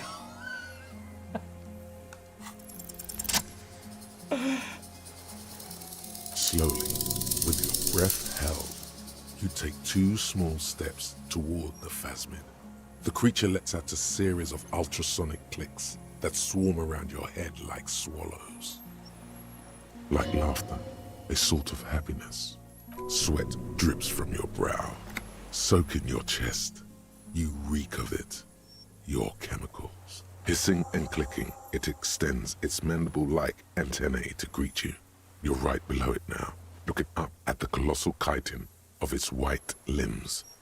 The head right of the creature is crowned by reeds, and its eyes are like small droplets of water. Kim, take a picture. Okay. With a slow ring of metal, the lieutenant slides the lens open and raises it to eye level. There is no change in the insect's motion while it's being aimed by the camera. It remains fixated on you. In 3. If it moves, you jump back. I'll shoot. Here we go. 3, 2, 1. The shrill flash of the camera cuts the air That's like a good the blade picture. of a sword. The phasmid freezes in its bright light. Head turned toward the lieutenant, hypnotized by the flash. It stands frozen before you. I got it. You hear the lieutenant whisper as the creature's shape develops onto photo paper in his hand. A polychrome ghost of white streaks against the reeds and the sky, and you as a shadow before it.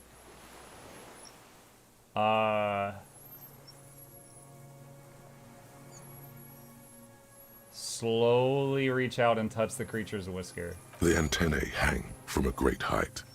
With your hand shaking, you barely touch the tip of the left whisker. On contact, the chitin curls into a spiral, like the tip of a poison ivy. Its touch on your fingertip feels cold, ticklish. The sensation is electrifying, resounding through your body. It is surprisingly delicate, the curly end of the whisker, like a young vine. It's even a bit wet. Looks like someone's got hurt in a fight. This antennae is much smaller than the other one. Be careful, detective. It's moving. Look at your finger. You were right. It glistens with some kind of moisture. The creature in front of you stays frozen. Lick your finger? No. Carefully pet its scythe-like forearm? No. We got it. Back off. A shudder pulses through the creature's limbs. It jolts back to life, like a record continuing where it left off, in a swaying, praying motion. Even the small black pearls of its eyes do not stray from you.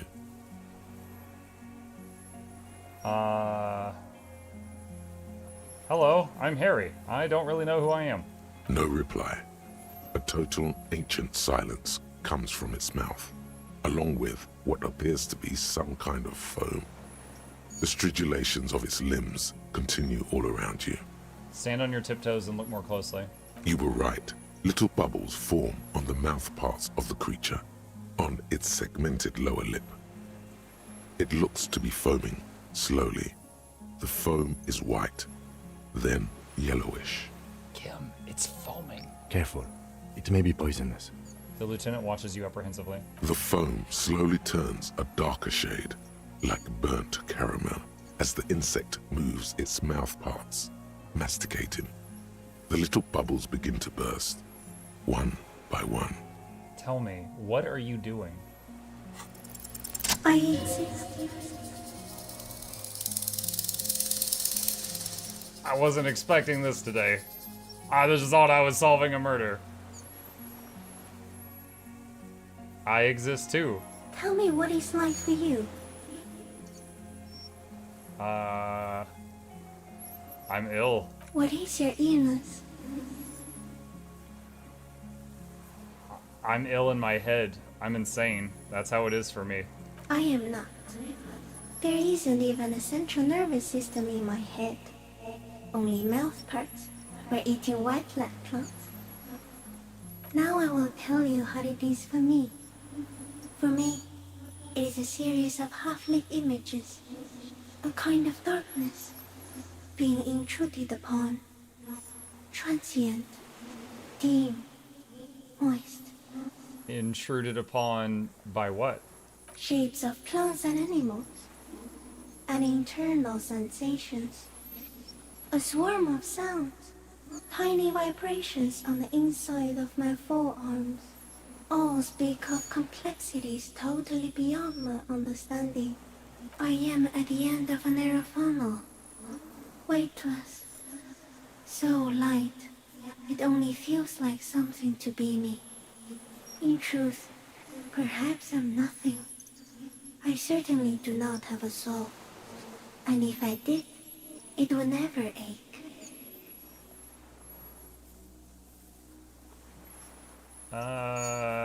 That's the type of animal I would like to be. Are you sure? This feels like she's about to turn me into a bug. Yeah, I'm sure. Why do you ask? Sometimes, when molting, I will grow a lost limb. One time something went wrong, and a small leg replaced a missing antenna. That's cool. No, the leg tried to move around independently, making it hard to walk. You don't have a foot there now. Yes. Thankfully someone ate it. The next time I molded, I grew an antenna again. This would explain its antenna being smaller. This is the explanation I came up with. No, it's what the 3 meters tall stick insect came up with. All's well that ends well. Yes, I am lucky. It is nothing compared to the horror that is you, with all of creation reflected in your forebrain.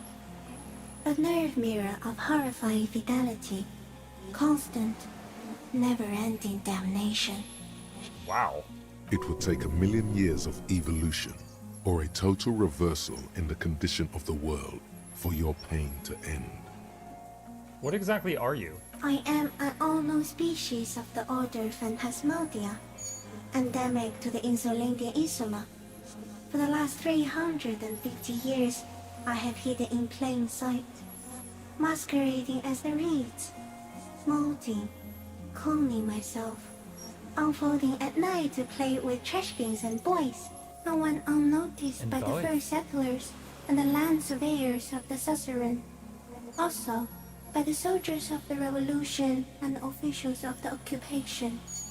Even the Seminese islanders who came here first, but did not stay, have not seen me.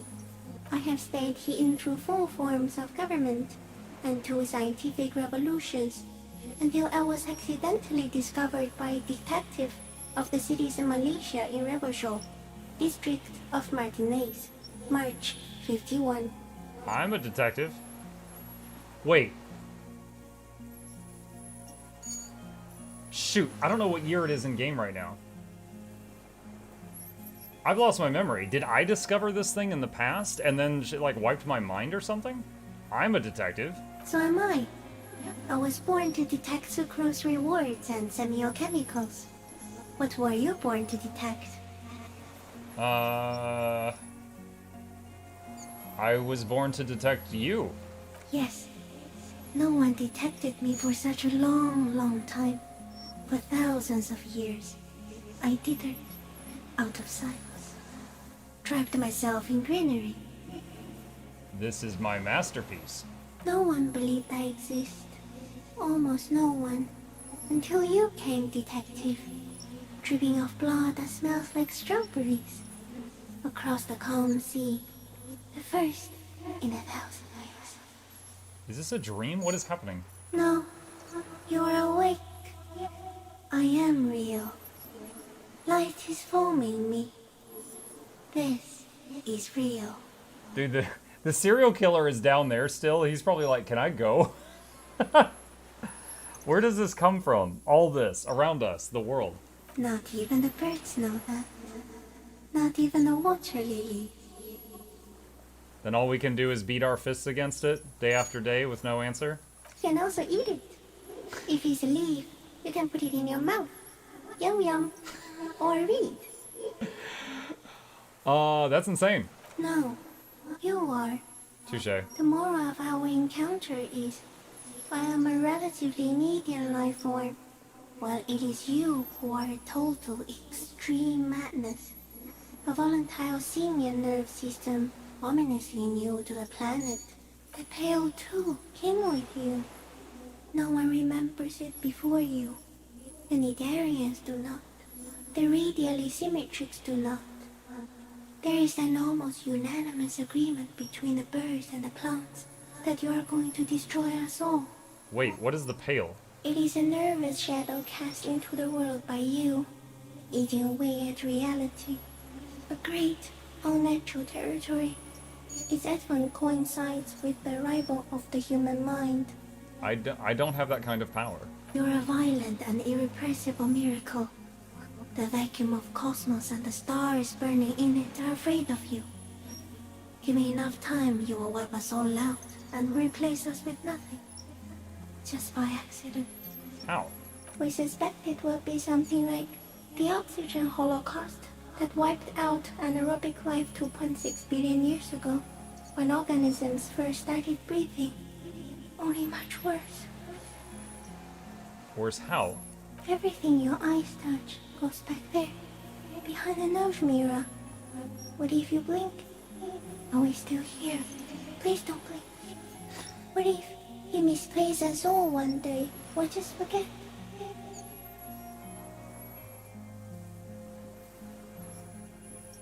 I have already forgotten the whole world once when I drank too much. So it is already happening. Soon, one of you will close your eyes and open them to see that none of this ever existed. Kim, am I having a violent epileptic seizure? It doesn't look like that, no. What does it look like? You're just staring at it. Okay, then I think I'm having a vision about the final fate of mankind. Okay. Is it somehow related to the case? The case? The case is meaningless compared to this, Kim. I have totally transcended the case. I think you should back away from the unstudied species now. Okay, I have to say goodbye now. I have no more thoughts. That's all my thoughts. No, there is one more. Of all the creatures I have met, you are the kindest. Thank you. I also have one more thing to say to you before you go. That woman, turn from the ruin. Turn and go forward. For freedom. The woman? Does she mean the one in my dreams? I'm assuming she means the one in my dreams. I'll try. She was hell on earth. It doesn't take a 3-meter stick insect to tell you that. She was hell on earth. Imagine you meet a freaking alien species and they scan your brain and they were like, you were right to leave. Your ex-wife was crazy. Disengage slowly. As you're turning away, the phasmid mirrors your movements, stepping on the water, the long limbs carrying its feather weight without breaking its surface. Oh, like a water strider.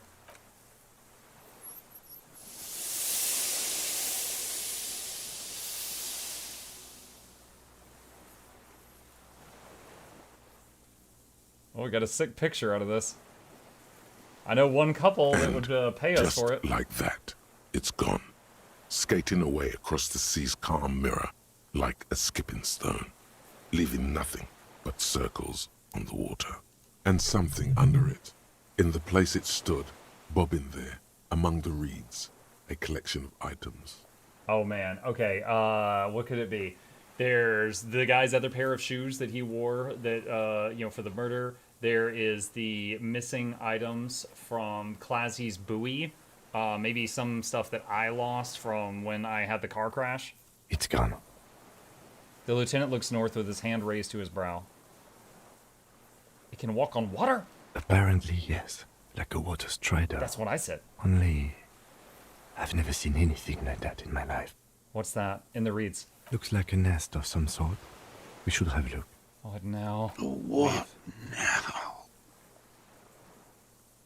The old man behind you repeats suddenly. He puts his hand into the ash. It's dirty and black. In some kind of strange, semi-catatonic state. Our suspect is not looking so good.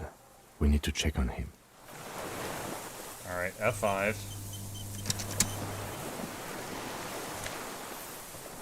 Fair weather T500 helmet. T932 rifle scope. Evidence Clazy's passport. Oh, there you go. I was right on one of them. This passport, issued by the Sovereign Republic of Oranje, is issued to a black-haired woman called Katarzyna Alazie. Classia's hidden documents from the empty buoy. The armor helmet. Yeah, it's the helmet that Kuno threw in the water because it didn't fit him.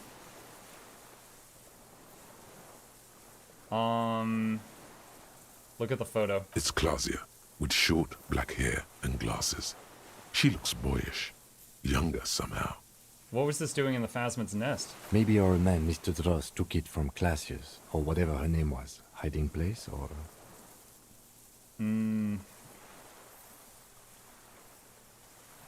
The phasmid took it, and I sensed it do so. I saw something open up the buoy with spindly legs. Point to your head. Like a magpie? What a coincidence. Then it would also have collected the other objects, which would be highly unusual. By now, the lieutenant has accepted your unusual methods. I can see how the helmet could wash up on the island. And the scope. Maybe Mr. Dross lost it. But to seek this out would be very unusual behavior for an arthropod. It says Katarzyna Alazie. She said it would be for Anouk Meyer-Smith.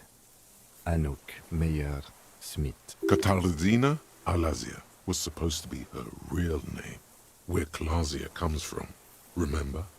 God damn it. I told you she kept lying to you. She's probably lying to someone else right now, in another city. Maybe this is her real passport, not a fake, because it has a real name? No, she lied to us. Dang it. Her so-called real name was not her real name. Somehow she's managed to lie to us about that too. What's her real name then? I don't know. But it's not Katarzyna Alazie, or Clasia, or Anouk Meyer-Smith. We didn't even scratch the surface with her, detective. Should have arrested her. Perhaps it's better that we didn't arrest her.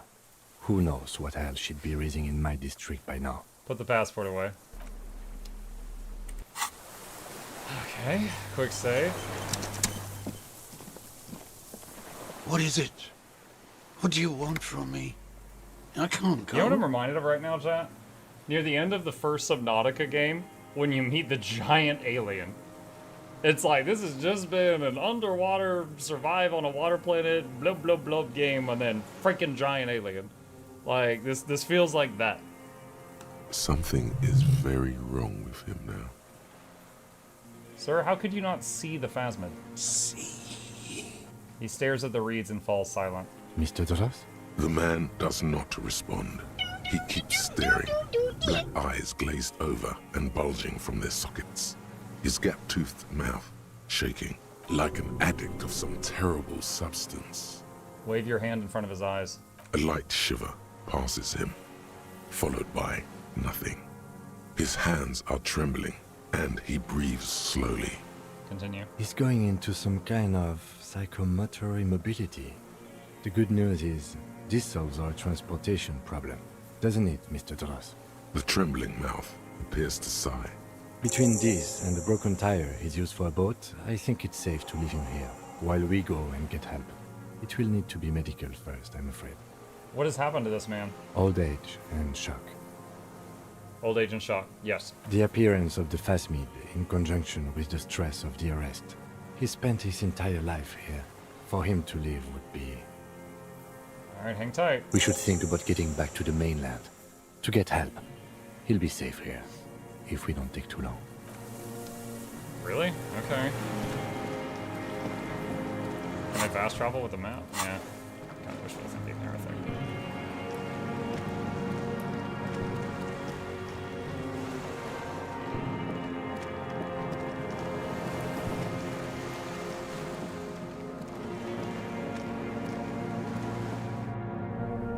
Then bam, Kuno.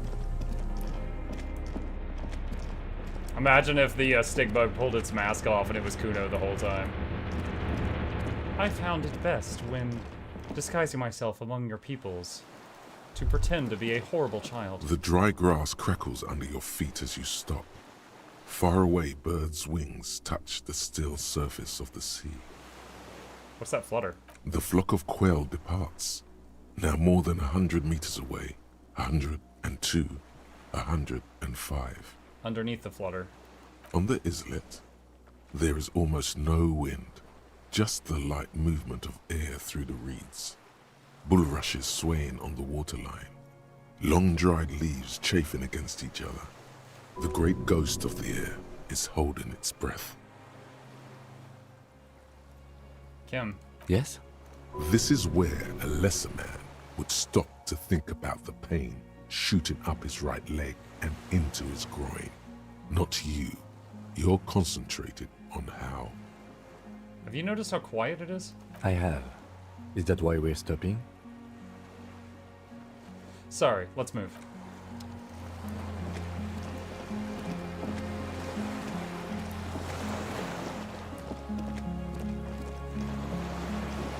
The skiff is swaying on the waves. Let's return to the mainland. Let's. We are done here. He says, adjusting his glasses as he looks out over the water. The skiff rocks gently under your weight as you get in. The ride back is uneventful and quiet. But for the sound of conversation on the water, there is someone inland waiting for you. Two men and a woman stand on the concrete square of a nameless village, looking at a small yellow boat as it draws closer. The sea is calm. You reach the jetty and climb out of the skiff.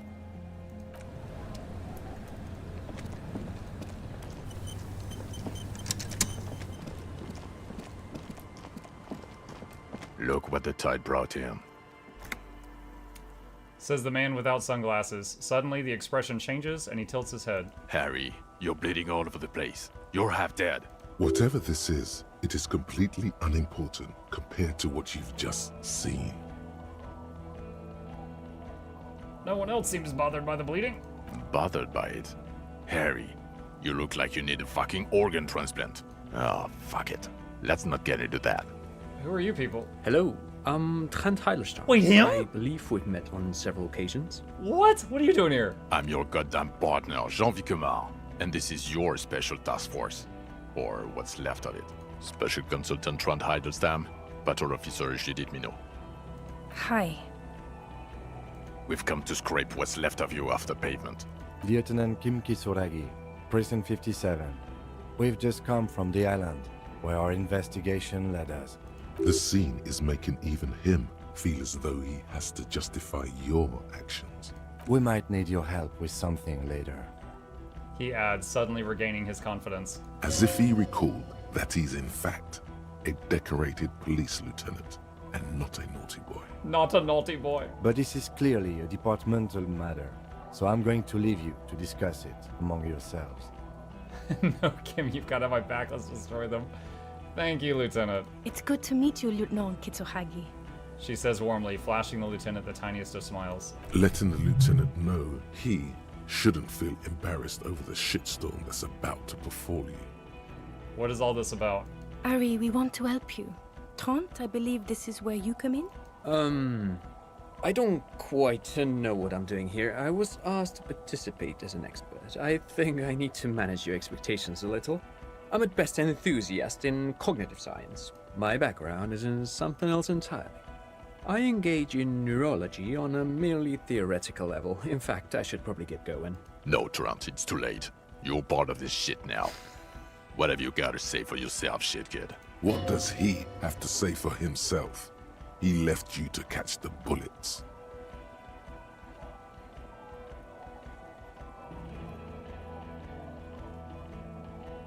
Where have you been all this time? There was a mercenary tribunal. God damn it, Harry. He shifts his weight, crosses his arms, and looks you in the eye. You told us to fuck off. You said we're cramping your style. Your detective god. Fuck everything. All will burn. Detect or die.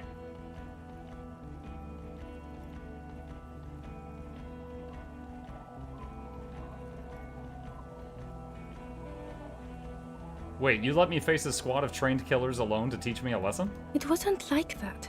Fuck you, Harry. We didn't know there was gonna be a tribunal, did we? I said all those things? I'm not like that anymore. Yes. You're sorry. You're the sorriest cop who ever lived. Nothing has changed, Harry. I've heard this repentant shit a million times over. You mentioned a task force? Yeah. Major Crimes Unit. Under Lieutenant Dubois and Vicomar. Ring any bells? Refresh my memory. Who else is in this? Refresh your memory? It's a goddamn Major Crimes Unit. There's you, me, Jude, Trant fucking Heidelstein, and Guillaume Baby.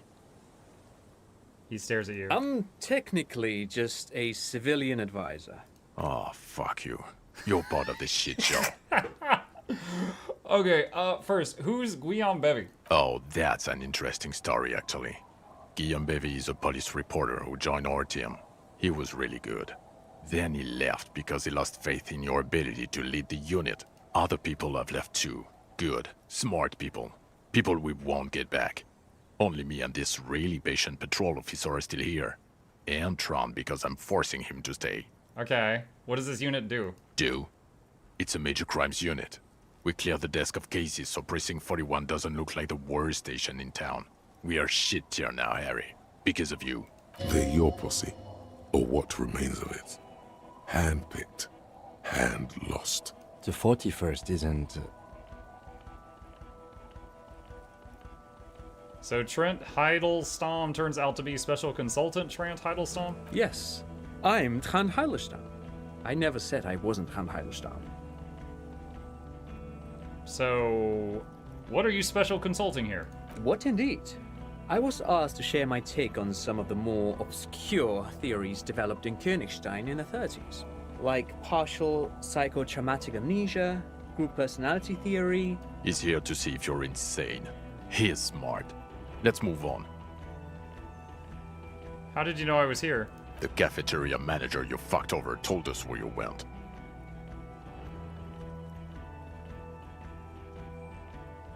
I saved his establishment and still he betrays me? Strange. He didn't mention that. In fact, the establishment didn't look saved at all. There was a giant aerograffito in front of the building, mixed with blood. It was this one junior delinquent. I don't know. It had shit kid written all over it. None of this is ringing any bells. The bells aren't ringing because you have brain damage. Trant, this is where you come in. How bad is it? Well, he doesn't have visible tremors, he talks without slurring, he can drive a boat, he's standing, reasoning. All good signs, but complete retrograde amnesia, episodic and semantic. Meaning, you forgot both who you are and the definitions of money, Isola, Pell, and so on. As displayed in the station call, our interactions with him, and I don't want to be a snitch, but also mine with him before when Harry did not seem to know who I was. It's all very interesting. Interesting? Yes, interesting. I have my theories, but I would like to hear Harry's thoughts first. Harry, what do you think happened to you? Neurologically, psychologically, and why not socioeconomically? Socio? GovGub says, hey Muk, long time YouTube viewer, first time viewer on live. Hello GovGub, welcome to the stream. Pleasure to meet you. Wait, socioeconomically? You think I'm so poor I lost my memory? Not when you phrase it like that. But I don't think critical theory... I know everyone thinks this is far-fetched pink academia, but still, I don't think it should be off the table here. What? He lost his memory because of capitalism? No, not like that. I'm not talking for Hereford School here. But Harry, I asked you, what do you think happened?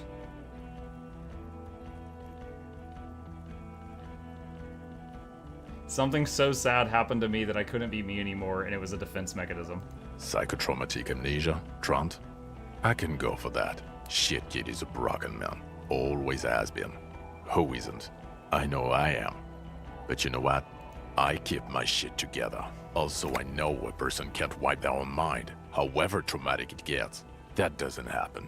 You're lying, or insane, or both. But Detective Vigmer, he has blanked out before. I have? Yes, a couple of times. After some of the more serious benders. One was after the two drunks case, the other when we looked into that mural. Interesting. So at first he dipped his toes into it, prepared. That's where he would have gotten the idea, yes. Practice. What? And then he used alcohol to get there, so to speak. You're suggesting I practiced memory wiping myself? What do you mean?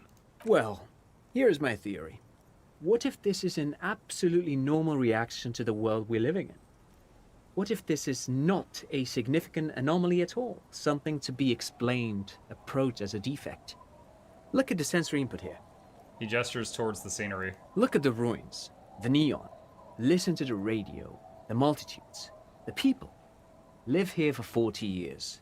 As a police detective, he's like a magnetic reader on the world tape, to borrow a known metaphor. Harry's been pushed flat against it. Total input. Hardwired to the free market.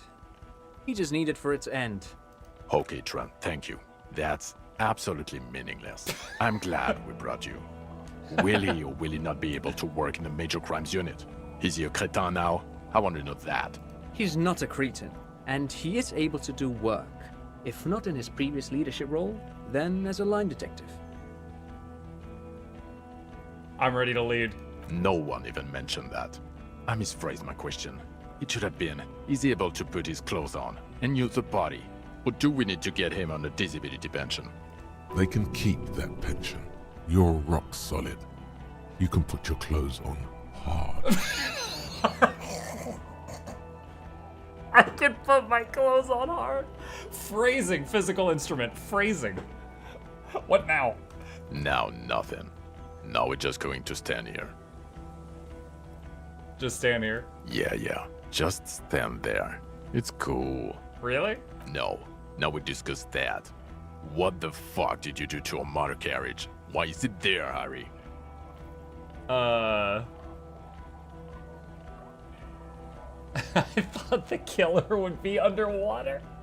No.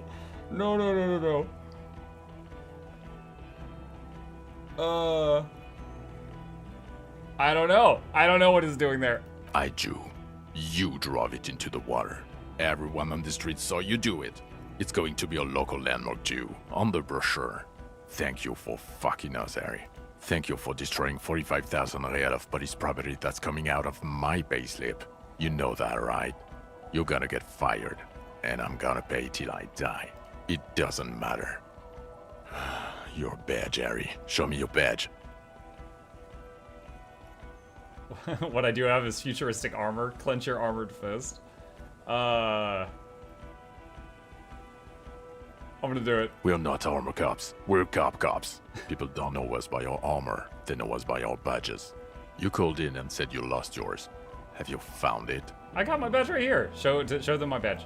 In a rush to demonstrate your badge, your eager fingers can't sustain a grip on the smooth plastic, and the badge slips out of your hand. Oh, what? Are you serious? Hand-eye coordination, 42%. Catch it. Yes! First try. Not today, badge. Behold, my badge. And your gun? He asks, unimpressed by the piece of plastic in your hand. As if having your badge and gun are natural states, not achievements. I upgraded my gun to a rifle. Present the Triangong 4.46. Upgraded it. I don't care about your weapon mania, Harry. I only care about your official sidearm, which you lost. Okay, I've got that too. Show him the boring sidearm. He has it. And he didn't drop it. You're drunk like a bum, Harry. Put that thing away before you kill someone. It doesn't even matter that I found my gun. No, don't say you found your gun. That's admitting you lost the gun. I'm not drunk. I haven't started drinking again. So you forgot to drink? I don't buy it. Why do you smell like a corpse then? Because I've been bleeding and not showering for days? He's wounded. It's been a long week, and he's handled an actual corpse.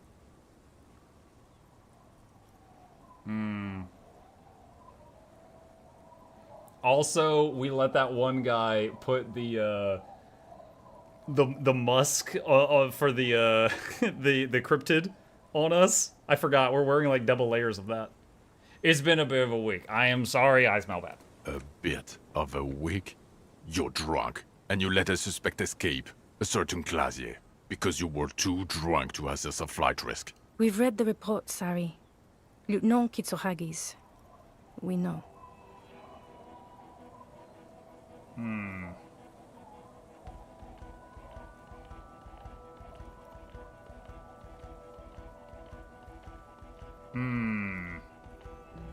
Not taking her in was the right thing to do. She gave a vital clue that led us to the island. Oh, well. If she was nice. Yes. I'm not even gonna get into the other suspect, who also escaped. Yeah, Ruby something? Or the fact that you're Everclear's little peony now, doing I don't know what for him. That's small-time stuff. That's nothing. That's a humorous anecdote. Compared to the 7 people who were gunned down, the streets are literally red with blood, Harry. It was fucking mass murder. He did everything he could. We did everything we could. The company hired and vetted mercenaries. Lieutenant Dubois got between them and the locals. Here comes the cavalry. He did so at considerable risk to his own life. He was shot, not once, but twice. We stopped an execution, not a negotiation. The loss of life was minimal compared to what it could have been.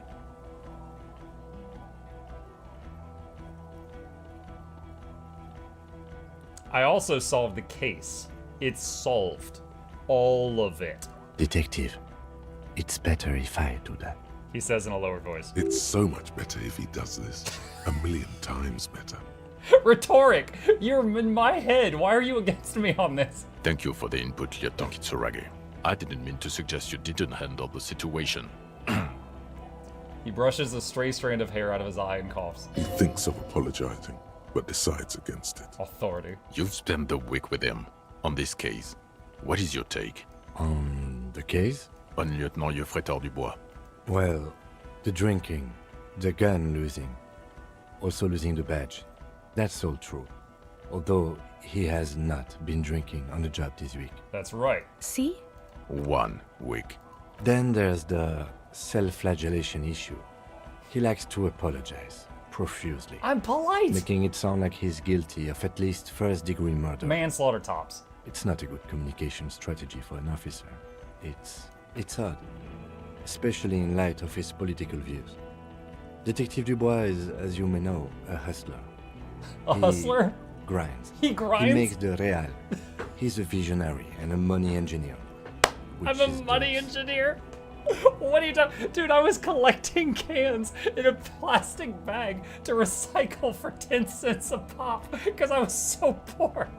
What are you talking about? And then there's the motor carriage in the sea, something I was not present for. But despite all this, he is a great detective, one of the best I have seen, in fact. He can talk human beings into telling him everything, and he doesn't stop. In all the time I've spent with him, he has not once stopped pursuing leads, however far-fetched and tangential. He is tireless, madly driven. Well, except that one time when he stopped to sing karaoke, which by the way was a valiant effort. He really sang his heart out. Yeah, it was what it was. Other than that one time, he has tirelessly worked on the case, and he solved it. We have a confession, a murder weapon, and the perpetrator, locked on the island right now, awaiting transportation. He apprehended a straggler who stayed hidden for 50 years, ever since the revolution, who's probably committed other murders over those years. Oh, and he also discovered a new species. A new species? A colossal stick insect. It was on the island, camouflaged as the reeds. It unfolded from the reeds. I think we may be dealing with the Insulindian phasmid. He takes out the photo of the phasmid and shows it to the officers across the yard. No. The wind blows, flapping the glossy rectangle in his hand. You hear gasps beneath the howling of the wind. Do not blow it away. As you can see, it's about 3 meters tall. In fact, we think it may be the largest land invertebrate ever discovered. I have the option to say boom shakalaka mother effer. I don't know what Hosianna means. Say nothing would be the cool thing to do. As you can see, I'm a pretty okay detective and an absolutely visionary entrepreneur. He said I grind. I wanna lean into that. Be a cool guy. Oh my god. Alright, chat. I want you to know, as a role player in this role-playing game, this RPG, I would not press 2. I am going to give you guys this one. This is for you. Boom shakalaka, mother mucker. Fucking hell is that? Is this somehow connected to the case? The killer did not seem to be aware of the phasmid's presence, exhibiting a strange, atypical dementia. He fell into a stupor after its appearance. He became near catatonic. It's probably not connected per se, but the perpetrator knew of its existence. So it is connected. I must say, this is absolutely extraordinary. I don't even have words for it. Yes, it really does make it hard to fire the drunk. His tired eyes follow the photo as the lieutenant puts it away. Dude, when it said the wind blew the photo, I thought it was going to blow it away. I was going to be so mad. This is a very, very sad man who has just seen something that's made him forget his sadness. Now you make your case. Now is the time. Now or never. The killer, Lilianovich Dros. We have a strong motive for him. Lilianovich. A revolutionary matronym. A revolutionary matronym? The custom started in Grad, where they have patronyms. Krasovich, Lasovich, etc. The revolutionaries saw this as a chauvinist atavism, so they used matronyms, derived from the mother's name instead. They literally said, my mom can beat up your dad? This man's mother was Lilian. His Lilian's son, Lilianovich. The custom was overturned after the revolution failed, but not before it made it to Revachol. Alright, chat, it is obviously past midnight, but like, we're in the home stretch here. It's Friday night. I'm gonna keep going. If y'all wish to continue this journey with me, I invite you to join me. So, it is what a soldier of the ICM would be called. Thank you, Trant. Thank you for that piece of cultural theory. You said you have a motive? Of course, excuse me, I just thought it was noteworthy. He killed the mercenary in an act of jealousy. Jealousy? I thought this Lilianovich was an old man. To have been hiding for 50 years. Like 70-something. A strange psychosexual fascination. The result of spending all this time in solitude on the islands of this bay. And trauma too. He himself gave a political reason. In his mind, he had killed an enemy combatant. Also, We have ballistics from the gun, matching the bullet found in the dead mercenary's head, and 2 officers on the scene that Mr. Dross confessed to. It's a clean win.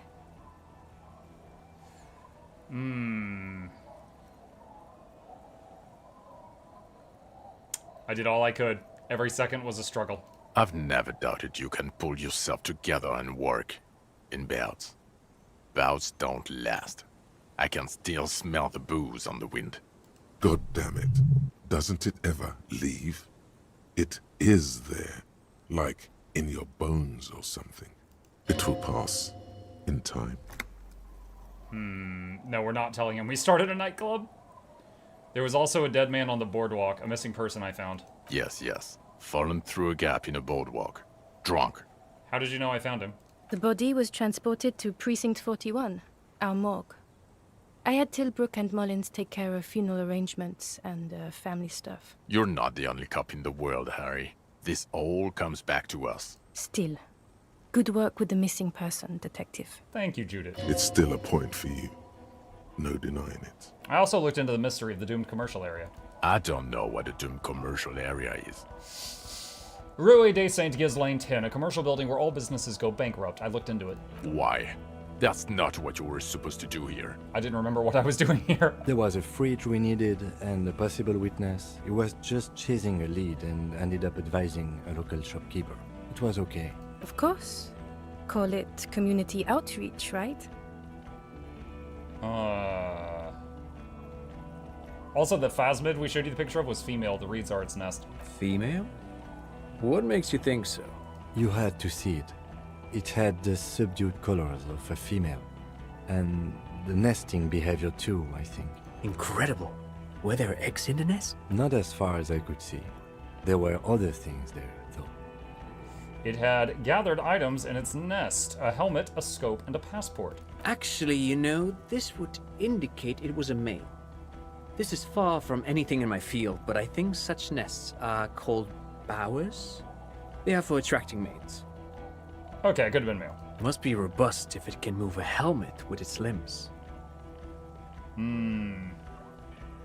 It had mandibles that looked like hair, and it was completely white on the inside. Yes, but also reed-colored, beige and brown, a little green on the outside. After unfolding from a single stalk, it still retained parts that looked like reed tufts on its limbs. Incredible. The PR value of this is exceptional. Carp discovers new species. Maybe even discovers the Insulindian phasmid. No, that's too much. This would really help with some of the problems we've been having. Like funding for the police car I threw in the lake? Absolutely, this is great. This does not say vigilante murderers to me at all. This says science, news, human interest. You know, it's a really good thing you have that photo. Without it... He shakes his head. You're doing good here. Perhaps only for a moment, but still. Quit while you're ahead? Or no? Yeah, no, we're not going to tell them about the nightclub. So what do you say? Do you want to take this hot shit back? Point to yourself. I don't want to, but you discovered a new species and solved the murder. He shrugs. So I have to. Jude? Anything that ends the trial is okay with me. A quick nod. You haven't been drinking, she thinks. So, maybe this time. Agreed. The public relations potential of this is too valuable to let go. Okay. We have vehicles in the square, and the perpetrator needs to be taken into custody. Let's go. Now you will finally get to know who you are. Wait, I have a few questions before we go about who I am. The man looks westward, impatiently, jingling his car keys in his pocket. Okay. Am I a dirty cop looking for... I'm not saying it. No. No, because the suspects seem to think... You're too unstable to work for a mob boss. You're suicidal, Harry. No mob boss would take you. I assure you, I wouldn't consult for a corrupt unit. He would immediately backpedal out of it. I told you it's not that bad. Why am I like this? It's not a mystery. Some chick fucked you over. Also, you're a drunk. You really went with it too. Really maximized the damage. Do you guys remember when I played Detroit Become Human? And there was that one alcoholic cop that was forced to work with a robot and he didn't want to? Harry Dubois reminds me of that alcoholic cop. Some chick who... Dora something. Dora Ingerland. Yeah, you mentioned her name. Dora Ingerland? Something like that. Half Vasan. Vasa is where beautifully and impossibly blonde people come from. So we weren't even married. No one is married anymore. This is Revachol. When was this? God, I don't know. 6 years ago? She was way before my time. 6 years and you haven't gotten over it? What the hell is wrong with you? 6 years? Yeah. Or 7. You're not doing too good there. It's an old man thing. 2 old years equals 1 normal year. That and Dora Engelund really tore you a new one. A big one. Who was she? Incredibly bangable. Huh? She was extremely fuckable, Harry. Gorgeous. A gorgeous bourgeois woman. Wayfish. Like a Welkin, basically. Dude, our female coworker is right there. Heartbreak Welkin. Pain Welkin. I've only seen a picture, but it's obvious you formed a real spiritual connection with how pretty she was. One you never recuperated from. Look, the sun is about to go down. It's time to go. I think she taught in the Académie des Arts, east of the river. Way east. Hard to say which came first, the middle-class chick or the drink. Egg and the chicken kind of thing. My point is, you need to see a psychiatrist about this shit. Not a psychologist. Several degrees harder. Is there something harder than a psychiatrist? A forensic psychiatrist? Go talk to that. In other words, he's heard enough about this. Precinct 41, what kind of station is it? Us? We're the bloody murder station, haven't you heard? We're the bad guys. No one likes us. That's not true. Jamrock is too big for one precinct. You are just understaffed, and everyone respects the 41st. You have Captain Price. Thank you, Lieutenant. You're being kind. It is an understaffed station and the district is too big, which is why we need to... He tilts his head northward. Get back to it. We left Torsen and McLean to run the Sea Wing. It's not good. Torsen and McLean? Mac the Torso Torsen and Chester McLean. They're not fit to run a wing. Believe me. Things are shaky as it is. And the Sea Wing is? God. There are 4 wings, Harry. A, B, C, and D. We're in C. It's made of losers and clock punchers. You and I reconceptualized it as a task force. It was a mistake. There's also a lot of outside help involved, not only me. Other losers too. Other losers too. He's anything but a loser. Although he would like to be seen as one. It's cooler that way. And Price is... Ptolemy Price? He's the son of the old Price, one of the founders of the RCM. He's one of the most highly regarded men in the force. You're lucky. Somewhere under the curved roof of a former silk factory, shaped like a ladybird with 2 chimneys, Police Captain Ptolemy Price sits behind a heavy wooden desk.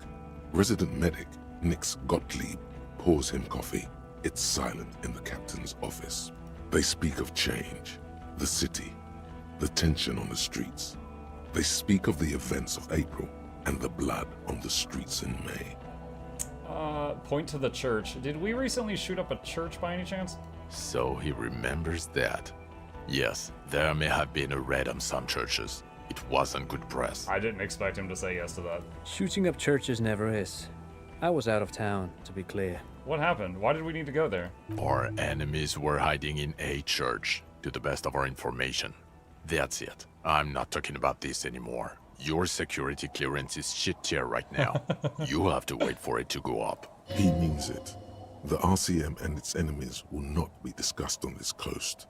Your clearance will not go up while you're within earshot of the Union headquarters. So I work in the Bloody Murder Station. Okay. It's not the Bloody Murder Station.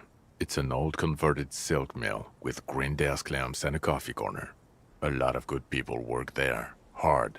Every day. Jamrock is the largest ghetto in Revachol. Faubourg, technically, but it's divided into 11 districts. Jamrock only has us. The press will blow over. Jamrock is lucky to have you, and it's often considered to be the greatest of the districts.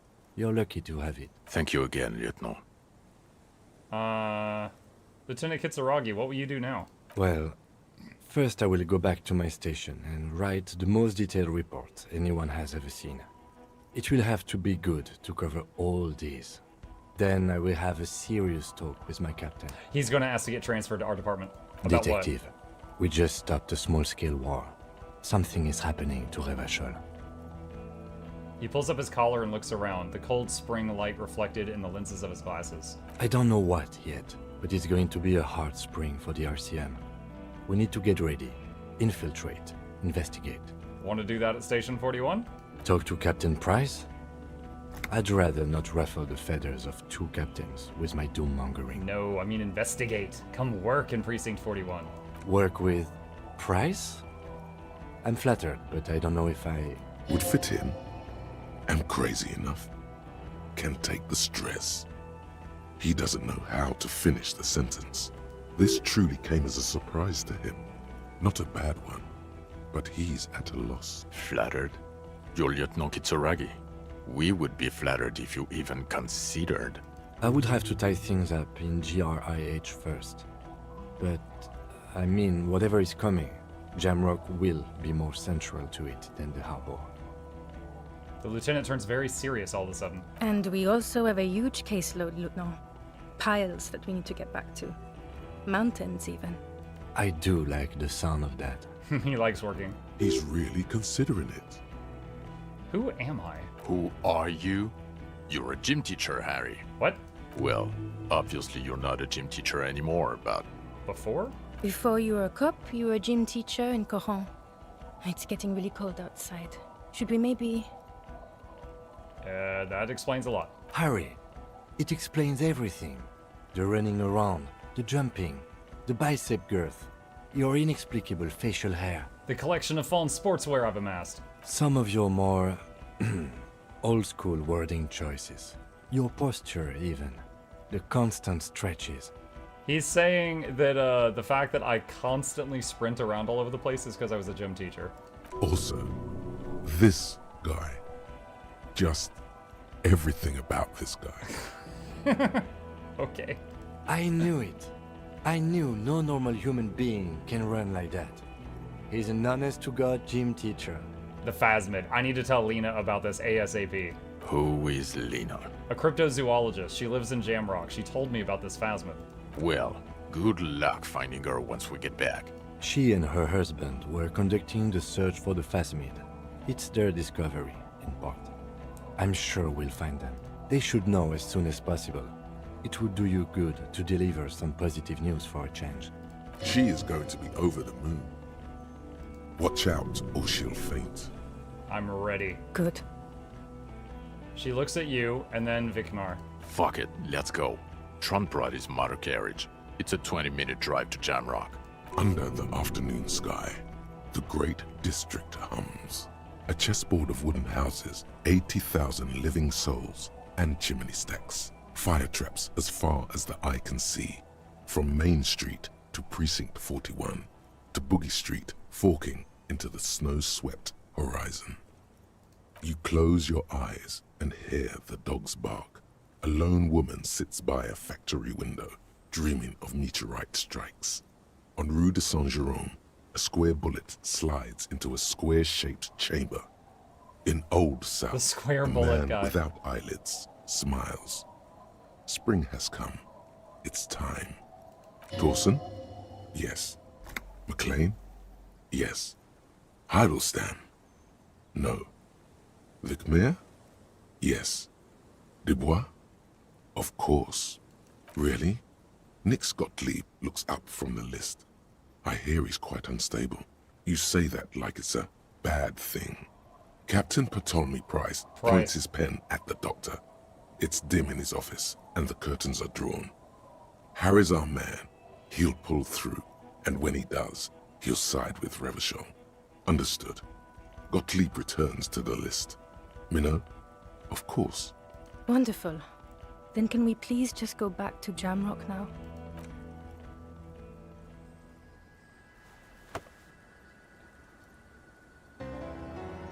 And he's limping a bit.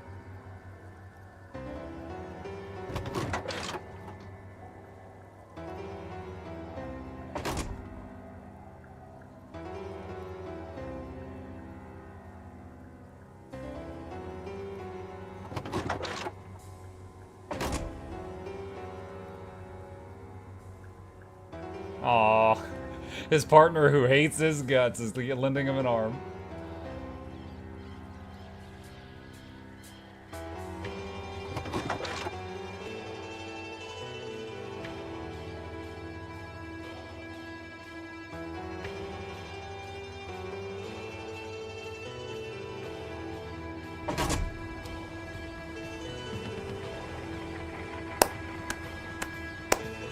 Not clapping too loud because my family's asleep right now. GG. We did it. We solved it. Review time? Ah, in a minute. Just let it soak in. It's way past time. It is, but look, we just finished it last time. Oh my gosh, what a wild game. That was crazy.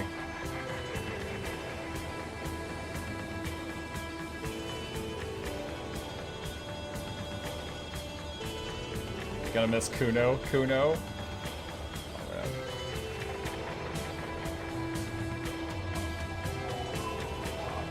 Alright, so, hold on, do I need to skip this so I can be heard? Oh, I don't think I can skip it. I think I would have to Alt F4. Can you guys hear me clearly over this? Well, actually, you know what? I know what I can do. Hang on a second. I can do that, so it's quieter for you guys. It's still gonna be really loud for me. Okay. Alright. Review time. Review time. Alright. So Disco Elysium. This was a game someone actually asked me to play on stream years ago, and I bought it on a Steam sale, and I never got around to playing it. And way later on, they added the voice acting to it. And I'm so glad I played it after that. Like, I don't mind reading stuff on stream. You know, I've played plenty of games where I do, like, the Pathfinder games. I had tons of reading on stream. I've heard that this game is, like, 1 million words. Like, over 1 million words are in this game. And if I had to read all of that out loud, oh my gosh, that would have been very taxing. Also, the voice acting was so good. It was so good in this game. Like, I don't think I've ever played a game where the voice acting was as high a point for the game as it was in this game. Like the really gruff narrator that was like, you know, the one that did most of the talking, he was phenomenal. That was fantastic. Yeah, everyone was great. Like, it was kind of boggling to think, like, I'd be in a conversation with someone and just listening to the voice acting and responding to it, and we'd just be looking at them standing there. No animation, anything like that. It was just voice acting and good storytelling, and we'd just be there for like 30 to 40 minutes, and it would just be fine. Like, not many games can get carried like that. The whole game is just story and voice acting. Yeah, so I'm glad I played it after they added the voice acting back in. Additionally, let's see, what else? Visuals, very simple visuals as far as the game, you know. Most of the storytelling was done with the writing. The audio was so good. Like, whenever what's his name? Whenever Kim would get his gun out and you'd hear the like clicking of the gun like right in your ear, like it was like, oh man. You know, or like when you'd pour fuel in the tank and you'd hear the glug, glug, glug, glug, glug. Like, there was sound effects for every action you clicked. It's like the sound was way better than the visuals. Like, the sound was really good. So yeah, story was great. Voice acting was great. Sound design was great. Visuals were fine, I would say. I would say that they were fine. As far as like how good was the game overall, it was a good game. I don't even know what to classify this as. Like, let's say I was on a team of people, and they were like, we're going to make a game where you crash land on a water planet, and you are trying to survive like a survival game like Valheim. I could see myself being a part of a team that could come up with Subnautica. Many games I've played, I could see myself be like, oh yeah, okay, I see how they came up with that. I don't know how the hell they came up with this. Like, all of the crazy shit that happened in this game... Dude, I don't freaking know. Someone said earlier that the people who made this game were like recovering alcoholics or something like that. I don't know if they were just like messing with me, but I totally believe it. I totally buy it because their brain works in a different way than mine does. Like, this was like just some of the stuff that happened in this game was just completely off the rails. Like, it's called drugs. Dude, you had a voice that represented your desire for drugs in your head, and it had a name. Like, it was bonkers. It was absolutely bonkers. So, yeah, that was... very, very... This kind of reminds me of... I don't know if any of you guys have seen the movie called The Butterfly Effect. I have said before, I don't consider... Like, I've got good movies and I've got bad movies, and then over here, there's The Fountain and Butterfly Effect. They're just freaking weird. They're not in the good or bad category. They're just over there and I don't know what to do with them. This game is, like, good, but also freaking weird. And I've got it over... Like, dude, at the end of the detective game, we discovered freaking a cryptid. Like, what? What? I did not for a second anticipate that near the end of the game, we would discover a freaking cryptid. Like, that... No one saw that coming. No one saw that coming. Since spoiler isn't an issue now, the ugly tie can be a character. I don't know what you mean by that. Can be a character. I mean, it was talking throughout my playthrough. An experience? Yeah. Yeah. Warhammer? I mean, no, there's not gonna be time for Warhammer tonight, Barry. I wasn't sure if we were gonna finish this by like halfway through the stream and then play Warhammer till the end, but it's like way past stream end time. Every playthrough is very unique with the different things you level up. Really fun to see how yours differed from mine. I can believe it, yeah. Because there was lots of problems where like I wasn't able to solve them like the first way I wanted to go about doing it. Or like I would change clothes to change my stats and come back to a problem and, you know, get through a skill check I couldn't before. How did you find the politics in this game? Dude, I didn't understand most of it. I'm going to tell you guys straight up something about me. When someone says that they're like left or right, I don't know entirely what that means. Okay? Like, if they're Republicans or Democrats or left or right or communists or Marxists or socialists or whatever, like, I'm just like, those are a bunch of fancy words. I don't follow politics. Like, I am so blind to it because I don't care. Like, you talk to me about an issue. You talk to me like, oh, I care about healthcare. I care about education. But when you just go, oh, I'm left, I'm just like, handed? Like that's, I don't know what you're talking about. So most of the stuff, like when it would start talking about like, oh, do you want to be a Marxist? I was like, I don't know what that means. When it's like, oh, do you want to be a communist? And I was just like, the only thing I know about communists is on Mutiny Monday when you guys go Houronium and you steal all my money. So like, that's my knowledge of that. Like, I just like blah, blah, blah, blah, blah with political stuff. So like when Measurehead, whenever we would talk with Measurehead, I was just, I didn't know what the hell he was talking about. No, this is the whole time. I did not know what he was talking about. Imagine if you played while taking all the drugs you found. Oh, I imagine that your partner at the end would be not too happy with you if you had actually been doing drugs and alcohol the entire week. How did you find in Electrochem playthrough, as I said? He was big racial supremacist, crazy character. Yeah, I didn't understand most of what he was saying. Also, I'm kind of sad that I never got to find out from the... who was it? The guy that led the union. It's like, Harry Dubois. You know, the big guy in the chair in the crate. I'm kind of sad that I never got to see him find out that I put fake signatures on those contracts he wanted signed, because I bet he would have been really pissed. I don't know if there is a way for you to find that out. You missed an entire segment with a meeting. Probably good you missed it, though, since it's a lot of talking in theory. A meeting? I tried to do all the side quests I could find. I know I missed some. Like, I couldn't figure out how to get the... Oh, you know, someone just tell me, how do you get the boots off the corpse? I couldn't find a way to get the boots off, so, you know, those got sent to the autopsy place. I wasn't sure what to do with that. Other than the boots, I got the whole set.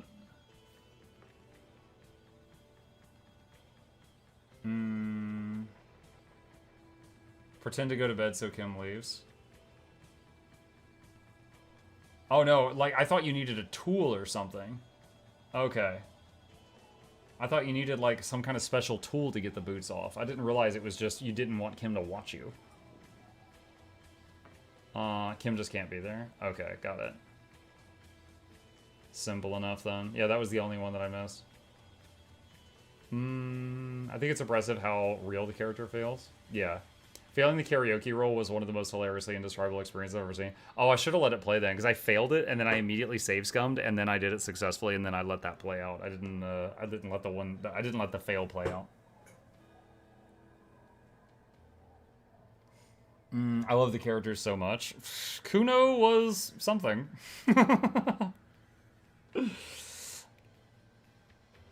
Oh, how about the shootout, where we had...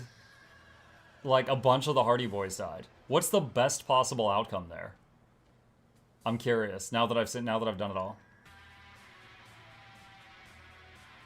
What's the best possible outcome for the shootout? Kuno can have a big redemption arc if you try hard enough. 2 Hardy Boys die no matter what you do. And I had 4 die, I think. Glenn always dies. He deserves it.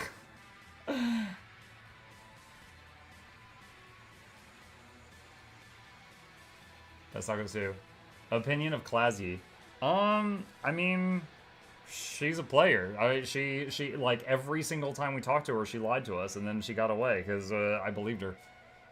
So, yeah.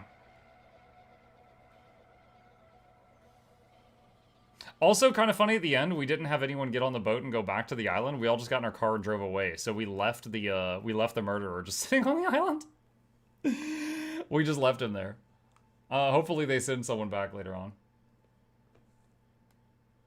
In your review, I would suggest talking about the ZAUM controversy. Oh, I'm probably not going to do... Dude, there was so much I didn't understand in this game. I don't think I can do a, is it worth it for this? I don't even know what a ZAUM controversy is. Left as government should control things, right as citizens should control things. Oh, well then it depends on the things. You had 7 total dead, the 3 killers plus 4 deaths. Also, Trant's son disappeared. Oh yeah, the little kid at the end. I finished my Warrior Legendary Backpack. Nice. Congrats, Barry. I don't even have that one. Kuno's home life explains so much about him. Did we ever find out, like, where he lives or his family or anything? I don't think so. I've seen a lot of people complain about him. You take days to recover after the shootout. Mike had school. There you go. TLDR ZA/UM is the company that made the game. The writers got fired by people. Huh. Interesting. I always thought it was the opposite. All I can think about is how hardcore the DJ was. How hardcore the DJ was. What was his name? Egghead? The hardcore! That was how he talked, too. He's like, yeah. Hardcore, everybody! Maximum hardcore! And then there's freaking Kuno. It's a, what was it? What was he saying? Like, maximum velocity! Okay. Kuno can be your partner in the end of the game. I refuse to believe that. Alright, now I'm trying hardcore to the mega. Yes. Alright, well, Disco Elysium was a crazy, wild ride. Definitely had some awesome moments. I just sticking with the one playthrough. That was a very, very time-consuming playthrough, so I'm not gonna be... I don't see myself doing another one, but that was quite the journey. Dude, I only got 4 achievements on my one playthrough. What? That is crazy. That I only got 4 achievements in my entire playthrough. Wow. Well, with that, chat, we are going to stop it here, and that has been Disco Elysium. I hope you guys enjoyed it. That's the end of the final episode on YouTube. Okay, with that, chat, thank you guys for joining me tonight, staying up late with me tonight. A few plugs on the way out. If you happen to be new to my channel, my name is Mukluk. I stream every single evening and every weekday morning. I will be back for the next stream tomorrow night. I'll be looking through the game recommendations list for a new game to play. Might be doing God of War Ragnarok next, or might try something else. We'll see. In before that one guy in chat says Spider-Man, like he always does. A few plugs on the way out. Hit that follow button on Twitch, like and subscribe on YouTube if you haven't already. These are links to my 2 YouTube channels. If you want to see all the stuff I make over there, subscribe to those. And lastly, a special thank you to our dear patrons. They keep this channel alive with their support. Could not do without them. And there's a link to that in the chat. With that, you guys have a fantastic evening. Sleep well, and I'll see you tomorrow.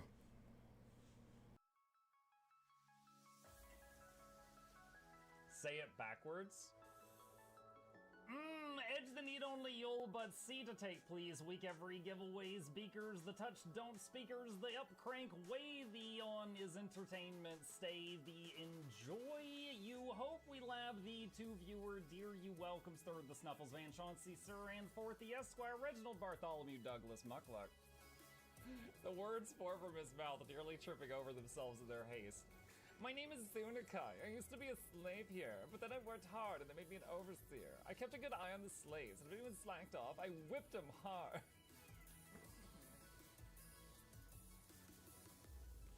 Don't clip it.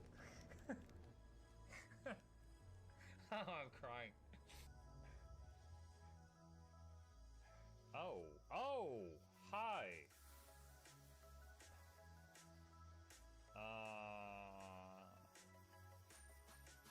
stay there.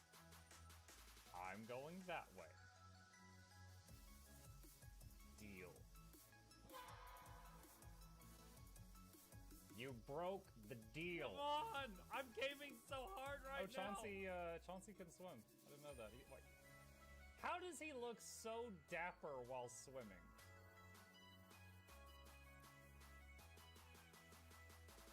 I've never seen a cat look that dapper while swimming. Like, look, his chest is out. He's just like, yeah. Have you attempted oxygen not included? Mm-hmm. I played it on stream, and one very memorable memory is anyone who was at the stream, I was letting them name one of my replicants after them. And I said, Joe Niels, which one do you want to be you? And one of them had like explosive bowel syndrome or something. And he donated $50 and he was drunk and he made the British guy said, I want a character, make me the poop one. I don't know if anyone on Twitch has ever spent $50 to say make me the poop one. But that day Joe did, and it burned into my mind. The flashlight that we picked up earlier is in hand now. Oh, that's us. Oh, yo, I was getting...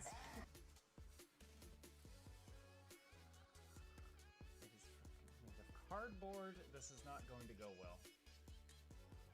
Run an update. I'm running software updates. This is true horror, chat, because I was a tech support. I can't get away from it. Updated. It just left bread on the table. That bread's gonna dry out. The bread is gonna dry out. There's so much bread. You don't, like, there's the baby's not eating bread. There's 2 of us. There's like 3 loaves of bread there and another 4 right here. What are you doing? Put some saran wrap on it. It's gonna dry out. New oh my god, a freaking patron sound. Oh, yeah, just like, a new arrival. And then Ed Wolf was sure to follow. Oh, hello, welcome, page. Sit down, you. Oh, Season, good to see you. I use numpad for my mounts. I use numpad for this, and this, and this, and this, and this, and this, and this, and this, and this, and this, and this, and this, and this, and other things. I'm trying to sleep here. Am I too loud? Okay. I love you. I love you too.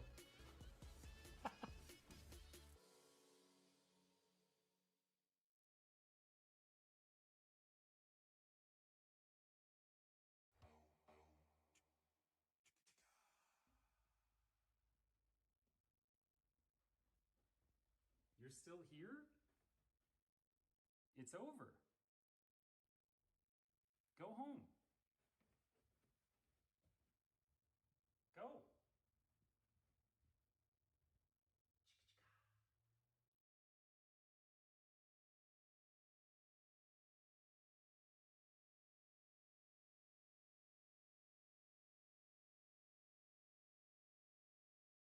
Who's that character? It's Pikachu! It's Queen Jenna!